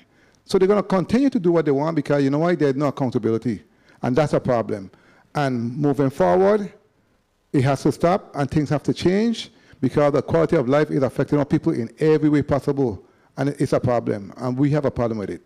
Thank you so much, Mr. Chair. I'll continue my second round. Thank you so much. Thank you, Senator Marvin Blyden. Ms. George. Yes, Senator. Let me, just express some of the sentiments of the people in the community. And I'm going on the line of where the senator was going a while ago, especially when it comes to gasoline. I'm not saying you all don't go out and collaborate. Check the collaboration and the pumps and everything. And collaboration. And I also see here where we talk about price gouging and different things. And, you know, we said during the state of emergency is when the only time we really ask for a manifesto or something to make sure that, you know, people isn't really doing these exuberant charges, pricing on individuals. All of us, because you're in the same stores like myself. But we see things like on the mainland where the price of fuel goes up. Yes. And it goes up here. And we also see on the mainland where it goes down. Yes. But we never really, it really never materializes here where we see a significant drop the same way how it goes up. Yes. I know at times we look at the retailers. We look at their prices. Are we in the business of looking at the wholesalers, what they're paying at the rack or whatever, to see what we are getting, to see if it's just these individuals with the high profit margins or whatever? You know, we need to start looking up for the people at the Virgin Islands to make sure we're getting our best bang for our buck. It's no longer we could continue business like this. Everything going up, and the people are crying out that their salaries is not meeting the needs of their livelihood. So I'm just asking licensing, what are we doing in that instance? Who could answer that one today? Director Paget, please. Matthew Paget, Director of Consumer Affairs. Again, when it comes to regulating the price at the retailer end, we don't have control over what their price is or what their price margin is. There's some limited controls during state of emergencies, and if we do a comprehensive study on every single station, we could set a maximum profit margin. If that were to be done, it would be a minimum of at least 7 to 10 additional analysts, and probably a cost of upwards of $750,000 a year just to do the study to determine what a fair price would be. And if we set a profit margin at 20%, and we have gas station A that needs to sell fuel for $3.99 a gallon to survive, and the same profit margin at gas station B is only $2.91, the gas station that's selling it for $3.99 a gallon isn't going to move any fuel, because the gas station that's selling it at $2.91 a gallon is going to be the one that sells all the fuel, and it's going to reduce the market share for the independent gas stations, which is going to artificially decrease the supply.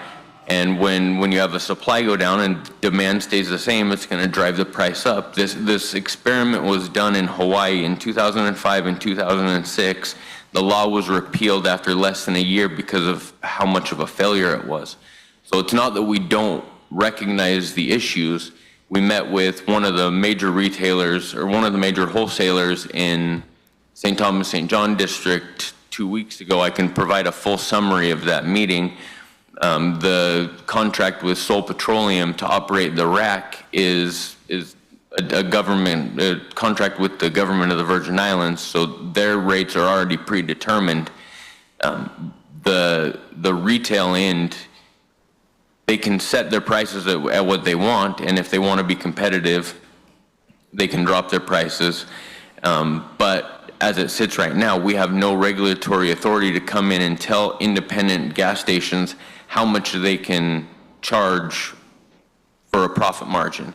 I would implore the legislature to look into this more, get some of those independent fuel retailers into the legislature to provide information on what they base their business models off. They're gonna base it off what's competitive. If there's a gas station that has to sell it for $3.99 a gallon, and if I can sell it for $3.99 a gallon and make more of a profit as a business owner, there's no incentive for me to drop my price.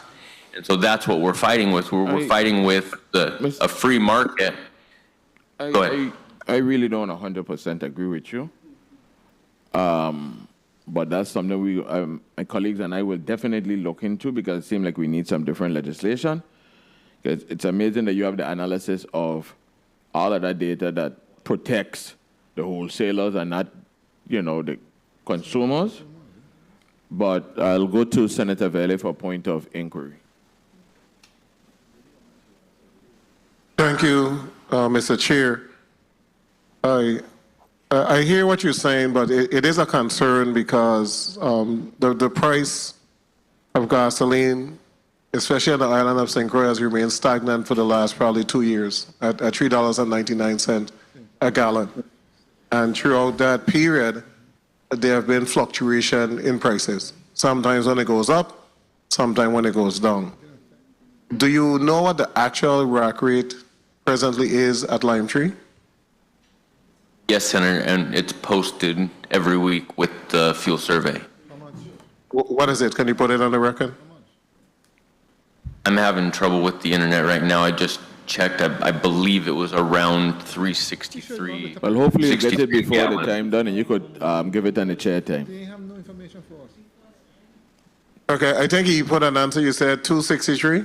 I believe so, but all the information is publicly available on our website as well. And the 263 includes the 14 cents?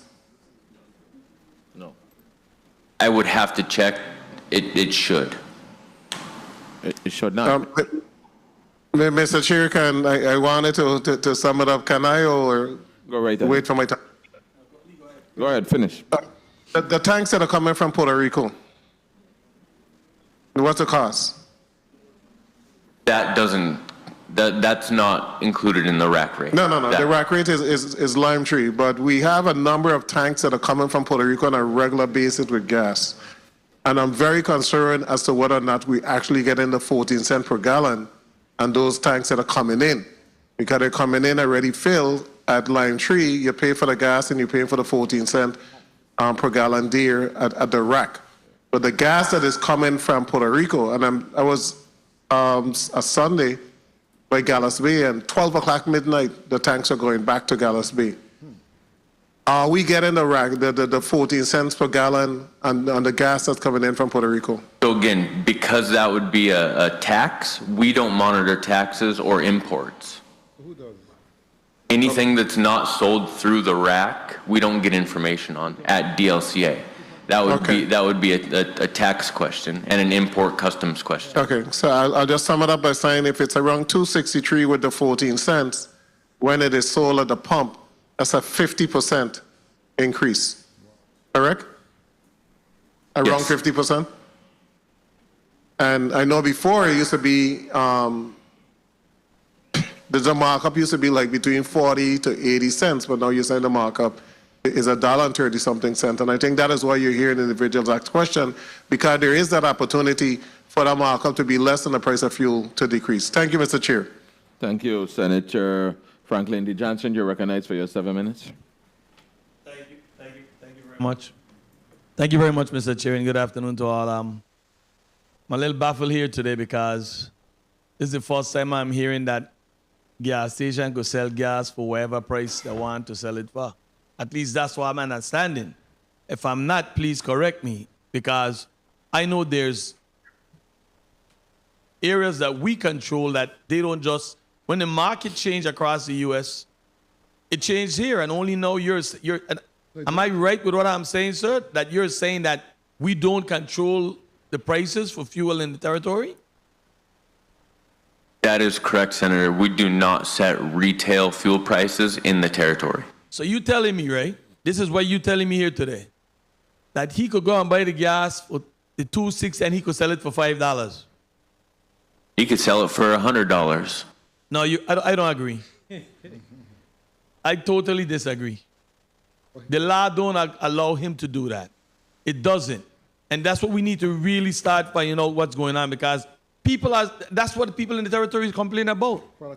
When the rates change across the nation, they have always changed here in the territory. But now you're telling me something totally different. And it's unacceptable for me. I want to ask Senator, Go ahead. Go ahead, please. The law does allow us to set a wholesale and a retail rate with a comprehensive study to determine what a fair market retail rate would be. That comprehensive study has not been completed, so we can't just set an arbitrary rule. It would be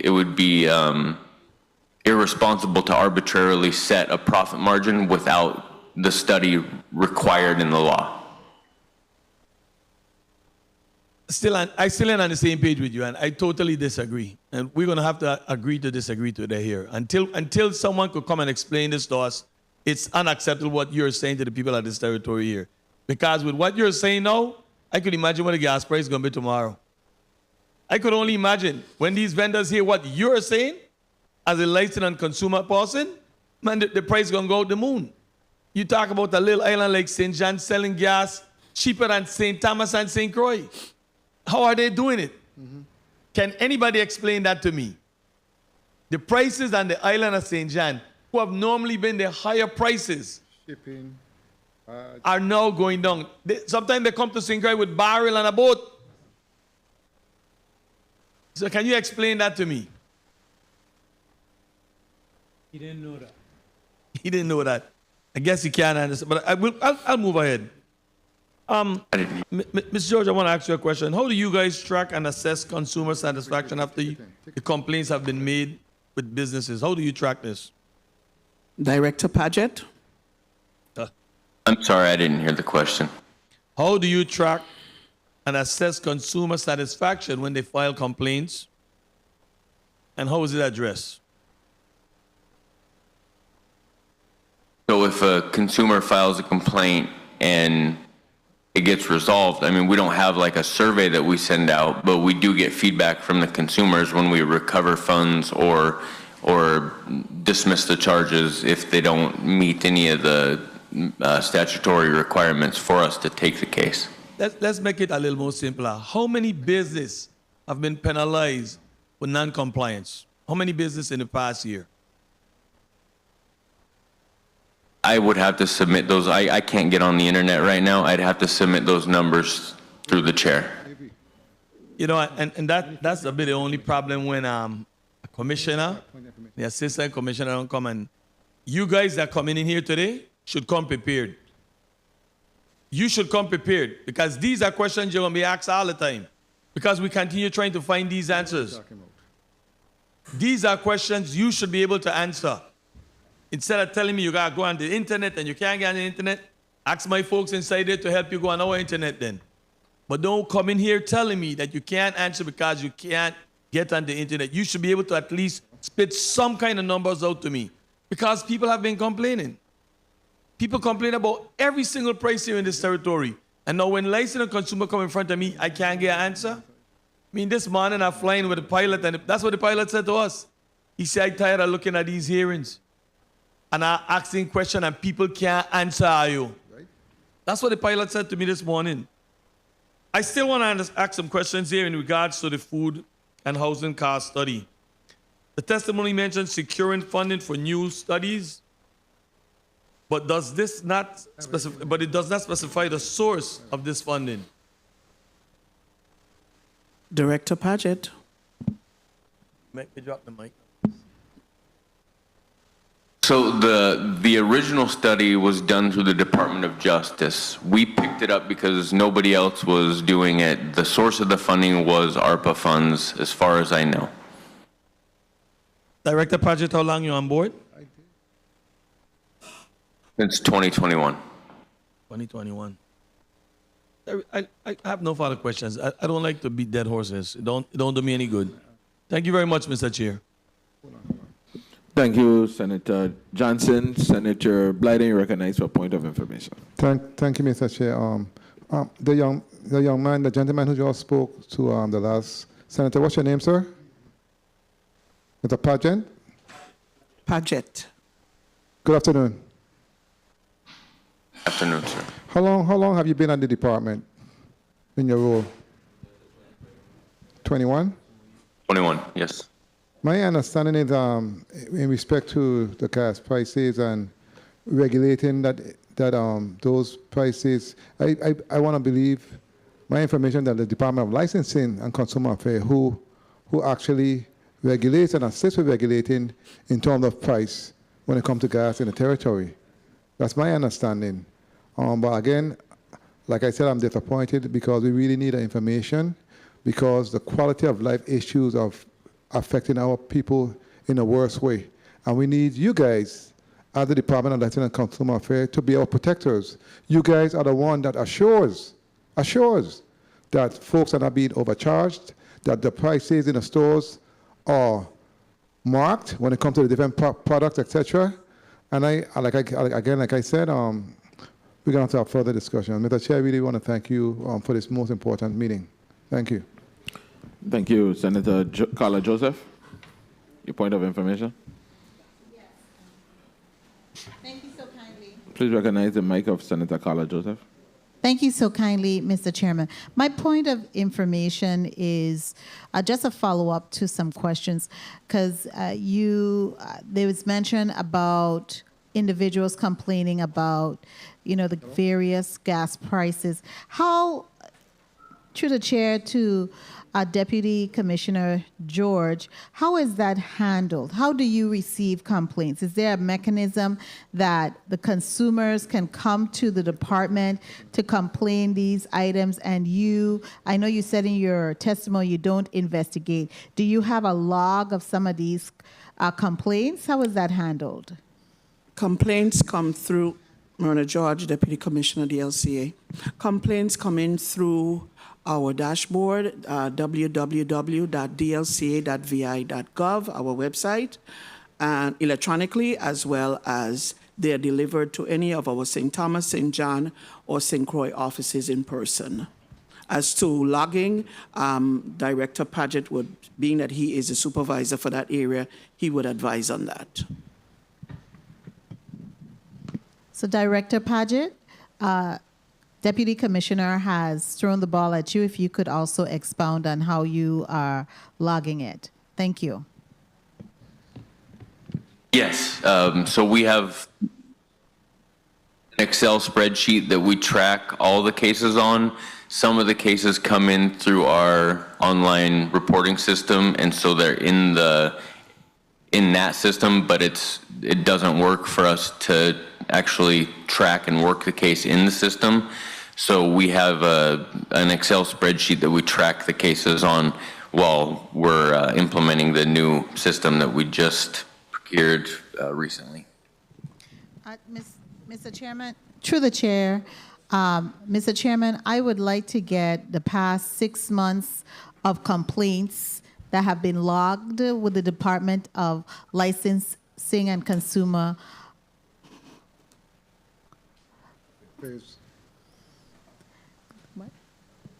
Affairs, Consumer Affairs, the last 6 months of complaints that they have, based on Mr. Paget's representation, that have been logged with the department the last 6 months. Thank you so much. Through the chair. Thank you, Senator Joseph. Duly noted.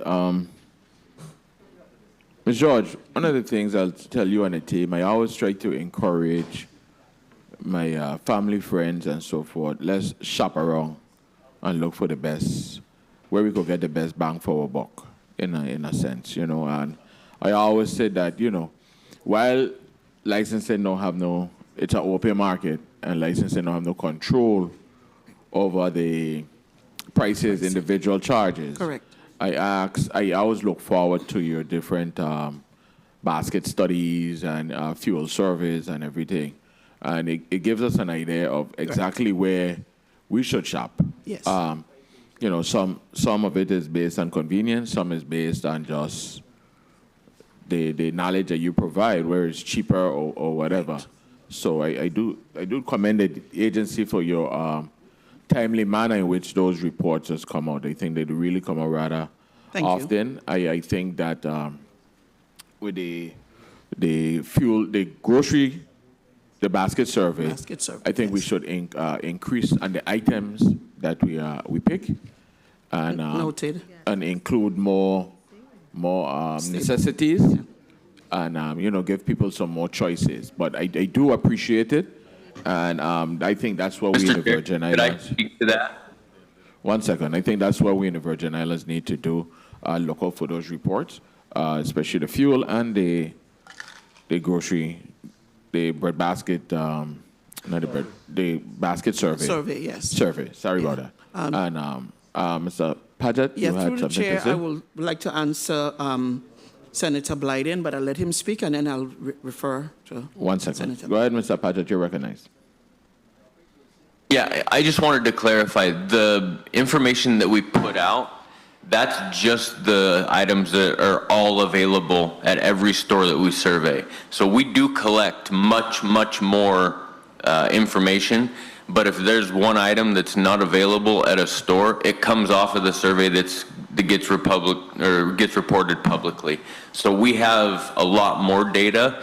There was some pushback from some of the stores previously, prior to my tenure. If we put out information on an item that a store didn't carry, they didn't like that because they felt like we were pushing consumers to go to the different stores. So if it's not carried in the exact size, quantity, everything has to be the same across the board. It doesn't get published in our study, but we do collect a significant amount more information than what gets put out. Oh, yeah, I am following you. So if you go for a can of orange juice, you look for the same 10-ounce can in your 5 stores that you do the survey with, and the same brand, same size, same, everything. I do understand that. I'm just saying, I'm encouraging the community, since I have you all here, and they heard from you all that you do not have control over what the individuals charge, the vendors charge, the tenants charge.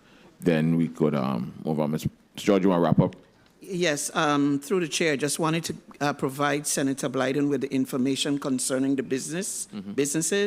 There are 7,849 businesses on St. Thomas, 5,375 on St. Croix, and 1,623 on St. John. We add all of that up, we're in the area of 14,847. How much you have in St. John? 1,623. Senator Angel Burkas, you're recognized for your 7 minutes. Thank you, Mr. Chair. And, this conversation it makes me think of a song that Bob Marley sang. The cost of living gets so high, rich and poor, they start to cry. Now the weak must get strong. And they say, oh, what a tribulation. Them belly full, but we hungry. A hungry mob is an angry mob. And the rain a fall, but the dirt still tough. The pot a cook, but the food ain't enough. It's hard out there.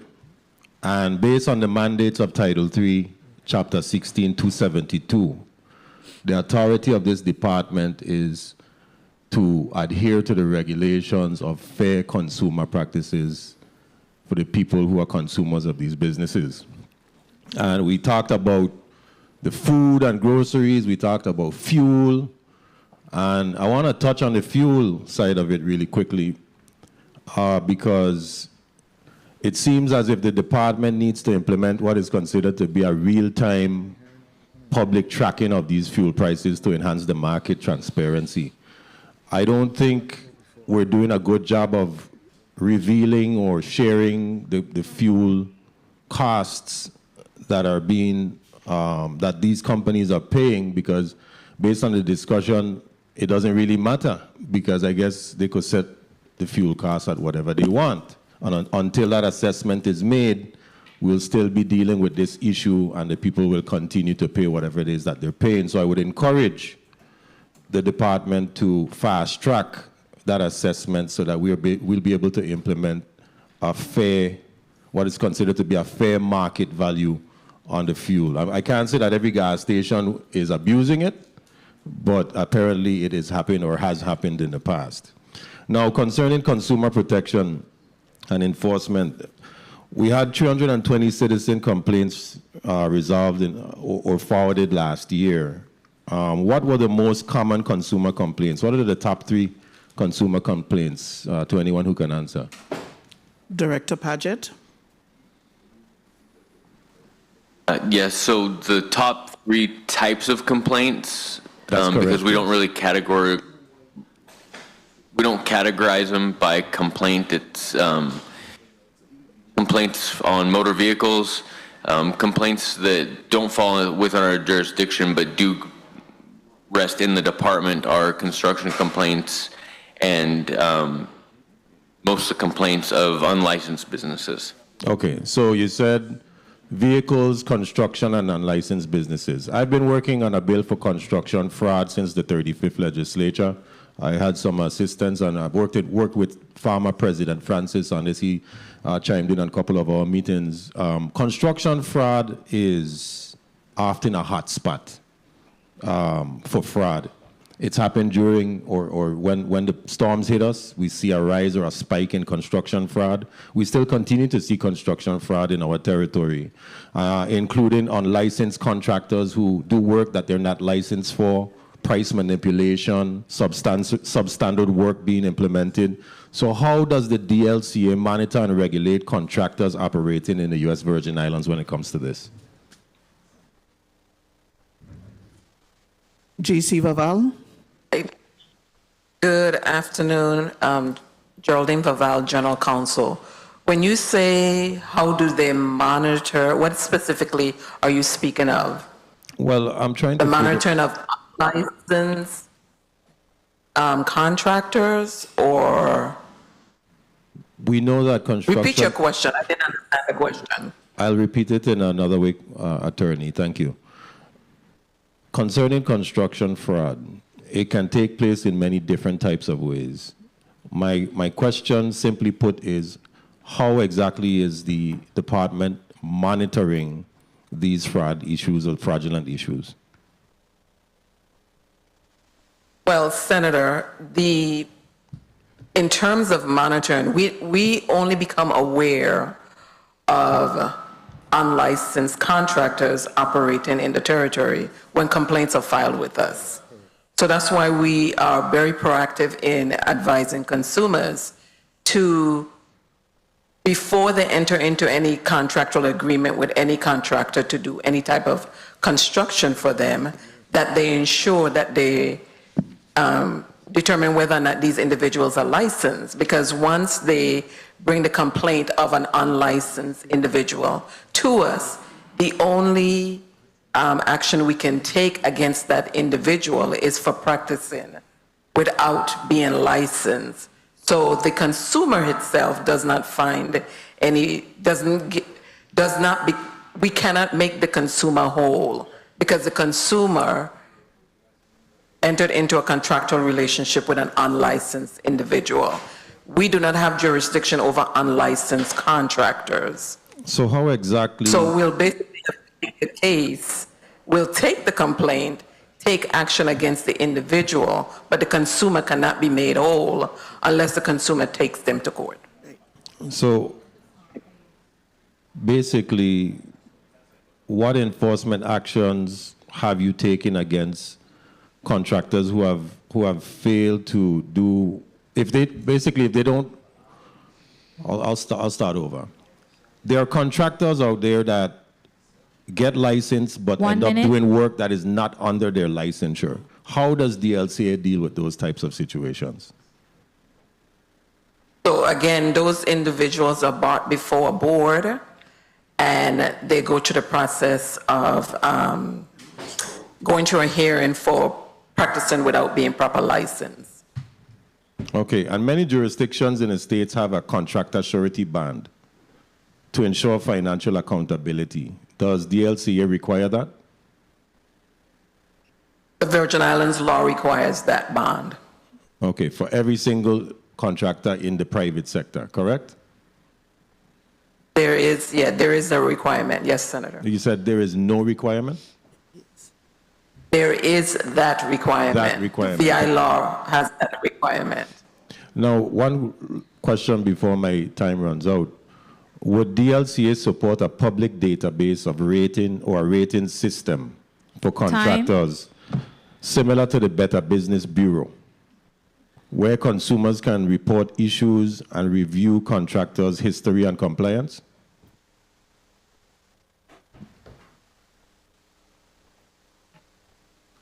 I'm asking the question because, Mr. Chair, if I, please, thank you, Mr. Chair. I'm asking that question because I am aware of a plethora of different construction fraud issues that have taken place in this territory. And most of them usually take place whenever we have a disaster. And our people are the ones who end up suffering, whether it's the insurance companies not being able to provide them with insurance coverage due to storms or whatever. And it's the price for building a home is already high enough. And if we have individuals out here taking advantage of our people, we need to do something about it. So I feel that a database, suggesting, of course, or some sort of system similar to the Better Business Bureau where individuals or consumers are able to report these issues and get information so that these contractors can remain in compliance, not only with DLCA, but any other authority under the Hospice of the Virgin Islands that regulates them. So I would want to know, and maybe it's a question for the commissioner when she's here, would DLCA consider having such a database? Myrna George, Deputy Commissioner. I think once it's within the scope of the law that we can do so, I think our commissioners would be amenable to this, and I would take that recommendation back to them. Okay. All right. Thank you for the time, Mr. Chair. Thank you, Senator Bolkes. Senator Novell Francis, you're recognized for your 7 minutes. Thank you very much, Mr. Chair, and good afternoon, and thank you to Deputy Commissioner George for your testimony here this afternoon. You indicated that we had 320 citizens complain. Can you speak to any particular trending or the vast number of complaints that came in any particular way, shape, or form in regards to those 320 complaints? Director Paget? Yes, Senator, I can. So without giving any names, I can just kind of run through the violations. Concerned if business had proper credentials, business operating without emergency lights, business not providing 2 forms of payment. The individual wanted monies owed for a consignment business, which fell outside of our jurisdiction. Business cutting down trees on the beach, failure to repair vehicle, failure to complete apartments, business operating without a valid license, failure to give refund, business operating without a license, operating without a license, operating without a license, want safety hazards repaired, leasing agreement violation, failure to repair vehicle, operating as a general contractor without a license. We get the idea. We get the idea. Thank you. So, well, how are those issues handled? Is there an administrative hearing, or what is the process by which you're able then to assess and remedy a citizen's complaint? Or first, if it's something that's covered under boards and commissions, we collect the initial information and forward it to the Division of Boards and Commissions.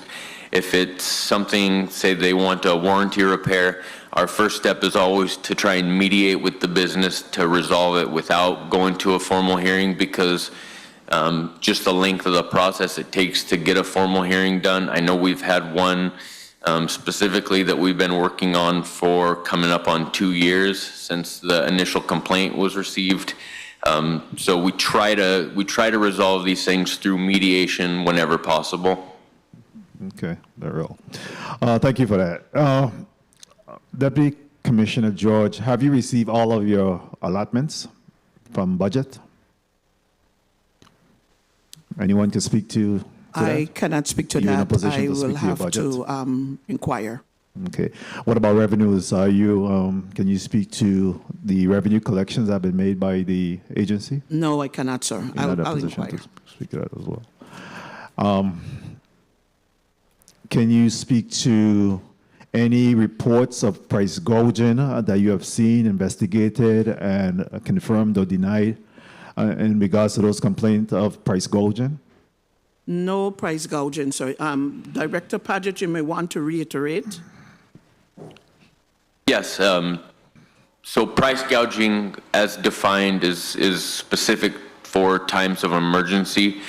We have not had an emergency declaration unless we haven't had any price gouging investigations. So anything outside of a state of emergency, any drastic increases of prices, again, because of because of the state that we live in, you could be able to charge whatever you want to charge, and it wouldn't be considered a high or significant increase in prices, correct?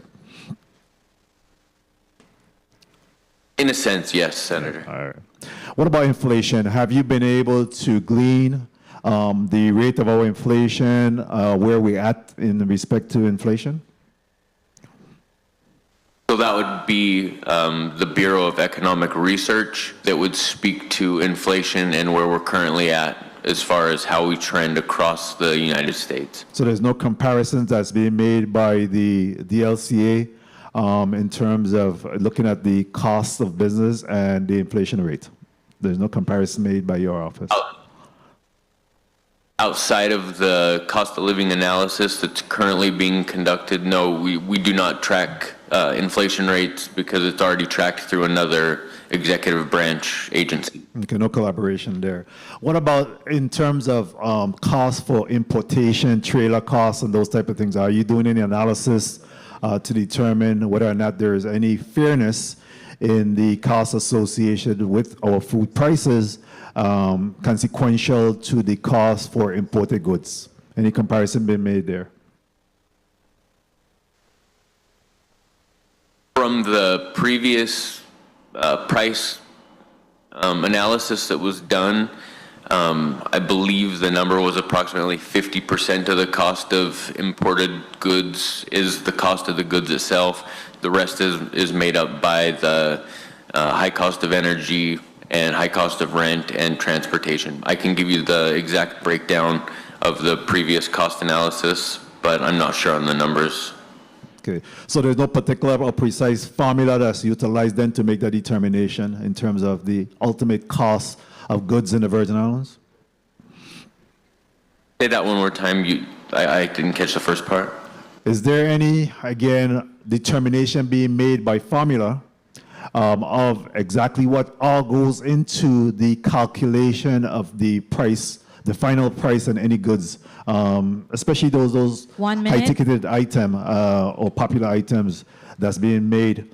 In your analysis, are you determining all of the formulas or the cost association with those ultimate price that's decided on goods? Let me circle back to that. I'll get you the information before we're done with this hearing. I just have to find it on my phone. I do have it, though. Okay.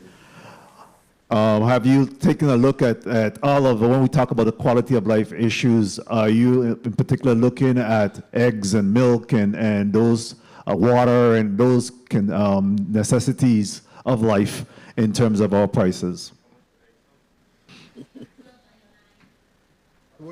Again, not because there's no state of emergency, there's no price control measures that we have to set the prices, even if we did. I mean, I do pay attention to them because I'm a consumer in this territory as well as everyone on this panel, everyone on this dais. So we do pay attention to the cost of goods, and I know with the avian flu issue in the States and the restrictions on importing poultry and other poultry-based products, it does make it more expensive here. But specifically, no, we don't track the exact numbers that go into it for the U.S. Virgin Islands. Okay, and I'm not even referring to, Mr. Chair, if I may just wrap up. I'm not even referring to in terms of developing a cap, but rather, the fairness in terms of when you talk about businesses and the consumer, in terms of fairness across the board when you look at the comparison. Are you looking at the totality of the cause and effect of why, our price may be at whatever level that may be?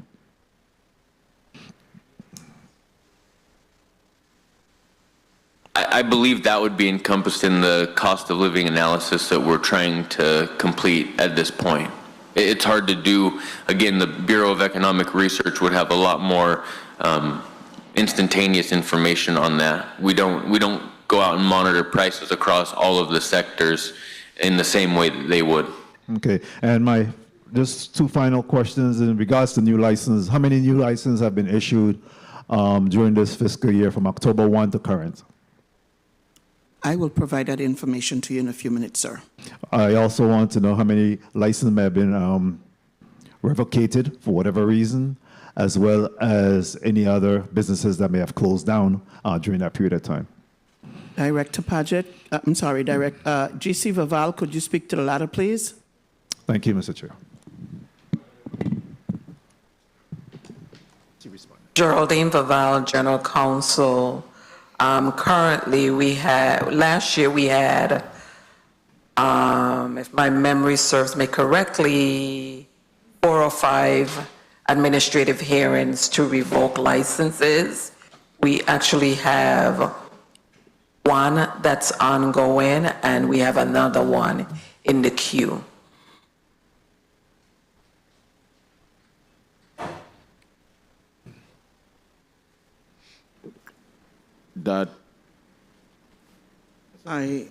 Sorry, point of information, Senator Bolkers. Recognize Senator Bolkers, Mike, please.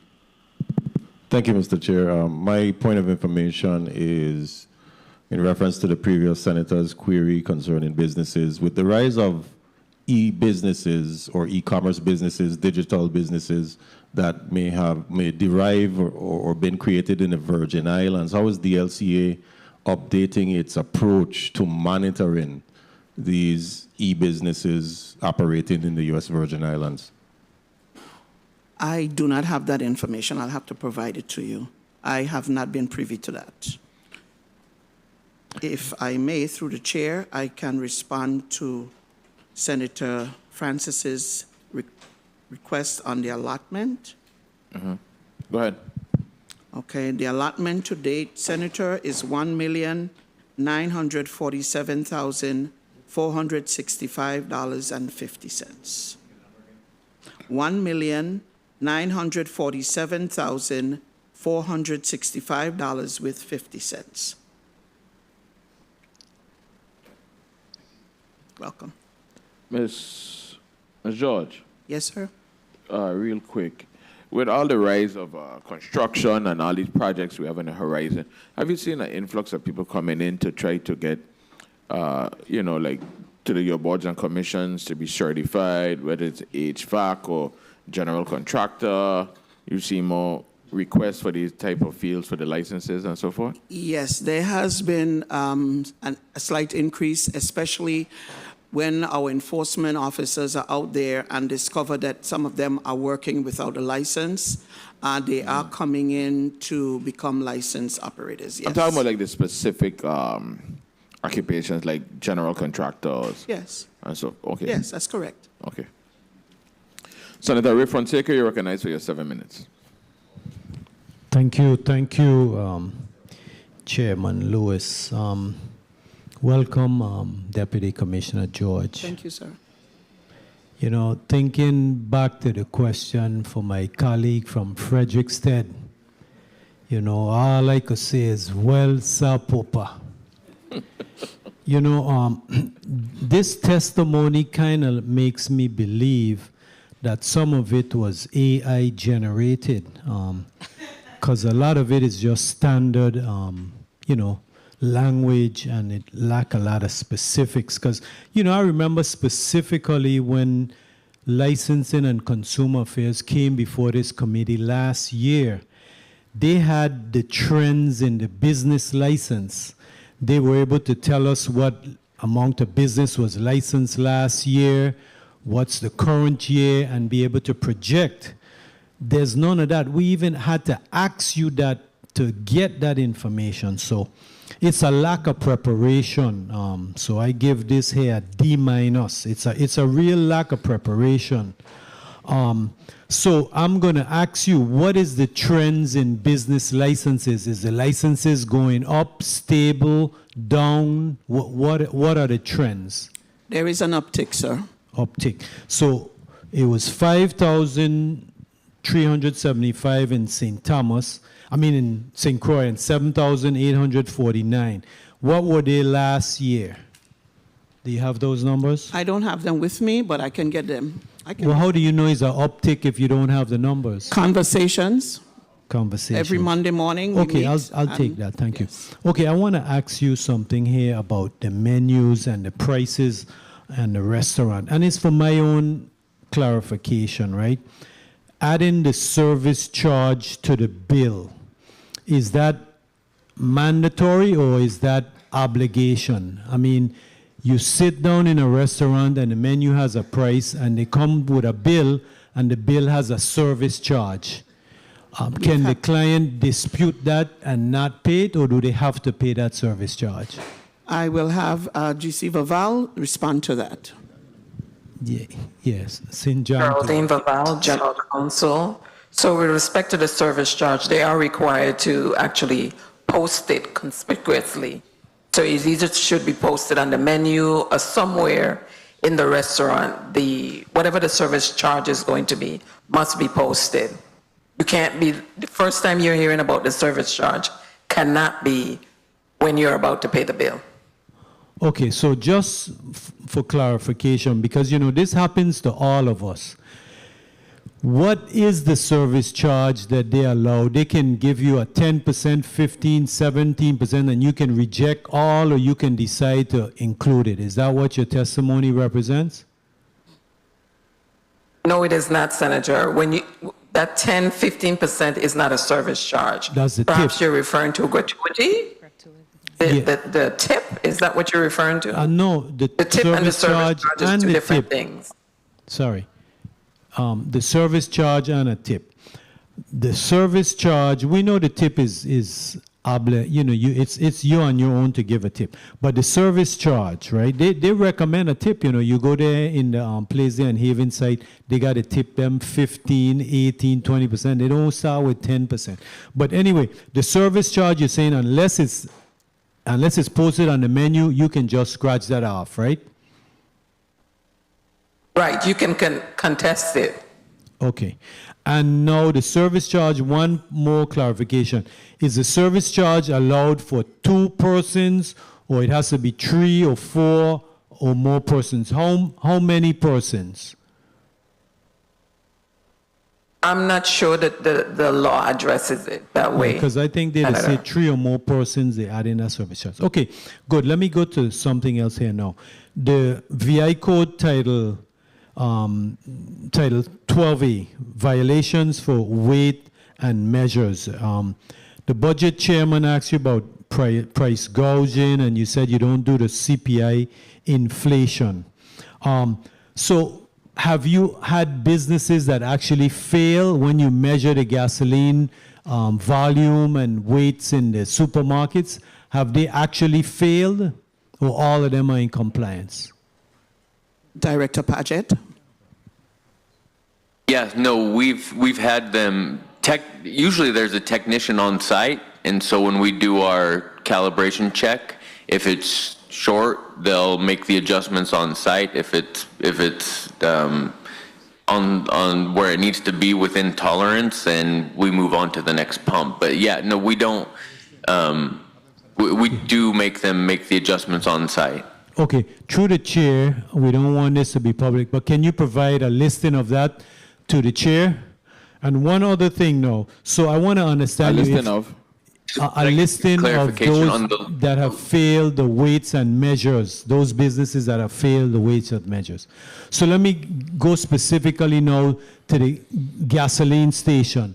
They're selling you a gallon of gas, you test it, it's only 3/4 gallon. What do you do?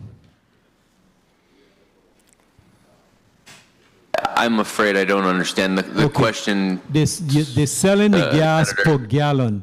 You run a gallon in your container and it's only 3/4 of a gallon. One minute. What do you do to that gas station?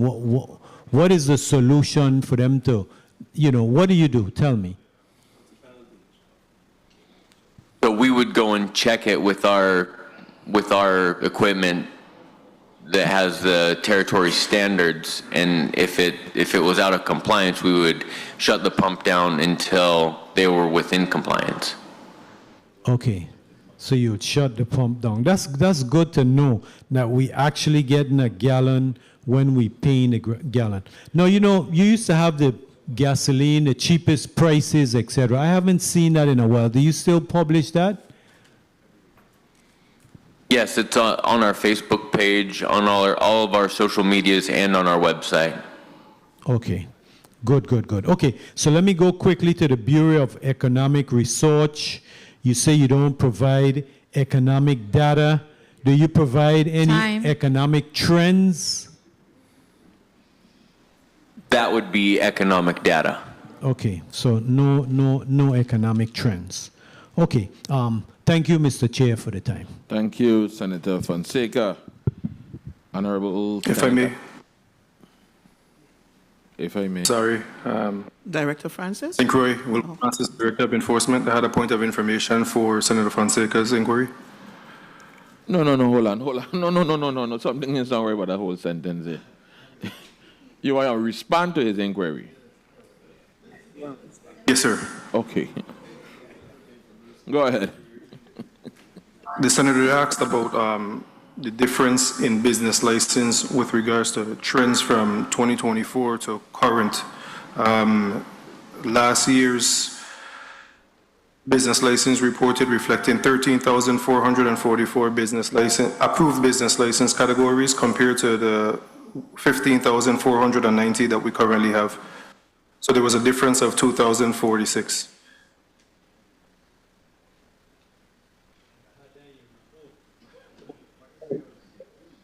Thank you very much. Through the Senator, chair, I do have updated information for Senator Francis. Go right ahead. As it pertains to new businesses, as of October 2024 through January, St. Thomas, 224, St. Croix, 177, St. John, 43, for total new businesses territorially, 444. For renewals during the same time frame, St. Thomas, 1,106, St. Croix, 708, St. John, 251, for a total of 2,065 territorially. That's from October to January. You're welcome, sir. Good. Mr. Forbes, right before I call on Senator Joseph, let me you're the Director of Enforcement, right? Director Francis is. Sorry, not Forbes, Francis. Yes, sir. Okay. I am, Senator. So how you making now with the limited enforcement team that you have, making all these different inspections and assessments and everything that's going on in the community? Because the community is looking heavily upon you. They see DLCA vehicles, they see the officers. They're not really they're grasping that they're only 2 on St. Thomas and 3 on St. Croix. So how are we making out with this? It is a struggle, Senator, but what we do is schedule. So schedule may look like addressing certain issues on different time periods, or if something comes up then and it's a hot topic item, then we do what we have to do to be able to address that issue as well. So everything is scheduled and we have limited numbers. And I know in the past you had some issues union-wise with delegating or certain schedules. How are we with that now? Because a lot of infractions in some of these things, complaints, happen in the evening time. So how are we handling that? I know at different times you work with the VIPD, so that's something separate and apart. But I still believe during that time you could still do some of your functions. That's just my belief. But go ahead, tell me how do you address those there since you're 8 to 5? Well, what happens?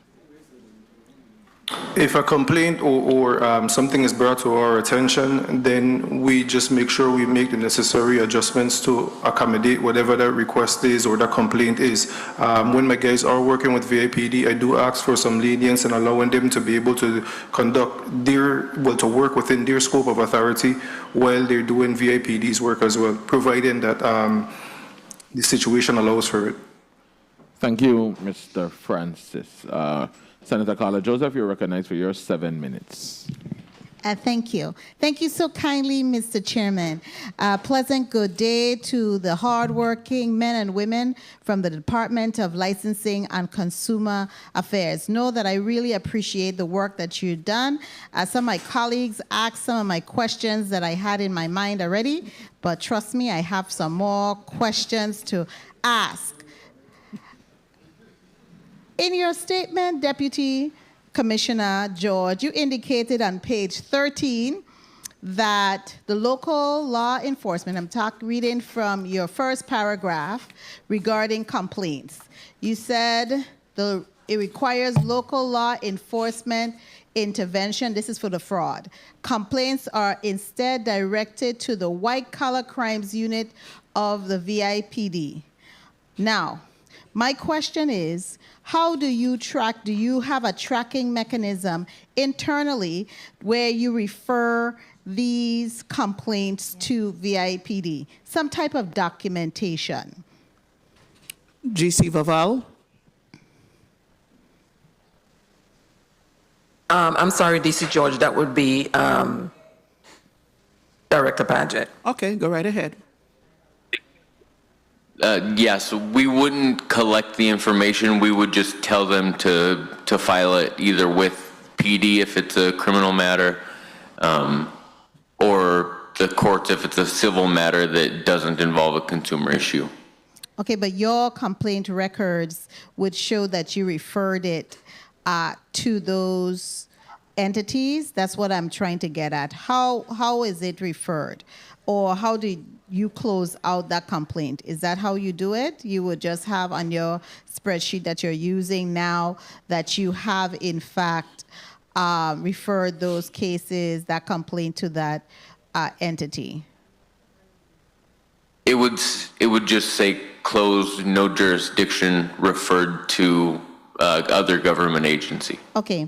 All right. I understand now. I just wanted to find out about that. Now, relative to some of your other operational issues, and I must agree with the man who says he's from Bovoni and Savan.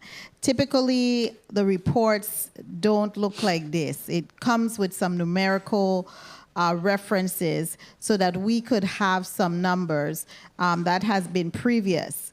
So I want to get down to some of the other issues that you have here, with your operations. Do you have on board, Deputy Commissioner George, a PIO?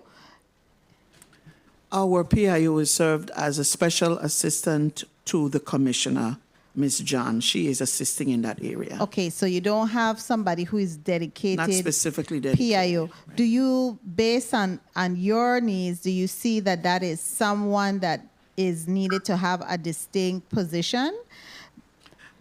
I would say, but Ms. John is doing such a good job at that. I think we're okay with that right now because she's really good in what she's doing. Now, I know when I had spoken and I was chairing this committee in the 2 previous terms that I've been here, we were always talking about policies and procedures.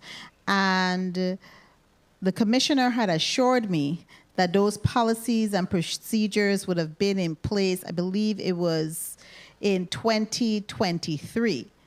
I think she was confirmed either 2023 or 2024. What new policies and procedures have you put in place since the commissioner has been on board? Because she did say that she was going to put policies and procedures in place and how you do your work so that the community is clear about these standardized policies and procedures and how they can now access those policies and procedures so that they know where to go to file complaints, how informations are gathered, etc. Has those policy and procedures been put in place?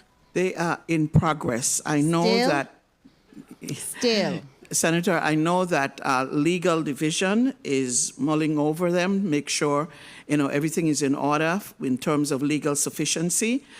Basically, the packet is completed, but we need a stamp of approval to be sure we're within the guidelines of the law. So who do you need a stamp of approval from? I'll ask GC Vaval to answer that.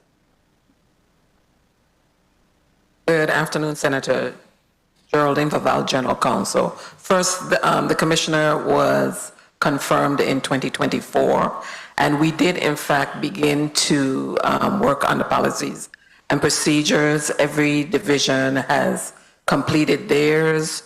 The final review was completed, and now we're doing one last review before the commissioner signs off on the documents. I just want to also qualify my questioning because Attorney Vaval, how long have you been there in your position as legal counsel? Because this concern I have for standardized policies and procedures was in place when Commissioner Evangelista was there. I made that request. I told him about that. And I just want to ask if you were on board while former Commissioner Evangelista was on board. Senator, yes, I came on board, I think in 2022, 2023, but the process of, for the policies and procedures to come up to me, that occurred last year. Okay, I know my time is running, but I just want to make a quick statement. It cannot be that we are just, having these policy and procedures just not coming forward. We, as this committee, that's an operational issue. That's a critical operational issue, and I'm hoping that operational issue will be addressed and these policy and procedures will be completed within this year. Thank you so much, Mr. Chairman, for the time. Thank you, Senator Joseph. Senator Kenneth Gittins, you're recognized for your 7 minutes. I'm glad for you, man. Good afternoon once again, colleagues. Before I go to my line of questioning for this first 7 minutes, let me make it clear, first of all, I'm not advocating for anyone's job, but rather I'm advocating for the rule of law. And according to Title 3, Section 274, I believe that you are the employee from the Department of Licensing and Consumer Affairs that's assigned to the Taxi Cab Commission? Yes, sir. And as a member of the Taxi Cab Commission, what's the composition mandate by the Virgin Islands Code? I believe it's 9. 9. How many members do you have currently? 5. 5? Yes, sir. And do you meet quorum Yes. each time that you meet? Yeah, not each time we meet, no. Sometimes we must stand down if we have stuff that we need to vote on. So the decision made to terminate the director, did you have a quorum Yes, at sir. that meeting? Yes, sir. Okay. I'll move on. You made a mention of the consumer protection investigators. What are their duties and responsibilities, and how many are there? Director Paget? Per district. Sir. Director Paget. Good afternoon, Senator. Currently, we have one chief in St. Croix and one consumer compliance officer or an investigator in St. Croix, and then in St. Thomas, we have 2 consumer compliance. One of them is a senior consumer compliance investigator. So one chief and 2 other employees? Or 3 others? 3 other. All right, 1 in St. Croix, Yes, Senator. 2 on St. Thomas, St. John.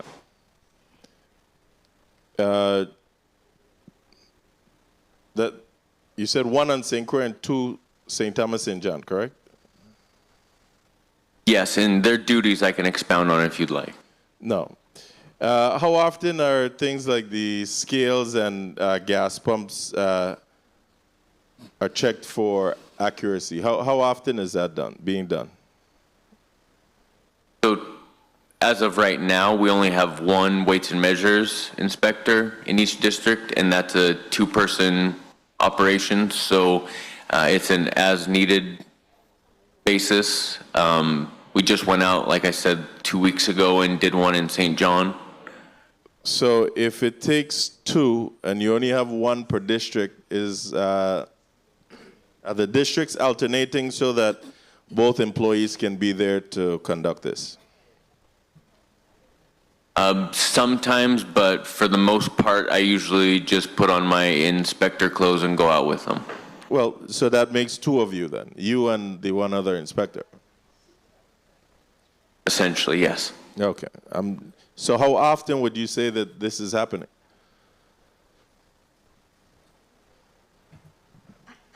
As needed. I mean, it really, we could do it twice, 3 times in 1 month, and then go 3 months without doing it. It's usually if there's work being done on a pump or if there's major issues with a pump.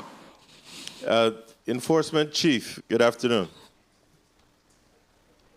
Director. Good afternoon, sir. How are you doing? With regards to enforcement, what's being done? I almost feel like I'm getting like Doge now, having to ask what tasks you all did last week based on the testimony, but what's being done right now within the Division of Enforcement? We continue to do random compliance checks on businesses, on already established business, as well as any new business that's forming. The enforcement team is tasked with making sure that a full inspection is done of those businesses as well. And right now, primarily, unless there's something that comes up, that's the daily business of an enforcement officer. Routine checks to already established businesses, and take care of new applications as they come up on the system. So between what hours are you talking about with your enforcement operations? I'm not, can you rephrase the question, please? I asked that to ask, are you doing any weekend and midnight or night inspections? No, Senator. So businesses operate all these hours, especially businesses, if we're talking about, I know there's sometime once a year that we have this big promotion of minors out there drinking and whatnot. How are you monitoring this? Typically, whenever, more than likely, it's probably during festival, carnival time, and or if there is a huge event and VIPD requests assistance, my guys would usually work with VIPD, and then they would fall into their duties during that time frame. So that's why I need you all to be proactive. It shouldn't be a matter of when VIPD requests your assistance to do these things during festival and carnival. That's not the only time we find people in violation. So throughout the year, there should be some type of proactive campaign and enforcement going on. Deputy Commissioner George. Yes, sir. Currently, how many locations per district does the Department of Licensing and Consumer operate out of? 3 locations, 1 in each district. 1 on each island? Yes, sir. Does the government of the Virgin Islands own any of these buildings? St. John, we operate out of the administrator's office. That would be the only, no, there would be 2 actually. and Property and Procurement Building in Sub-Ace. Time. May I conclude here, Mr. Chair? Complete your thoughts. Are you aware if there's any talks of going into a government-owned building in the district of St. Croix? We are searching for new locations all the time, both on St. Thomas and on St. Croix. I want you to get me, though. You're searching for a building to rent. I'm asking, are there any conversations for the Department of Licensing and Consumer to move into a government-owned building where we could do the retrofitting and whatnot and maintain our own building? I am so tired of this government outfitting everybody's building and leaving the government-owned buildings to just deteriorate. That would be the desired plan, sir, for us to move into a government-owned building as quickly as possible. Yes. And that's not off the table at all. As a matter of fact, it is on the table, and we are in discussion. Thank you. You're welcome, sir. Thank you, Mr. Chairman. Point of information, Senator Carla Joseph. Thank you. Thank you so kindly, Mr. Chairman. Attorney Vaval, you said that the current commissioner, Natalie Hodge, came on board in 2024. Is that what you represented before? On the record, you stated that. I recall that clearly. Yes, Senator, she celebrated her 1-year anniversary. She was cleared by this. One moment, because we have our stenographers taking notes. She was confirmed with this by this body in December of 2023. And in fact, she was, the governor announced her appointment in August of 2023. So she was active. So it's been over a year, okay? Over a year, we've been asking for these policies and procedures, not only from her, but also from her predecessor. So my point, I just wanted to make that clarity. Now, my question is, when and where, when can we see those policy and procedures finally promulgated and by DLCA? When, the date, kindly. Once I have an opportunity to speak to the commissioner, we will get that date to you. Thank you. Okay, thank you so much. Your response. Thank you, Senator Joseph. Senator Alma Francis Heiliger, you're recognized for your 7 minutes. Good afternoon to my colleagues, to the people of the territory. Good afternoon to the testifiers. My first set of questions have to do with, it was shared that roughly, was it 320 citizens' complaints were forwarded to various agencies, et cetera. Do you guys do a follow-up on these complaints, or you just forward them and that's it? How does that work? Director Paget? Yes, so I'm not sure if that was clear in the testimony. That was 320 complaints that were handled, some of which were forwarded, okay. The majority of which were handled by our Consumer Protection or Enforcement Division in-house. So the ones that are forwarded, do you guys follow up on them? We usually just forward the individual to the agency that has jurisdiction over the activity. Okay, thank you so much. I wanted to touch a little bit in regards to the enforcement officer aspect of this. And I've asked this question before, and I keep expecting improvements in this area. We live in a world where businesses are open at times 24/7. We don't live on an 8 to 5 shift.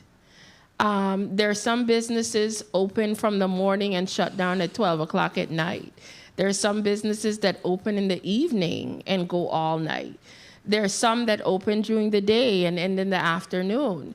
So when I hear the narrative of, we shut down at a certain time, how do you really get to enforce or monitor businesses in the territory if you're limiting yourself out of a 24-hour period to an 8-hour window? And my other question I wanted to, around the line of this, is I've asked this twice before. Have you guys really looked into creating shifts where, and I know at the time when I asked the question, I was told it had an issue with having a lack of enforcement officers, so something like that couldn't be done at the time. Have there been any improvements in that regard? And is your department looking at potentially creating shifts to cover more of the day hours, 24 hours, to maximize being able to monitor businesses in the territory? Director Francis. Wilbur Francis, Director of Enforcement, DLCA. The larger part of our problem, first and foremost, is the lack of funding for overtime. As it pertains to shift, for us to be able to put an enforcement officer out after hours, there's a safety issue that we must address first, because, I mean, we can't send out just one officer to work by themselves, and that in itself circulates the entire problem, because, I mean, if I have an officer that doesn't come to work one day, which, I mean, is very likely, then having a schedule that goes into 8, 9 o'clock at night with one officer working, that can't happen. So, I mean, they have been pretty much sticking to working the standard contract 8 to 5, Monday through Friday. Okay, so again, how do we fix that? Because a business, most businesses, it's not standard 8 to 5. So basically what you're saying, I hear what your problem is. I'm trying to figure out how do we get a solution to make sure that more businesses are monitored. Because we can't function as a government or even as an entire community as a whole where you're saying that businesses might be over. So basically people could get away with doing whatever they want once it's after 5 o'clock. That's the message that's being, and the other concern is, I hear you when you talk about lack of funding, but you're talking to the very body. Why? This is the reason why you're here. So explain to me what funding you do need. Do we need to give you more money for more enforcement officers? Do you have an issue with advertising to the public so people would want to come and apply? This is the kind of information I'm expecting, because if you need me to help provide that additional funding, I'm not hearing that message come forward so I can help you to help the community. That's where I'm having concerns. Yes, Senator. Enforcement officers are always requested, and overtime is also usually requested. We haven't had overtime since the close of fiscal year 2023. Okay. I understand what overtime is. How do you as an agency, explain to me, how do you reach out to try to find additional officers if that is part of your issue? How do you as an agency give me what I need to justify giving you more money in order so you could get more officers? What do you need from me to help you to do your job better and more efficiently? We can write a proposition. Definitely do need more enforcement officers, obviously. With 6 of us across the territory, I mean, I think the need for the enforcement officers is pretty much underscored of itself by the numbers. Also, I think that we're going before the union for renegotiations right now. That in itself was a problem, and we're hoping to be able to have some issues resolved during this renegotiation period. But manpower and funding. Okay. And how do you think the union aspect plays into whether you're able to get additional enforcement officers versus the lack thereof? Well, the union isn't so much for additional, because we were for the period of March, we were funded for half going forward for one additional enforcement officer for this fiscal year for the St. Thomas and John district. The two problems with the union specifically are the operating hours, Monday through Friday, 8 to 5. We need to be able to fix the wording, number one. Number two, there's an issue with finding quality candidates because of how the pay scale is with the union and years of service with the union versus years of service as a police or an enforcement officer or anything else of that sort. Okay. And that's something that you guys are actively negotiating? The negotiations should be forthcoming within the next couple months. Okay, thank you so much. I don't want to overdo my time, but I really think that this is an area we need to really focus and get cleaned up, because there's a lot of things happening in this territory with quite a bit of businesses. And if we don't have those critical enforcement officers in place to really monitor all of these businesses, we're going to keep having these same issues. So thank you very much, Mr. Chair, for the additional time. I am hearing a point of information from Senator Franklin Johnson and then one from Senator Carla Joseph. I'm still on the line of question with my colleague here, and it's to the director for the enforcement branch. Didn't you guys do operation before? And if you did operation before, how was the conduct? Can you rephrase, please, Senator? Have you guys ever used to do operation in the past, like task force, going out in the nighttime and checking on these businesses that works after hour? And if you did, how was it done? Prior to 23, we had overtime funds. Lately, from 23 forward, 24, all of 24, and currently, to the extent that we need to be able to get something done, we have to get approval, make sure the funding is clear, unless we're working with VIPD. And when we're working with VIPD, it usually falls under some type of other activity where they could justify funds. So, may I follow up on this, Mr. Chair? Go right ahead. So, in other words, if VIPD do a operation and they do a night operation and they include you guys, then you're allowed to do some of your work whilst working with VIPD and get some of those work done? Yes, Senator. Thank you very much. Thank you, Senator Johnson. Senator Joseph? Thank you so much, Mr. Chairman. Mr. Francis, is it, for enforcement, and also Attorney Vaval. Has the agency shut down any business because of any licensing violation or maybe complaints you received that they are making a nuisance or making loud noises or infringing on neighborhood residents' rights, meaning that their customers are out there vagrant and making noise? Because I've received a lot of complaints from neighbors who property next to them have been rezoned and they are operating a bar and restaurant in those neighborhoods. And we are guilty here in the legislature of doing that, okay?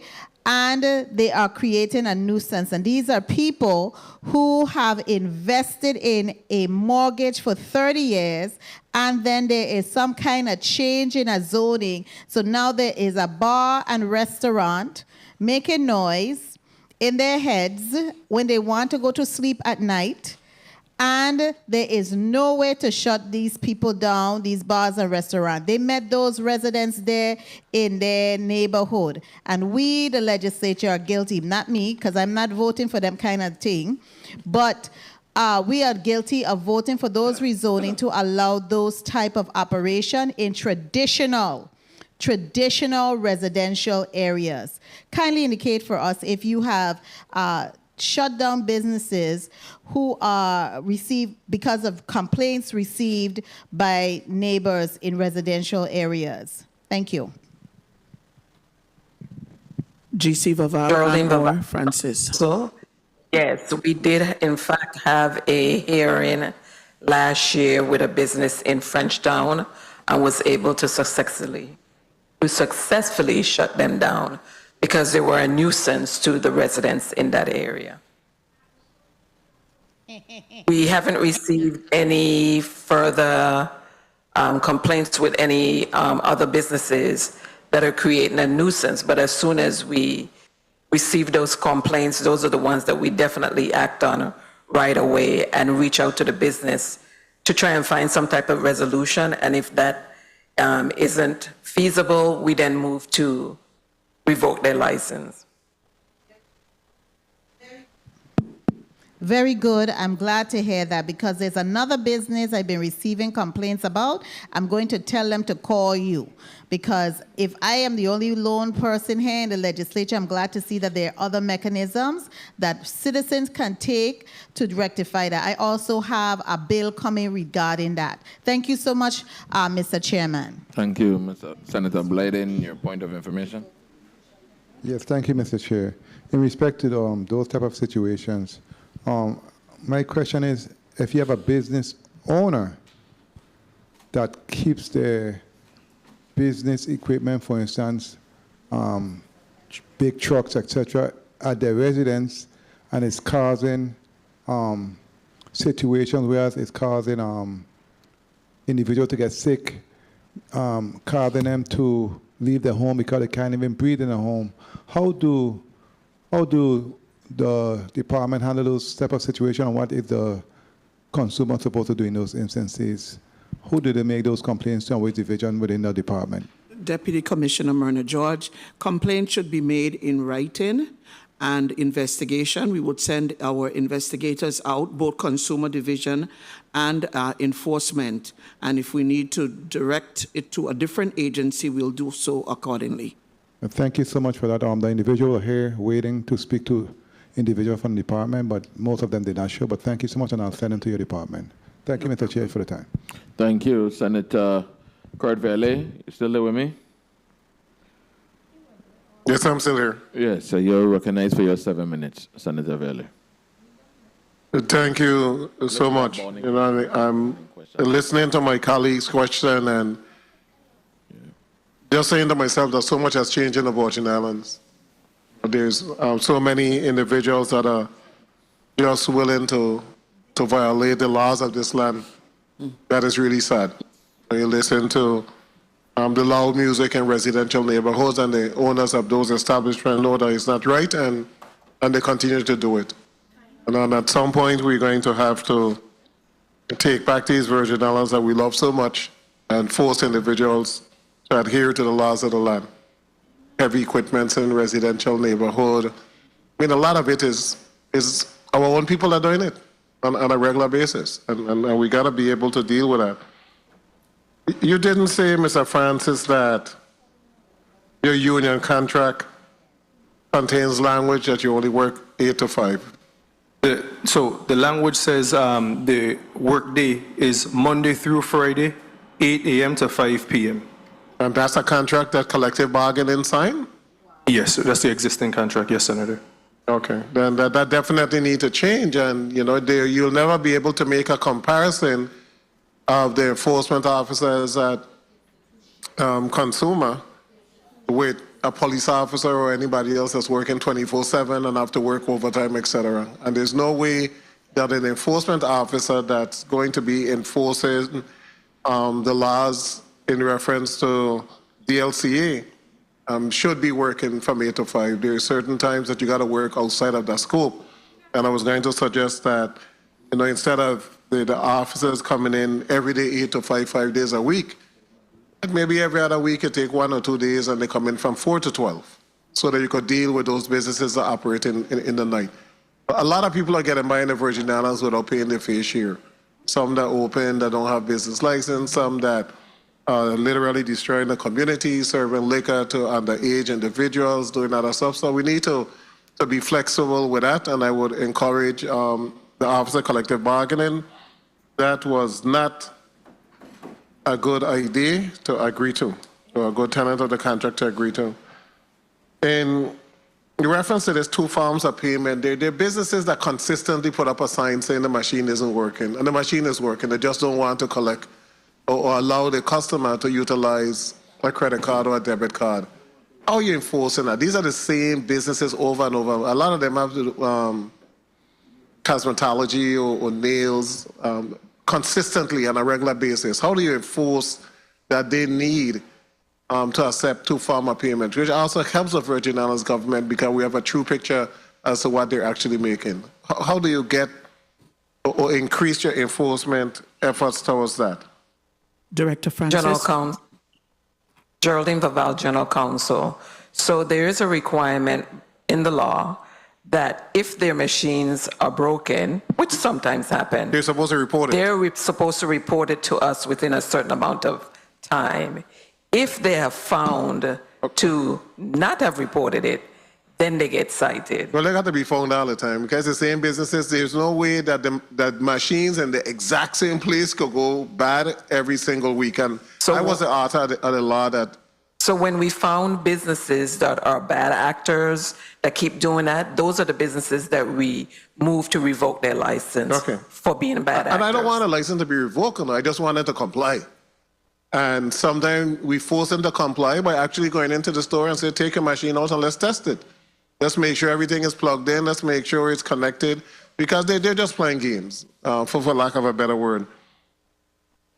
Recently, I've seen the department issue a business license to individuals to operate a bar or restaurant on agricultural land that is owned by the government of the Virgin Islands. Why are you issuing business license to operate on government-owned agricultural land? Right here in St. Croix.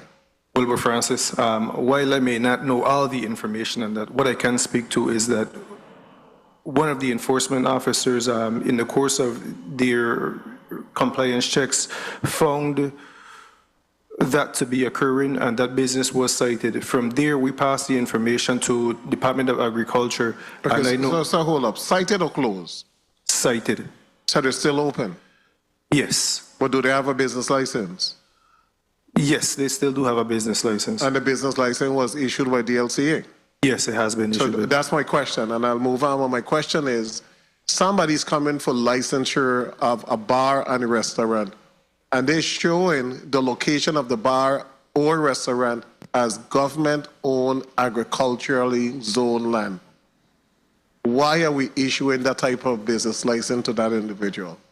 It's not a good practice. We don't want all our agricultural land to just be just bar and restaurant. You know, the land is given to them for crop or small livestock cultivation, and we need to stick to that. So you need to have a better relationship with Department of Agriculture to make sure that that doesn't continue to occur. I think the numbers that you read, you said there's an increase of some 2,000 business licenses? Yes, Senator. Okay, so we have increased collection. You have seen the amount correlate in terms of collections? 1 minute. I am unable to speak to that, but I would imagine so. Okay. And I wanted to see, because I have a minute left. We know that inflation definitely is here. And I travel a bit, and I've seen the increase across the mainland, also on food and other products and other areas. But somehow we see such a disparity in the Virgin Islands in certain areas, and even on island. You know, you can see large supermarkets that have 60, 70 cent difference in price between one large supermarket to the next. And then you see the one price creeping up after they realize that people are paying. I don't know if the model that they're using is how much the Virgin Islands can actually sustain in terms of paying versus trying to give them the best bang for the buck. And we really need to take a close look and monitor. We can't, it's a capitalist society, so we can't do that in terms of forcing prices. But I think that they need to know that we know that something is wrong with the price and what you're doing really isn't fair. And then I'm putting that public plea out there. I mean, supermarkets, a lot of prices went up because of the issues in the shipping industry when the price of gas had increased. But the prices never came down to include those shipping industries. And it seemed like whenever it's the first of the month and SNAP benefits are given out, that the prices go up.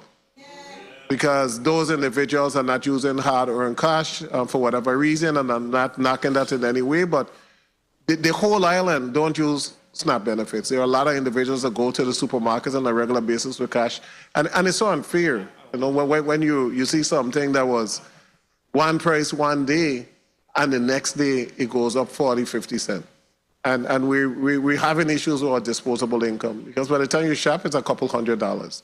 And then you put in gas, and all you're doing is you're staying home because you don't have the disposable income. So I don't know how we're going to go about it, but I think we definitely need to have some type of private meeting with all of the gas station owners, with all of the major supermarkets, and really implore that they pass on some type of savings in whatever area. I mean, they still need to make the profit margin, but maybe you're not going to make 40% or 50% on rice and flour and tomato sauce, the basic commodities that people use every single day, because we're making it hard to live in the Virgin Islands. And when we make it hard to live in the Virgin Islands, people are leaving.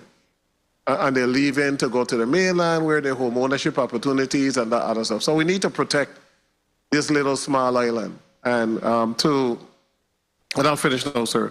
To those large entities out there, what you're literally doing is you're forcing individuals on a regular basis to order from all of these companies on the mainland.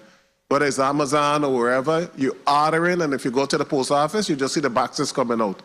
You're forcing individuals to buy all of the toiletries on the mainland. When they go up there, you stock up on toiletries because you don't want to pay the price here. Those monies should be circulated in the Virgin Islands. But it can't circulate in the Virgin Islands unless you offer reasonable prices.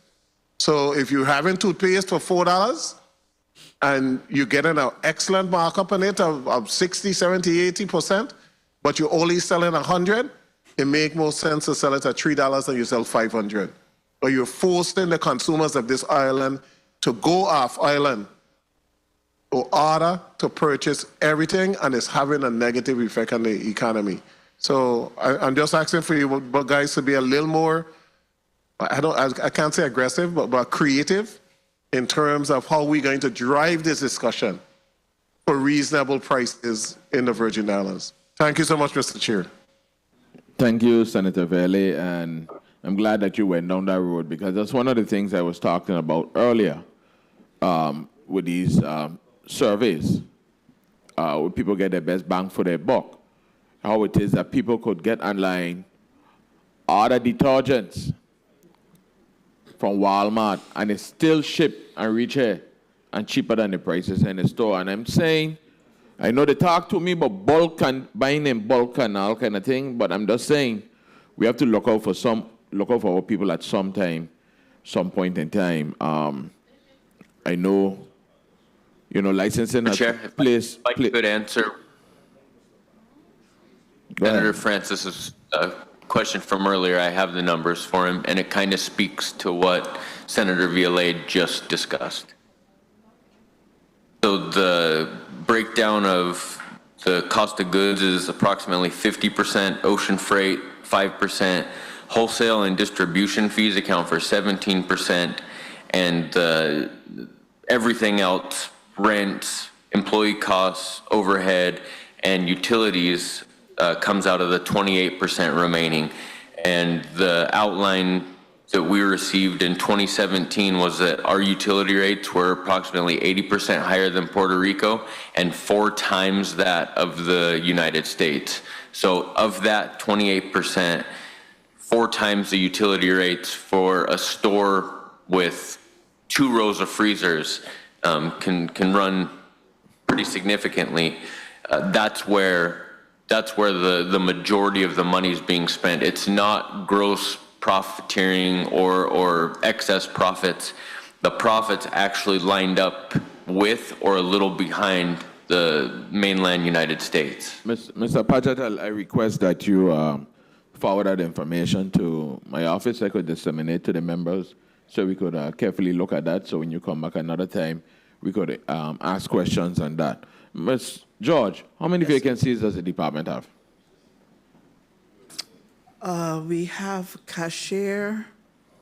No. Total number of vacancies. Off the top of my head, I would say not more than 3. Could you get that to me, please? Yes, sir. Next, Ms. George, do you think that the the Virgin Islands need a better business bureau, a type of, that way you could actually make your complaints and see who has the best service and so forth, you know, where people could lodge complaints. What are your thoughts around this? Sure. As mentioned earlier, once it's within the confines of the law, I believe that our commissioners would be amenable to that, and I would give that recommendation to them. Yes.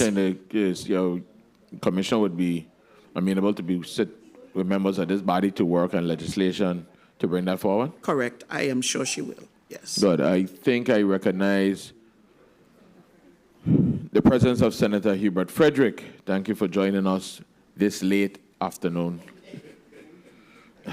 I'll recognize you for your 7 minutes, and after that, unless anyone have a burning question, we'll be closing out. Good afternoon, colleagues, the listening and viewing audience, testifiers. Thank you guys for coming in today. Appreciate it. My question deals more on the surface about enforcement. We really have to get our hands around what we're going to do with the rideshare issue. That's been a very vexing issue for us. There's some legislation that has to be done, we know. I also know that you guys have been putting out fines on people that are participating in rideshare. So where are we with that right now? They're cited accordingly and brought before us for administrative hearing. I know we should have hearings for 2 coming up in our next round of hearing. What's the date on that? We have 2 coming up in the near future, Senator. So the fine that's been assessed, it's based on the statutes right now. It's what, $500? Yes, Senator. Is that for the first offense or the second? It's not an offense scale. It's up to $500. Up to. Yes. The first time you cite someone, how much is that usually? It's a scale, so it's more. It ranges anywhere from about $250 to $500, but oftentimes it'll be $250, $500. If it was a taxi, I know you guys aren't the taxi commission, but if they were cited for something, how much would that be? Can you clarify the question? If a taxi is in violation of something and they were cited, what is the typical fee for that taxi the first time they're cited? If a taxi was cited for... Yeah, for violation. You know if it's similar to what? I don't know what taxis fee schedules or citation schedules look like. Okay.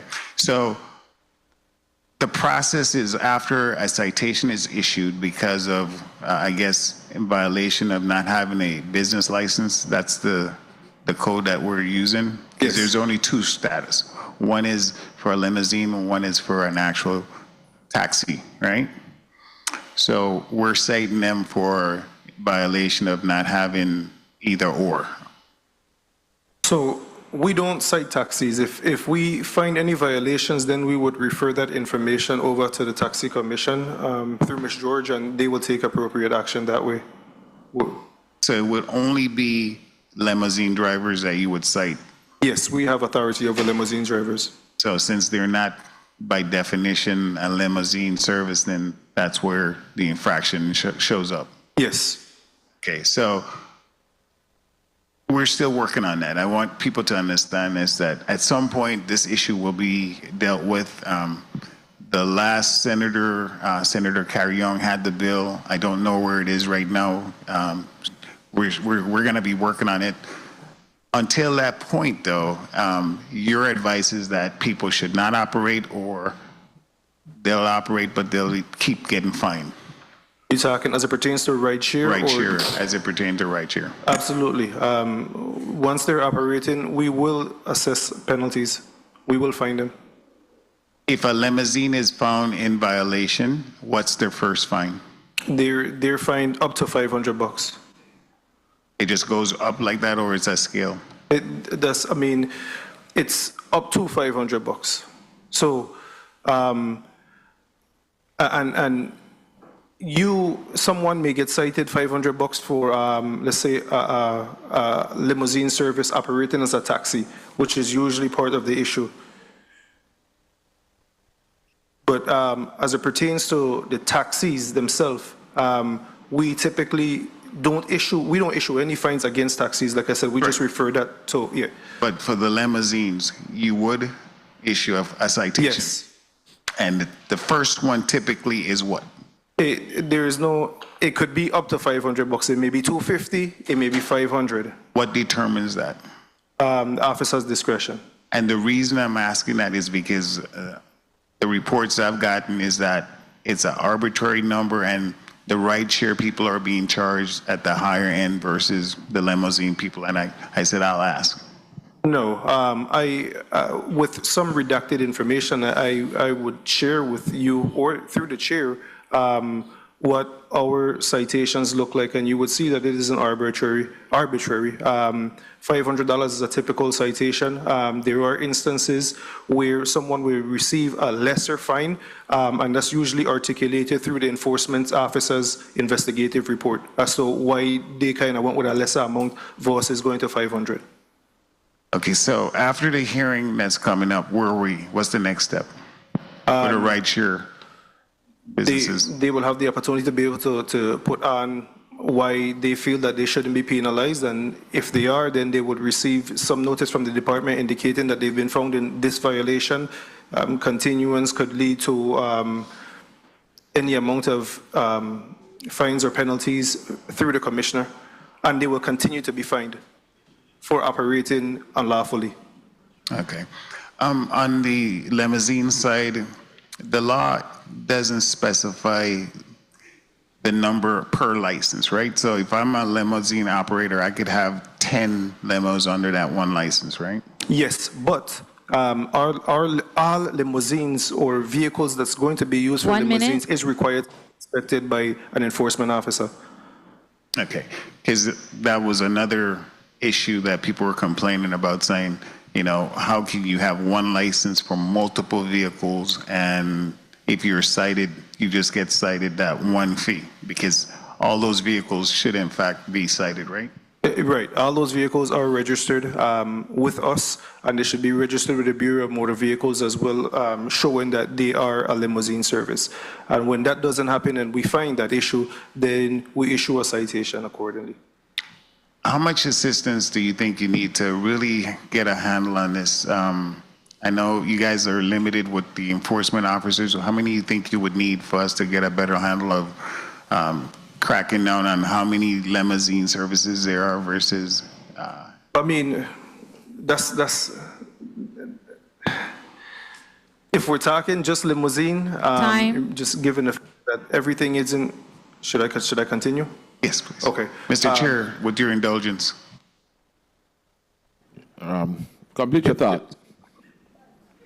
Just separate and aside from the limousine, I think one of the major things to look at is that we should be addressing all or as many as our department's mandates as we can. If we're to focus on the limousine, it just takes, because of how small the group is, it takes focus away from anything else that we are doing. So that's why we do schedules. This way, guys could be able to stay on track and know what they're going to be addressing at any particular time and date and time. And I find that's more effective than just being out there just doing every and anything under the sun. Mr. Chair, thank you so much for the time. Thank you, Mr. Francis. And thank you for visiting us today. Thank you. Colleagues, I think this brings us to a close today. We had a very good meeting. Ms. George? Yes, sir. I'm going to give you 30 seconds to close out before I do my final closing. Thank you. And feel free. Proceed. I will just make a correction. There are 7 positions currently open, but I will forward you the positions that are open as I get back to the office. But there's currently 7 vacancies. So on behalf of Commissioner Hodge, Assistant Commissioner Graham, I want to say thank you to the senators for inviting the LCA to update you and the listening audience on our operations. I would also like to thank all the hardworking employees of DLCA who make these processes possible. Again, thank you and have a blessed day. Thank you. On behalf of the Committee on Government Operation, Veterans Affairs, and Consumer Protection, I'd like to thank all the testifiers here. Earlier, we had the Department of Property and Procurement. This afternoon, we have the Department of Licensing and Consumer Affairs for being here today. And I'd also like to thank my committee members. I'd like to thank Senator Ray Fonseca, Novell E. Joseph Jr. Sorry, Novell E. Been a long day. Novell E. Francis Jr., Alma Francis Heiliger, Kenneth L. Gittins, Franklin D. Johnson, Carla J. Joseph. We have had some non-committee members, Senator Marvin Blyden, Angel Bulkes, Clifford A. Joseph Sr., Senator Kurt Vele, and Senator Hubert Fredericks. I'd like to thank all of you for your support today. I'd like to thank the media, the legislative reporters, the Sergeant of Arms for their assistance. I'd also like to thank the central staff for providing additional support for this meeting. Most of all, I'd like to thank my esteemed staff, my Chief of Staff, Ms. Alakisha Peterson-Benison, known as Joy. I'd like to ask Ms. Lastar Watley, your legislative aide. Ladies, thank you very much for all you have done today. I'd like to thank the people of the Virgin Islands for tuning in and indulging with us today as we bring the information forward. And we're going to continue working and striving to do our best for this territory. As the chairman of this committee, I'd like to say there be no more further business to come before this committee, Committee on Government Operation, Veterans Affairs, and Consumer Protection. This meeting is hereby adjourned.